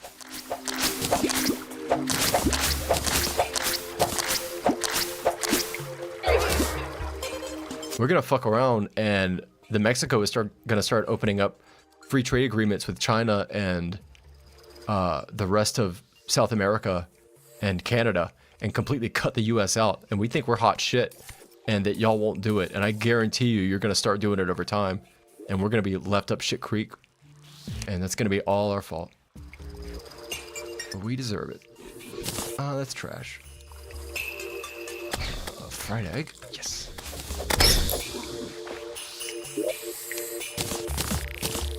Thank you all for tolerating me piss and moan about politics, especially given that y'all are suffering from it just as much as I am.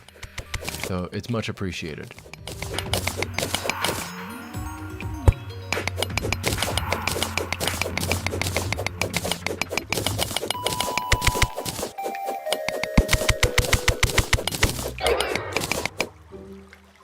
The two-party system in the US is most of us don't like it either. And it really goes back to political sway being a function not of individual rights, but of capital. And I don't think I need to convince you that money tends to pool where there's more of it. And so when you put money into a political system, it pools. And it pools into parties. And eventually those parties pooled into two different ones. And then it stayed there.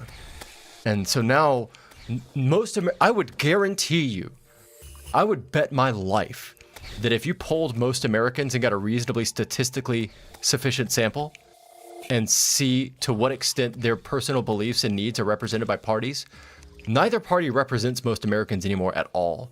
But because the capital is pooled there, we don't have a way to change it. There's some states that have ranked choice voting, which is a mathematical way to allow for a multi-party system and shared representation. If not shared representation, at least a tiered voting system to not let all of the votes get pooled in left-right competition.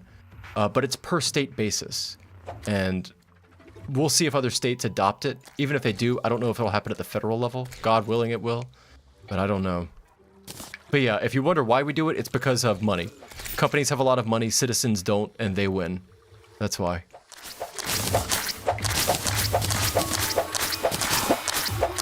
I couch a lot of my words. I say possibly, supposedly. I like being uncertain about things because I don't like to ever be so foolish as to think I'm always correct, that's one thing I am confident about. That's why there's two parties, money.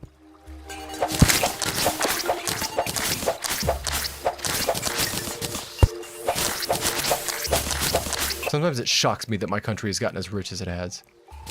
Even after it abolished slavery. I just don't understand how it happened. Something about this place. I think it's our weird blend of taking a bunch of land and being Christian and Protestant and telling ourselves that if we work hard in this life, we'll be rewarded in the afterlife. Most of our Christians here believe that. And that combination seems to really do a number on your GDP.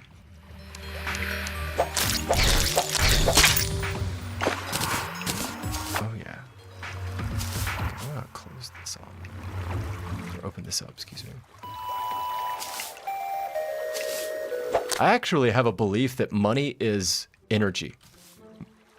Like mathematically, I would love to see if I could extrapolate that, but currency, not like a euro, right? But the thing that the euro represents, the fiat currency that you can use to exchange for goods and services, it being the ultimate universal barter tool, right? I tend to view that as liquid energy, just like electricity. And in the same way that electricity moves to other places and follows the path of least resistance and tries to normalize charge across places, I think money does the same thing. And so, yeah, when you say money there has power, I'm not surprised, in the same way that I'm not surprised electricity works the same way there. It seems to be a universal quality.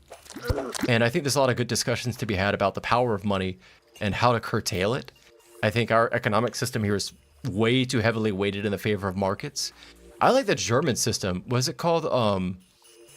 It starts with an O, but it's a specific form of free market democratic capitalism where the purpose of the German state is to make sure the markets are healthy and gives everybody, even within reason, chance to participate in a free market. What's that called?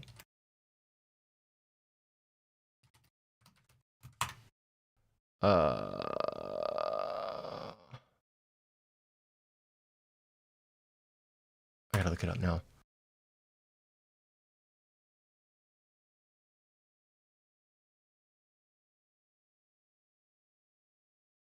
Damn, I don't know where it is.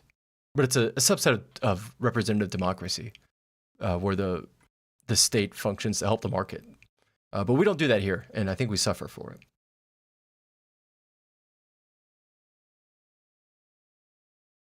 Yeah, you're more than welcome. You're more than welcome for the dumb conspiracy theories. I like this kind of free-form conversation for sure. Especially given the broader context and how challenging it can be to know if I'm speaking out of turn and offending individuals. I think some of the most useful human insights come from people doing what you and I and others listening now are doing, which is kind of freehand talking about ideas, even though we come from different places, and trying to understand why all this stuff is happening the way it is, good and bad, and carrying that knowledge and insight and thought with us to our loved ones, and spreading those thoughts and ideas, and allowing human discussion to generate and move information. I don't really care what the YouTube algorithm has to say. I'm really not interested in what it wants to show me. But if I'm lucky and it shows me a video like the one that you're watching now, where it's just other Europeans or Americans and Europeans or whoever talking and sharing ideas and thoughts and conversations they may not have had that day elsewhere, I think that's a good thing. I think that's a great thing. I think we're doing exactly what good citizens should be doing.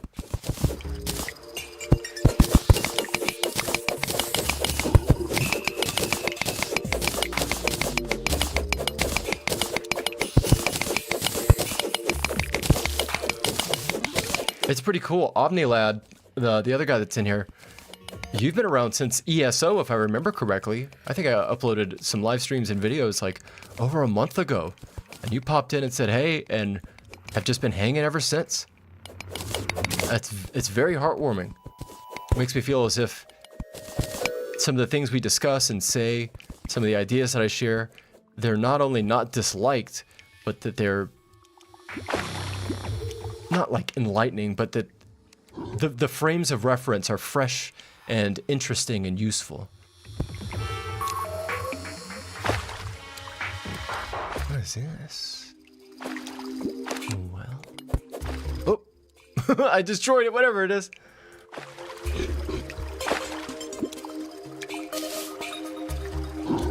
Okay. Am I full? Yeah, I sure am. Yeah, I gotta get back to base.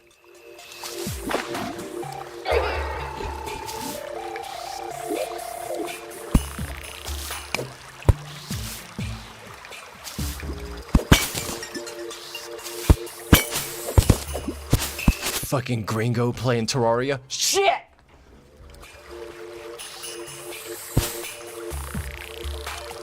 Fucking gringo deserved it. How about that? How about that for spicy salsa? Huh? Go back home. Okay, now I can unload all this garbage. All right.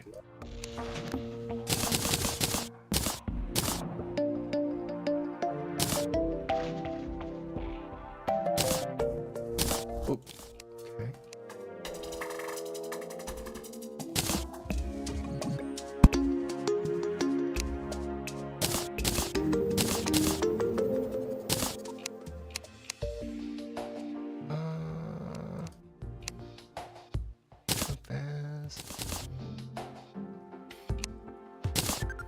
Voodoo doll, you're a terrible person. You don't have to tell me twice, but I do have 2 voodoo dolls. I can equip this? Does that work?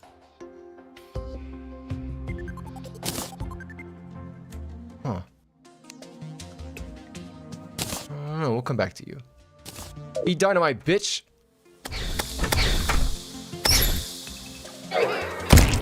Oh my god! Holy shit! Get in there.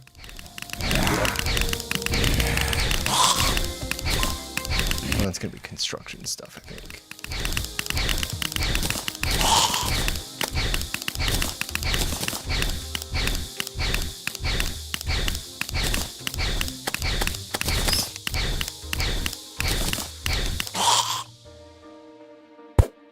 Whoop.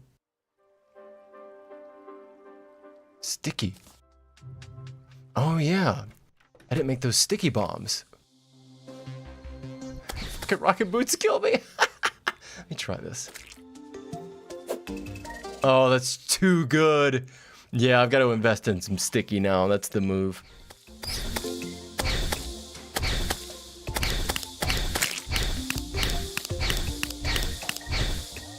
That's the one thing that I envy about working in a more multicultural area like the EU is that you're presumably, as you say, would be constantly exposed to people from different nations and different languages and cultures. Just a steady stream of eye-opening insights and experiences that more insular places wouldn't have. I don't know why Americans haven't gotten used to spicy salsa, just spicy food in general, yet. I mean, you would think that with the massive amount of immigration from Central and Mexican areas into the US that we would have normalized and acclimated to it. Like, we've got a ton of culture like that here. But for some reason, Americans just don't. I mean, it wasn't until like 10 years ago or so that we got our first taqueria in my city. Like a legit taqueria where they were making maize tortillas and making cilantro cebillos and pastor tacos rather than just ground beef and cheese type shit. And once it got here, people fucking loved it. And they blow all the shitty, dumpy Mexican food restaurants out of the water. But yeah, when we go there, we don't eat spicy food. They don't. I do. I love a grilled jalapeno. Give me a piquin pepper. Do I want Valentina's salsa? No, I want Cholula. Okay?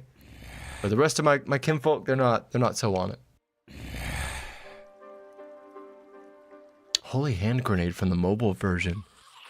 Is the mobile version of Terraria different than this?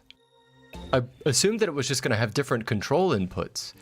But the way you say holy hand grenade and then some other stuff you described sounds like it's actually a different build. Interesting.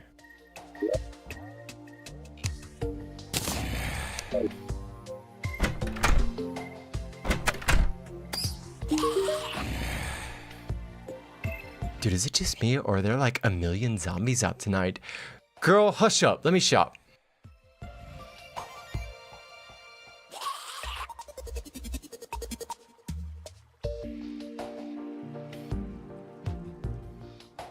The legacy of mobile version of Terraria was different. The legacy version of mobile Terraria was much different, but now it's pretty much the same game. Really? So they developed 2 builds of this game and slowly coalesce them.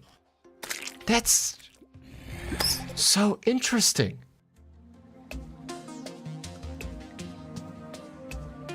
Huh. The more I learn about this game, the more curious its development cycle seems to be. This wasn't just a workshopped and thrown together product over a couple of years. This is like a slow, organically grown and evolving code base, it seems like. Oh, I think y'all were telling me about this. This is the plant growing thing, where you can do this instead of having to farm some of this stuff. Well, farm as in like game farm, but I guess literally in this case. I'm gonna look up a screenshot of the mobile version real quick.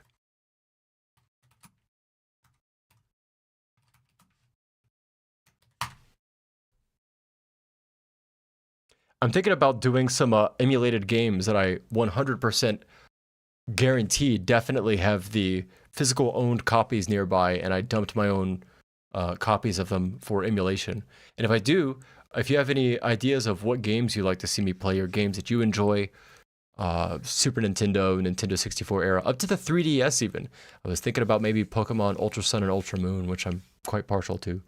But if you want to see any of those played and you have any ideas of what you like, feel free to let me know. 3DS Terraria. Damn, I didn't even know it was on the 3DS. That's crazy.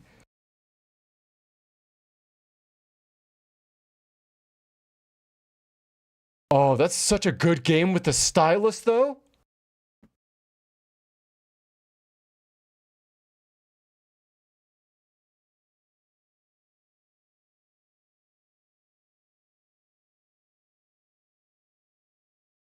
Huh.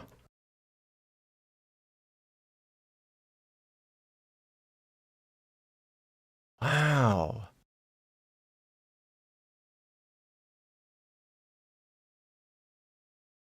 I love that the more people talk about this game, the more I research it and learn about it, it just continuously impresses me. Earthbound? Buddy. Me and Earthbound go way back. I'm talking, I was visiting starmin.net in the early 2000s way back. Clyde Tomato Mandolin's Heroes of Localization. I'll definitely put Earthbound on the list. Mother 2, Mother 3. Incredible pieces of work. Yeah, let me open up old Obsidian and start making this list. Earthbound, noted.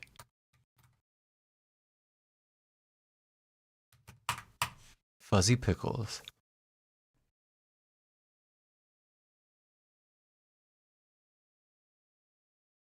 The reasoning for this was interesting because when porting the game to consoles and mobile, they wanted to give it an end.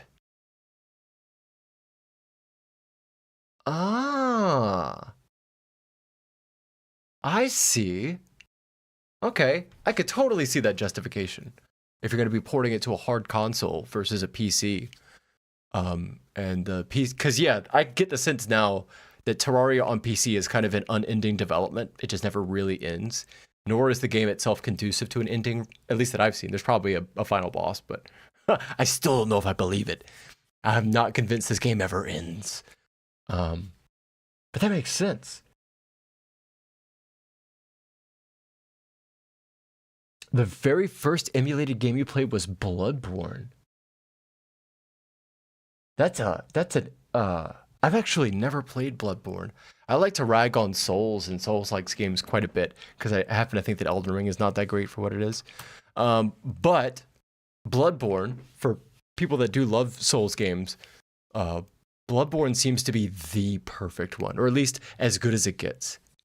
I don't know if that's true or not. If you have opinions on Bloodborne and Souls games, any ones that you would recommend or any insights you'd like to share, by all means, please share. I tried to love Elden Ring, but I'm gonna be honest. Elden Ring is a PS2 game with a texture pack and a mod for an open world. But underneath it, it's still a PlayStation 2 game, and it handled like garbage. And the narrative was too intentionally obfuscatory, and I just couldn't get into it. But I respect that people love it. But if you tighten that down to something like Souls or Bloodborne, oh man, I probably would like that a lot more.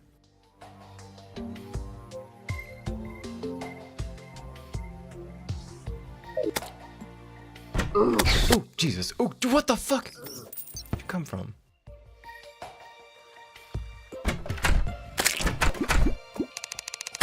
I blew up my house.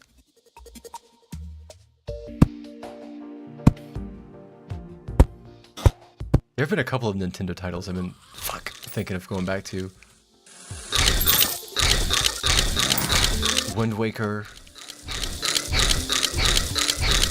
Tears of the Kingdom a little bit and Breath of the Wild, but I don't know if Nintendo would be too happy if I streamed Tears of the Kingdom. They seem like they'll even pop you for copyright strike for just showing gameplay of some of their games, which is fucking crazy.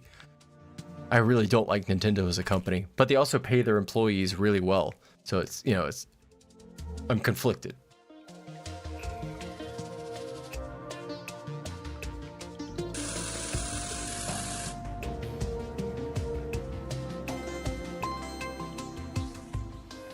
Bloodborne is the perfect one. The perfect. I'm gonna put Bloodborne on the list. Shit! Fucking bats. Bloodborne, which I definitely 100% legally would certainly own. I definitely do not have a hard drive full of legally backed up games I've been saving for a decade plus buried in my backyard. No way, that's true. I would never do that.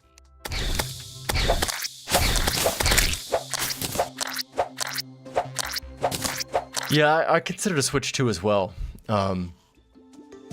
It seems like the hardware is not that good. Well, the hardware is good, but the screen is so bad. From what I've seen. The HDR is not great, and the ghosting is awful. And, oh man. Certainly a great console for everyone, and it seems to be selling... Well, certainly a great console for some people, and it seems to be selling quite well. I don't know if I could ever stomach a screen that was that rough. But boy, there's no games like Nintendo games. For as crappy as everybody else's development has gotten, Nintendo's pretty consistent. Although even Nintendo's getting a little weird lately. This recent Mario Kart seemed a little off. Donkey Kong Bonanza looks astoundingly good for what it is. But Mario Kart, by comparison, I didn't see the magic there. So I don't know, maybe that's just me.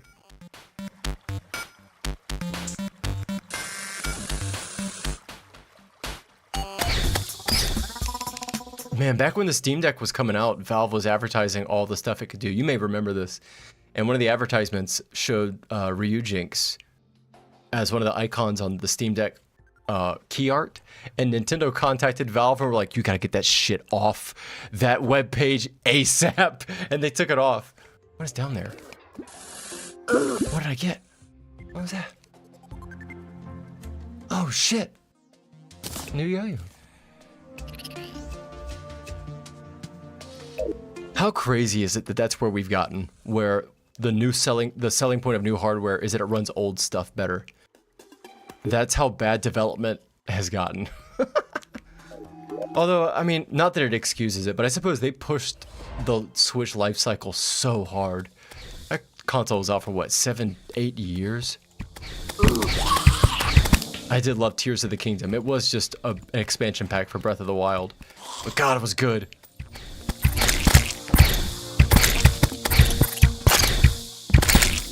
A game which I definitely 100% played on a Switch, officially. I played Breath of the Wild the first time on a Wii U. Oh God. I don't think most people even remember it came out on that. 9 years old.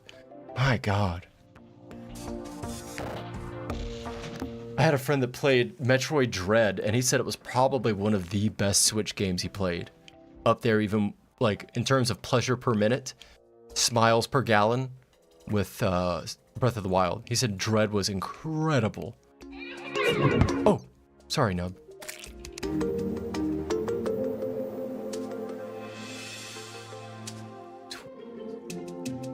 I need that. I'll be back for you.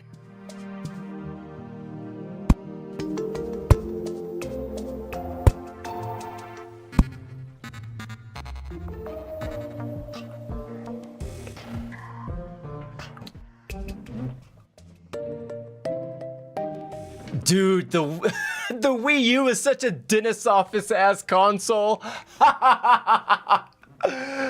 Damn. Now that you say that, I can't unsee it. That is such a dentist office console.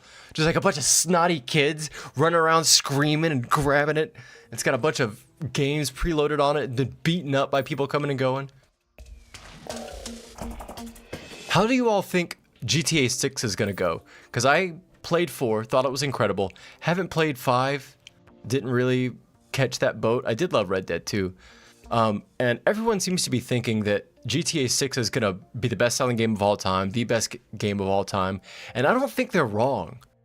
But I don't know. There's a small part of me that thinks that it's being held on such a high pedestal that if they slip up on even one minuscule part of it, they're going to have a lot of problems with GTA 6. Either consumer backlash or performance issues or whatever. And I feel like people are itching for a chance to knock it off its throne. I don't know if that'll happen, but that's the sense that I get.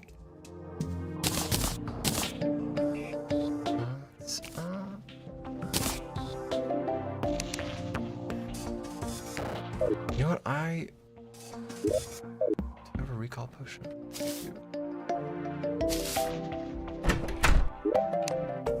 Oh, I do. Oh, it's gonna take me here, isn't it? Shit. Damn. Okay, I'm gonna have to hike back to the other one.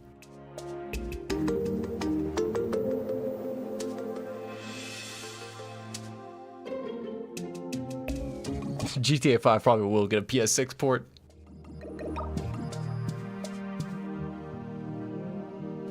A lot of factors make me unsure if that'll be a console exclusive in its first year or two. That's true.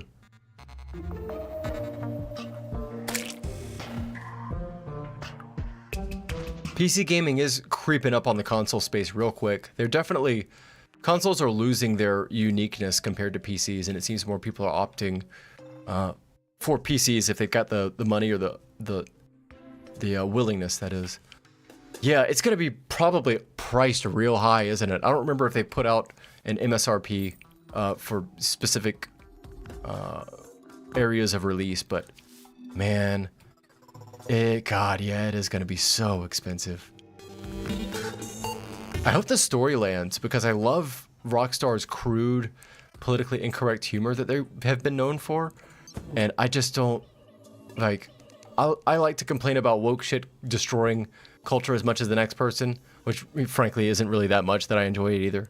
But it's a discussion to be had. And as a consequence of that, I don't think they'll be able to make the same kind of jokes and stuff, and I worry that it would degrade from the experience.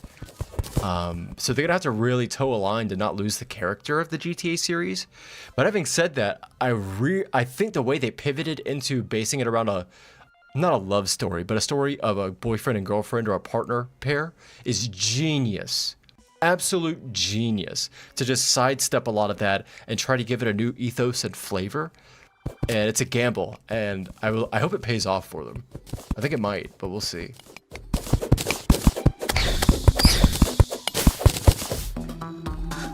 Oh, you mean making it literally costs more than the Burj Khalifa? Really? It probably was like $1 billion game, wasn't it?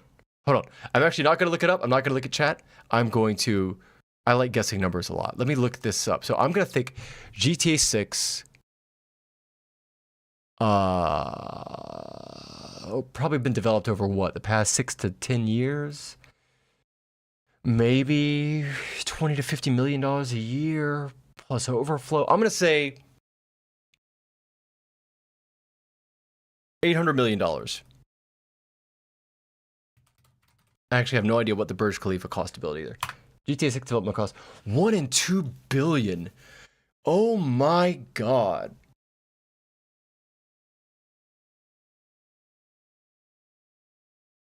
You've got to have some real strong monetization guarantees to recoup an investment like that. Up to $2 billion?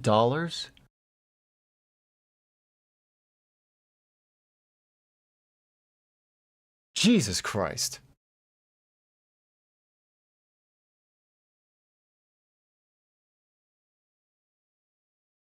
Yeah, 800 mil. Yeah, in hindsight, that's probably, that was actually probably the most off I've been on guessing a number in my entire life. I'm usually really, really good at guessing prices, but I guess playing GTA probably would have helped. But I never got exposure to GTA Online or anything, so I'm gonna use that as my excuse for why my numerical context was so off base. GTA 5 probably makes $800 million a year at this rate.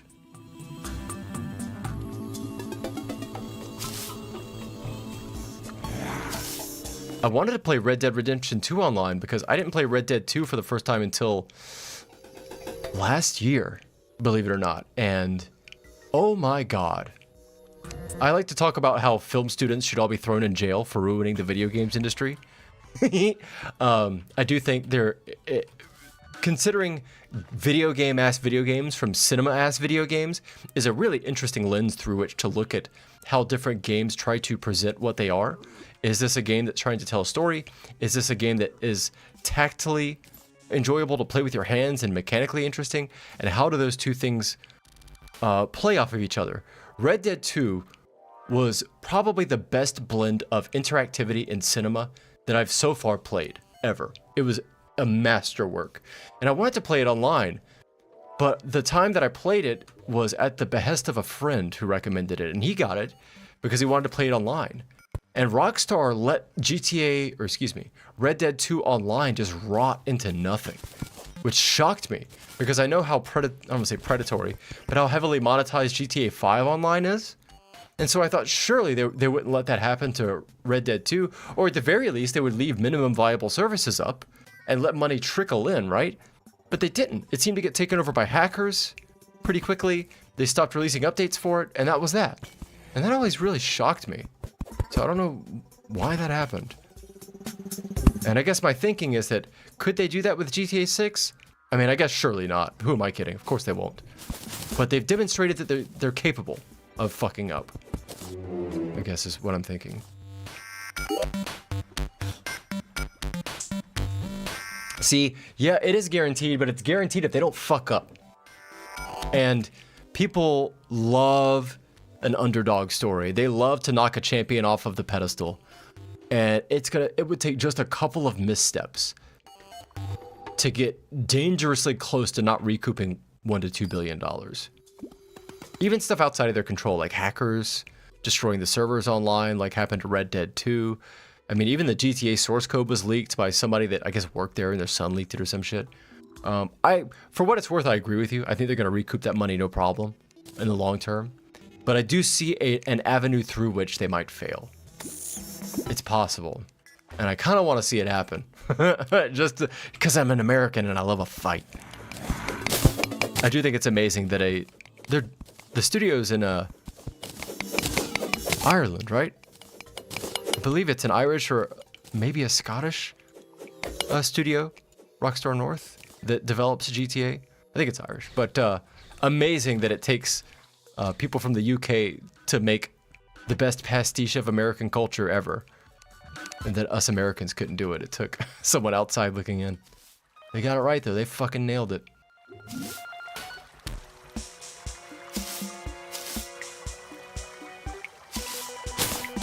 Oh! Hold on now.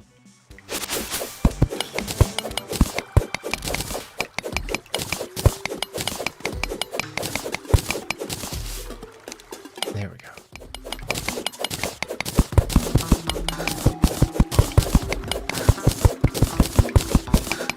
Red Dead 2 single player, unfucking believable. I agree. They have a level of exquisiteness and care and texture and body and depth and real communicated human experience that I felt playing that game that I don't think I've ever seen before. with Arthur getting sick. I'm presuming all of y'all played Red Dead 2. I think I'm the last person on Earth that hasn't, but with Arthur getting sick over time, which I didn't see coming, and the way that the story transitions to John at the end, all of that stuff, contextualized against a changing country and an old person and a new way of life, just, God, it was so good. I agree. I don't think there's any other company that does it like they do for single player. I'm suspecting that GTA 6 is going to have a dedicated role-playing mode, or at least they're going to have roleplay server support integrated somehow. They would be fools not to, but we'll see. Oh my god. You haven't? Oh shit. Well, don't listen to anything I said. Damn it. I'm very sorry.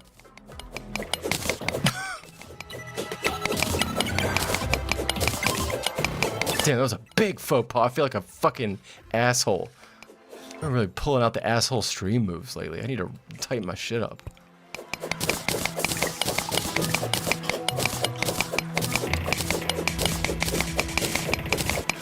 It's a good game. Play it. It's incredible.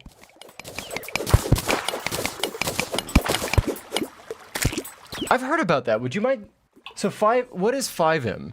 Someone explained it to me because I've never played GTA Online or anything. I don't really know what it is, but someone told me it was like an external server engine that you can use to host your own servers, which I didn't know they allowed you to do. That's pretty cool. And I also didn't know they bought 5M. Damn. So yeah, I guess they will do first-hand RP support. Well, that's good. That's really good. That's a great sign.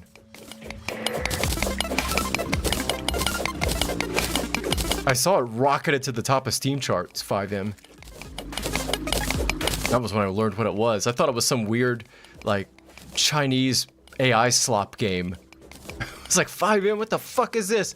Why are 100,000 people playing this? This is like $1? And then I was reading more and thought, oh, okay, got it.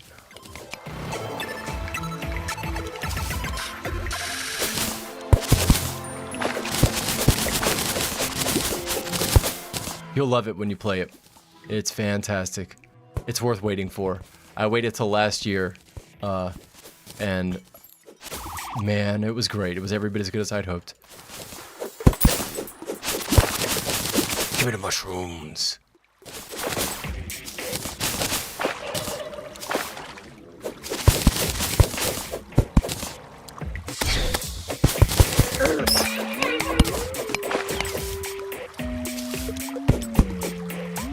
You want to talk about GDPR? That's one thing that I hope to see slowly develop. Maybe not literally as a function of that stop killing games movement that got traction a little while ago, but to the extent that it involves consumer digital rights, I would love to see companies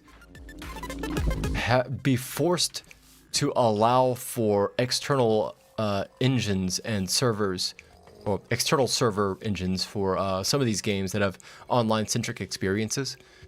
I think of that with Elder Scrolls Online quite a bit, because I really don't know how much longer that game is going to be around. And it's my preferred way to experience Tamriel as a fantasy location. And I fear that when they pull the plug, when they pull the plug on that game, people are going to have to reverse engineer it to build a server. It probably won't be too hard. I've looked at the netcode, and it only seems like it's moving about 15 kilobytes a second of data back and forth, which tells me that most of the work is probably in the client software on local PCs. My point being, I mean, you sound like a developer, so you understand. Not that much stuff to replicate, right? Just some database management stuff. But we shouldn't have to do that, right? That should be something that we should be permitted, either through public domain copyright law or just as a consumer products right position. That's my belief. That's my hot take. I'm sure it's not a very hot take, but maybe one day.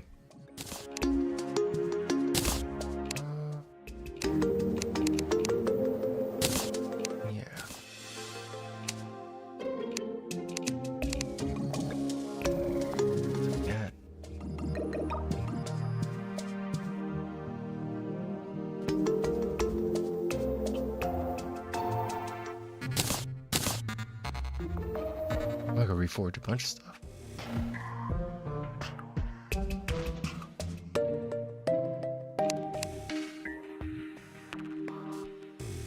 should probably start building out these loadouts. That's what a wise person would do. I've got mining stuff here, right? Spike shoes.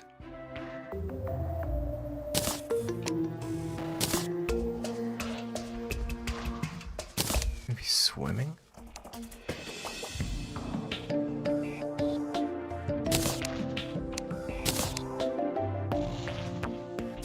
Rocket boots.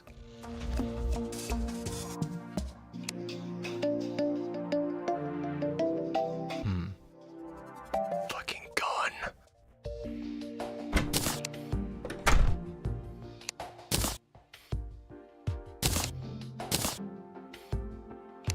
Okay, so I got a mining loadout.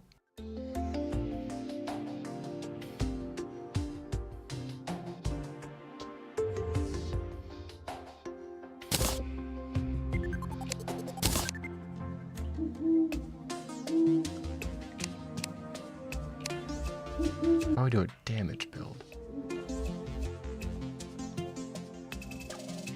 Wait, there's a multiplayer Subnautica mod? Are you serious? I'm on the computer all the time, and I play a shitload of games, more than any reasonably healthy person should. And y'all are still telling me shit I had no idea existed. Multiplayer Subnautica. What? Get the fuck out of here. That's crazy!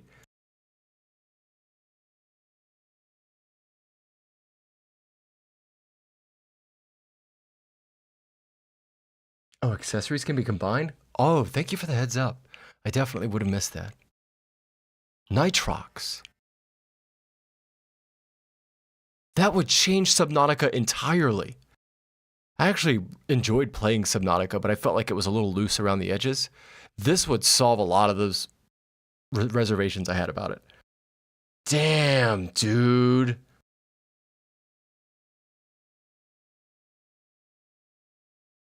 Up to 100 players?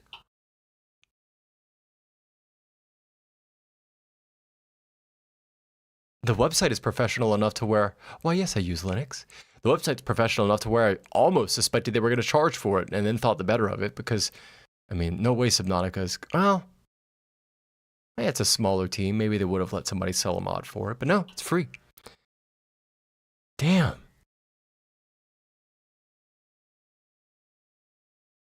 That takes me back. You talking about RP servers and this? Back in the day when I was a kid, I downloaded something back when GameSpy was how different, it was the back-end games used to connect to each other. There was a multiplayer GTA 3 mod called Multi-Theft Auto, which was around for, I want to say a year or two before Rockstar pulled it. But it was basically exactly what it sounds like, multiplayer Grand Theft Auto, and it was janky. It was not great, but a lot of fun. I hope Subnautica 2 is good. I tried the, is it Below Zero? Subnautica Below Zero? That may have been the name of it, but the one that came after the main entry, I didn't like it as much. I felt like it kind of lost its way. Like they got lost in the sauce, and maybe, like I was saying earlier, they lost the plot. How Terraria, they don't lose the plot here. I felt like the Ice Subnautica, Below Zero, whatever, they lost the plot a little bit.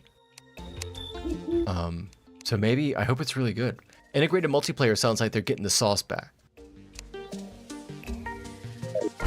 So you said, check the recipes with your guide. It's you, I don't remember.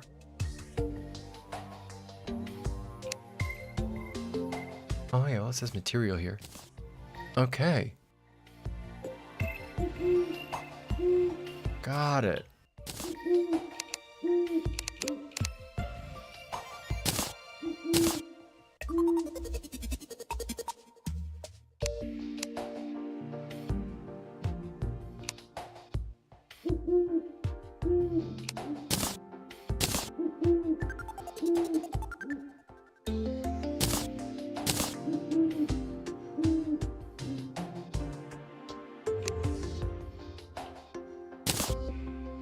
Yeah, they're mostly just strict improvements from the look of it.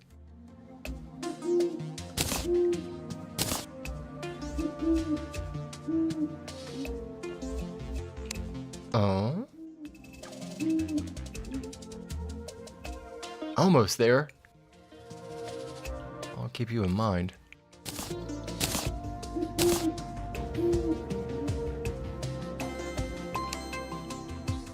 Titan glove. I like that these aren't trivial to craft, that I need like a unique or somewhat difficult item to find. Honeycomb. Okay.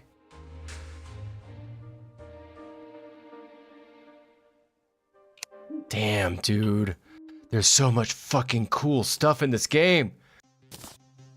How can one sprite pixel art based game have so much cool in it? It defies logic.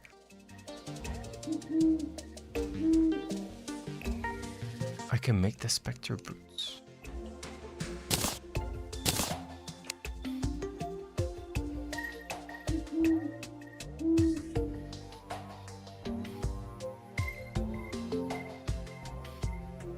Oh, did I have rocket boots, you said?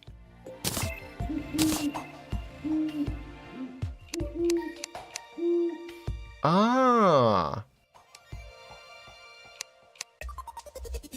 Okay. Thank you. I didn't realize there were so many either. Dune Rider. It's like a Sand Rider boots. Regular fast running boots. Same thing, I guess. Roughly. Okay. I need Hermes boots. Okay.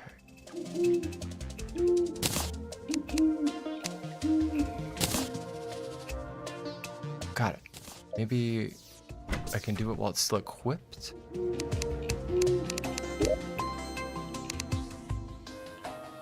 Maybe not.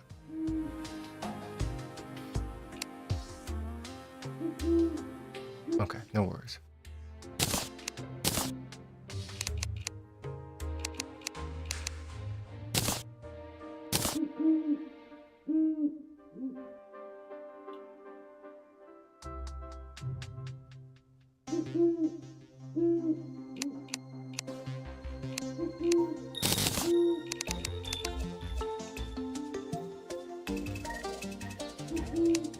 I don't remember where I have to... The Tinker Station. Got it. Thank you. Just with the clutch pieces of secret Terraria knowledge. Good to know. I will head that way then. I was thinking about wrapping up the stream. I think I've gone longer on this one than most, but the juice is still flowing. Speaking of juice flowing, I gotta take a piss. Excuse me for a moment.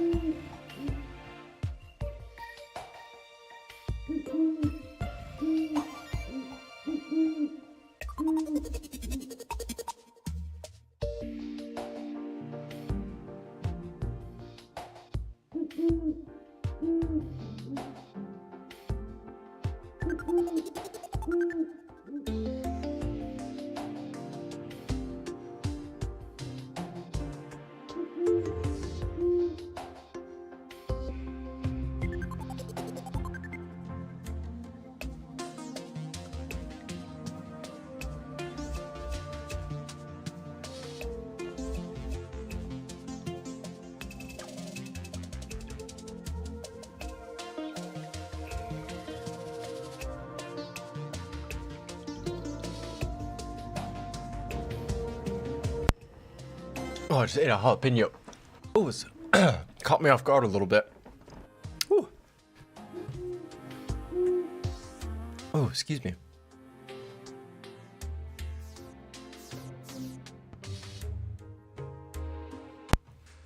Someone recommended Corekeeper as well, and I've got that on the list. It looks beautiful. But to say that it has the same level of love and care is a really intense statement, given what I've experienced for this game so far. I take your word for it. I just mean that that's quite a high bar, so it must be really good. I will take your suggestion to heart. Put that on the list too. Let me make sure it is on the list actually. Yeah, maybe put it here. Okay. Yeah, it was a la costeña.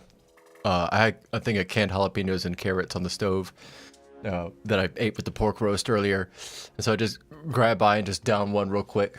So not as hot as it could be, but you know, sometimes you bite the guts of it just right and it sprays on the back of your throat. It catches you off guard. Catches me off guard. I love spicy food, but it also, I'm an American, so it makes me sweat and cough. I still love it though, and I eat it anyway. But my body tries to tell me I shouldn't. I just ignore my body and eat it anyway. I love pickled jalapenos and carrots. God, La Costeña, I don't know what it is about their just gas station canned jalapenos, but fuck, they're so good. Usually I grow my own. I'm real big into growing peppers. So I've got a bunch of seeds. I've actually got a binder of seeds that I keep, and I grow pepper plants every year, and then I breed some of them if I can get the pollen off of them and try to crossbreed and stuff. Peppers are a way of life for me and my family. We take that shit real seriously. There's actually a really surprising and strong pepper growing community in my part of the country, which we're pretty far from the border, but we have a lot of Mexican immigrant influence here, and so it's permeated the culture in a really wonderful way.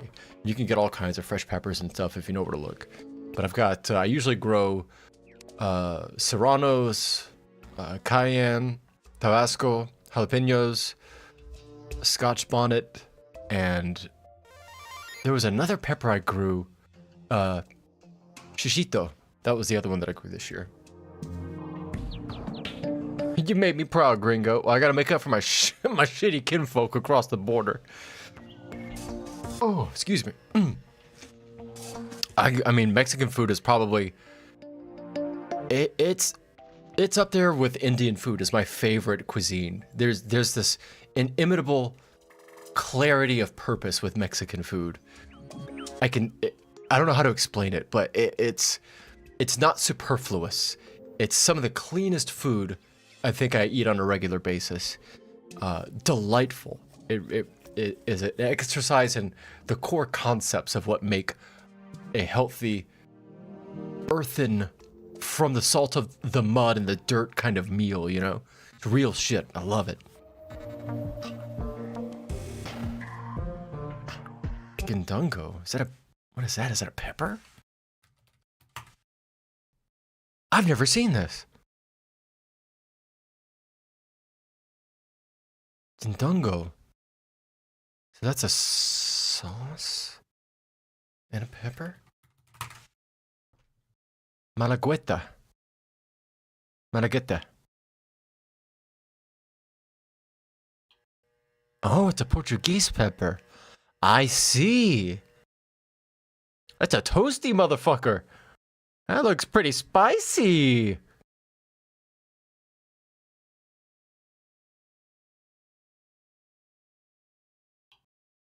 Damn. Okay, that one's going on the list too.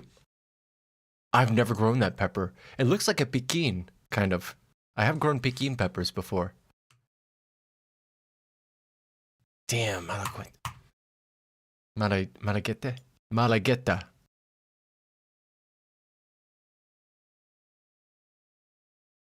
If it's anything like the piquin, that thing looks hot. Those little ones will catch you off guard.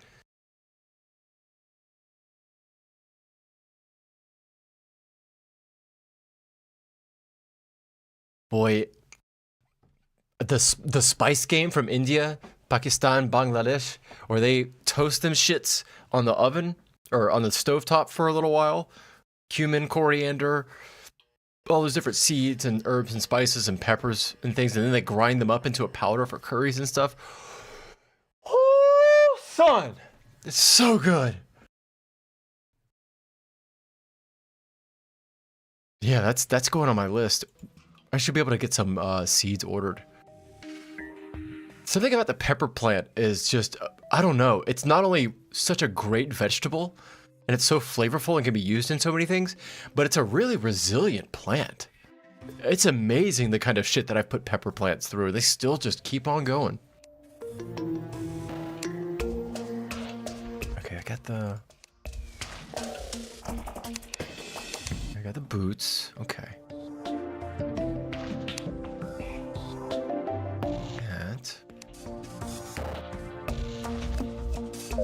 See if you have a pylon. That's probably what I need to do, right? Is work on getting pylons so I don't have to make all these long sojourns back and forth. Let's see.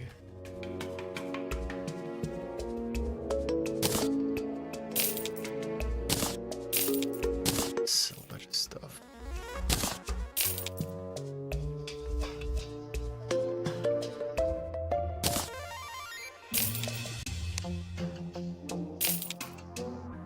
Okay.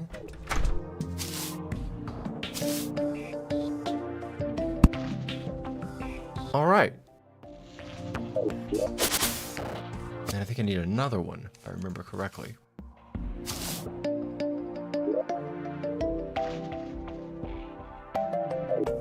Can I just buy the other one from you? How does that work? Where'd you go? Yeah, sure can. Huh, okay. Got it. All right. Yeah, man, I've got to wrap this stream up too. Oh man, I think yeah, I gotta turn it off. If I keep playing, I'm never gonna turn this game off. Oh boy. Thank you all for joining me as long as you did. This was a really, really fun stream. A lot of fantastic discussion back and forth, and a lot of great recommendations, particularly the game recommendations for next plays, and the pepper. Pepper, I'm gonna have to look into that. That might be one for the next growing season coming up. That's gonna be good. I'll see if I can hop back on in the next day or two and do some more streaming. So if y'all want, feel free to come back around and hang out, and we'll see how much more we can get through this thing. I think ideally, I'll go ahead and get another one of these pylons, get situated into, I guess, another section of the forest biome, which looks like anything like this, maybe. Start building some more bases. All right. Thank y'all so much. It was real fun. Y'all enjoy the rest of your day or evening, wherever you happen to be.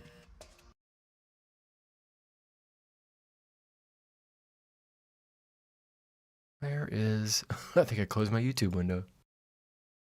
Quickly, if you have not yet, main menu. Grab the sun as it flies by. Achievement.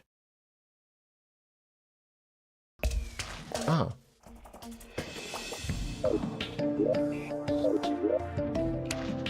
Let's see.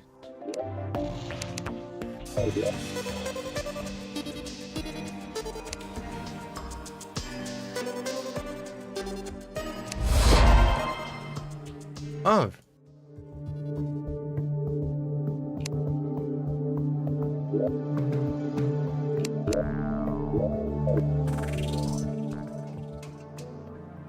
I'm not sure what happened. Huh, I'll look into it. I'm not sure what that did. Is it still... Interesting. I'm gonna look into that. All right, y'all take care. Thank you.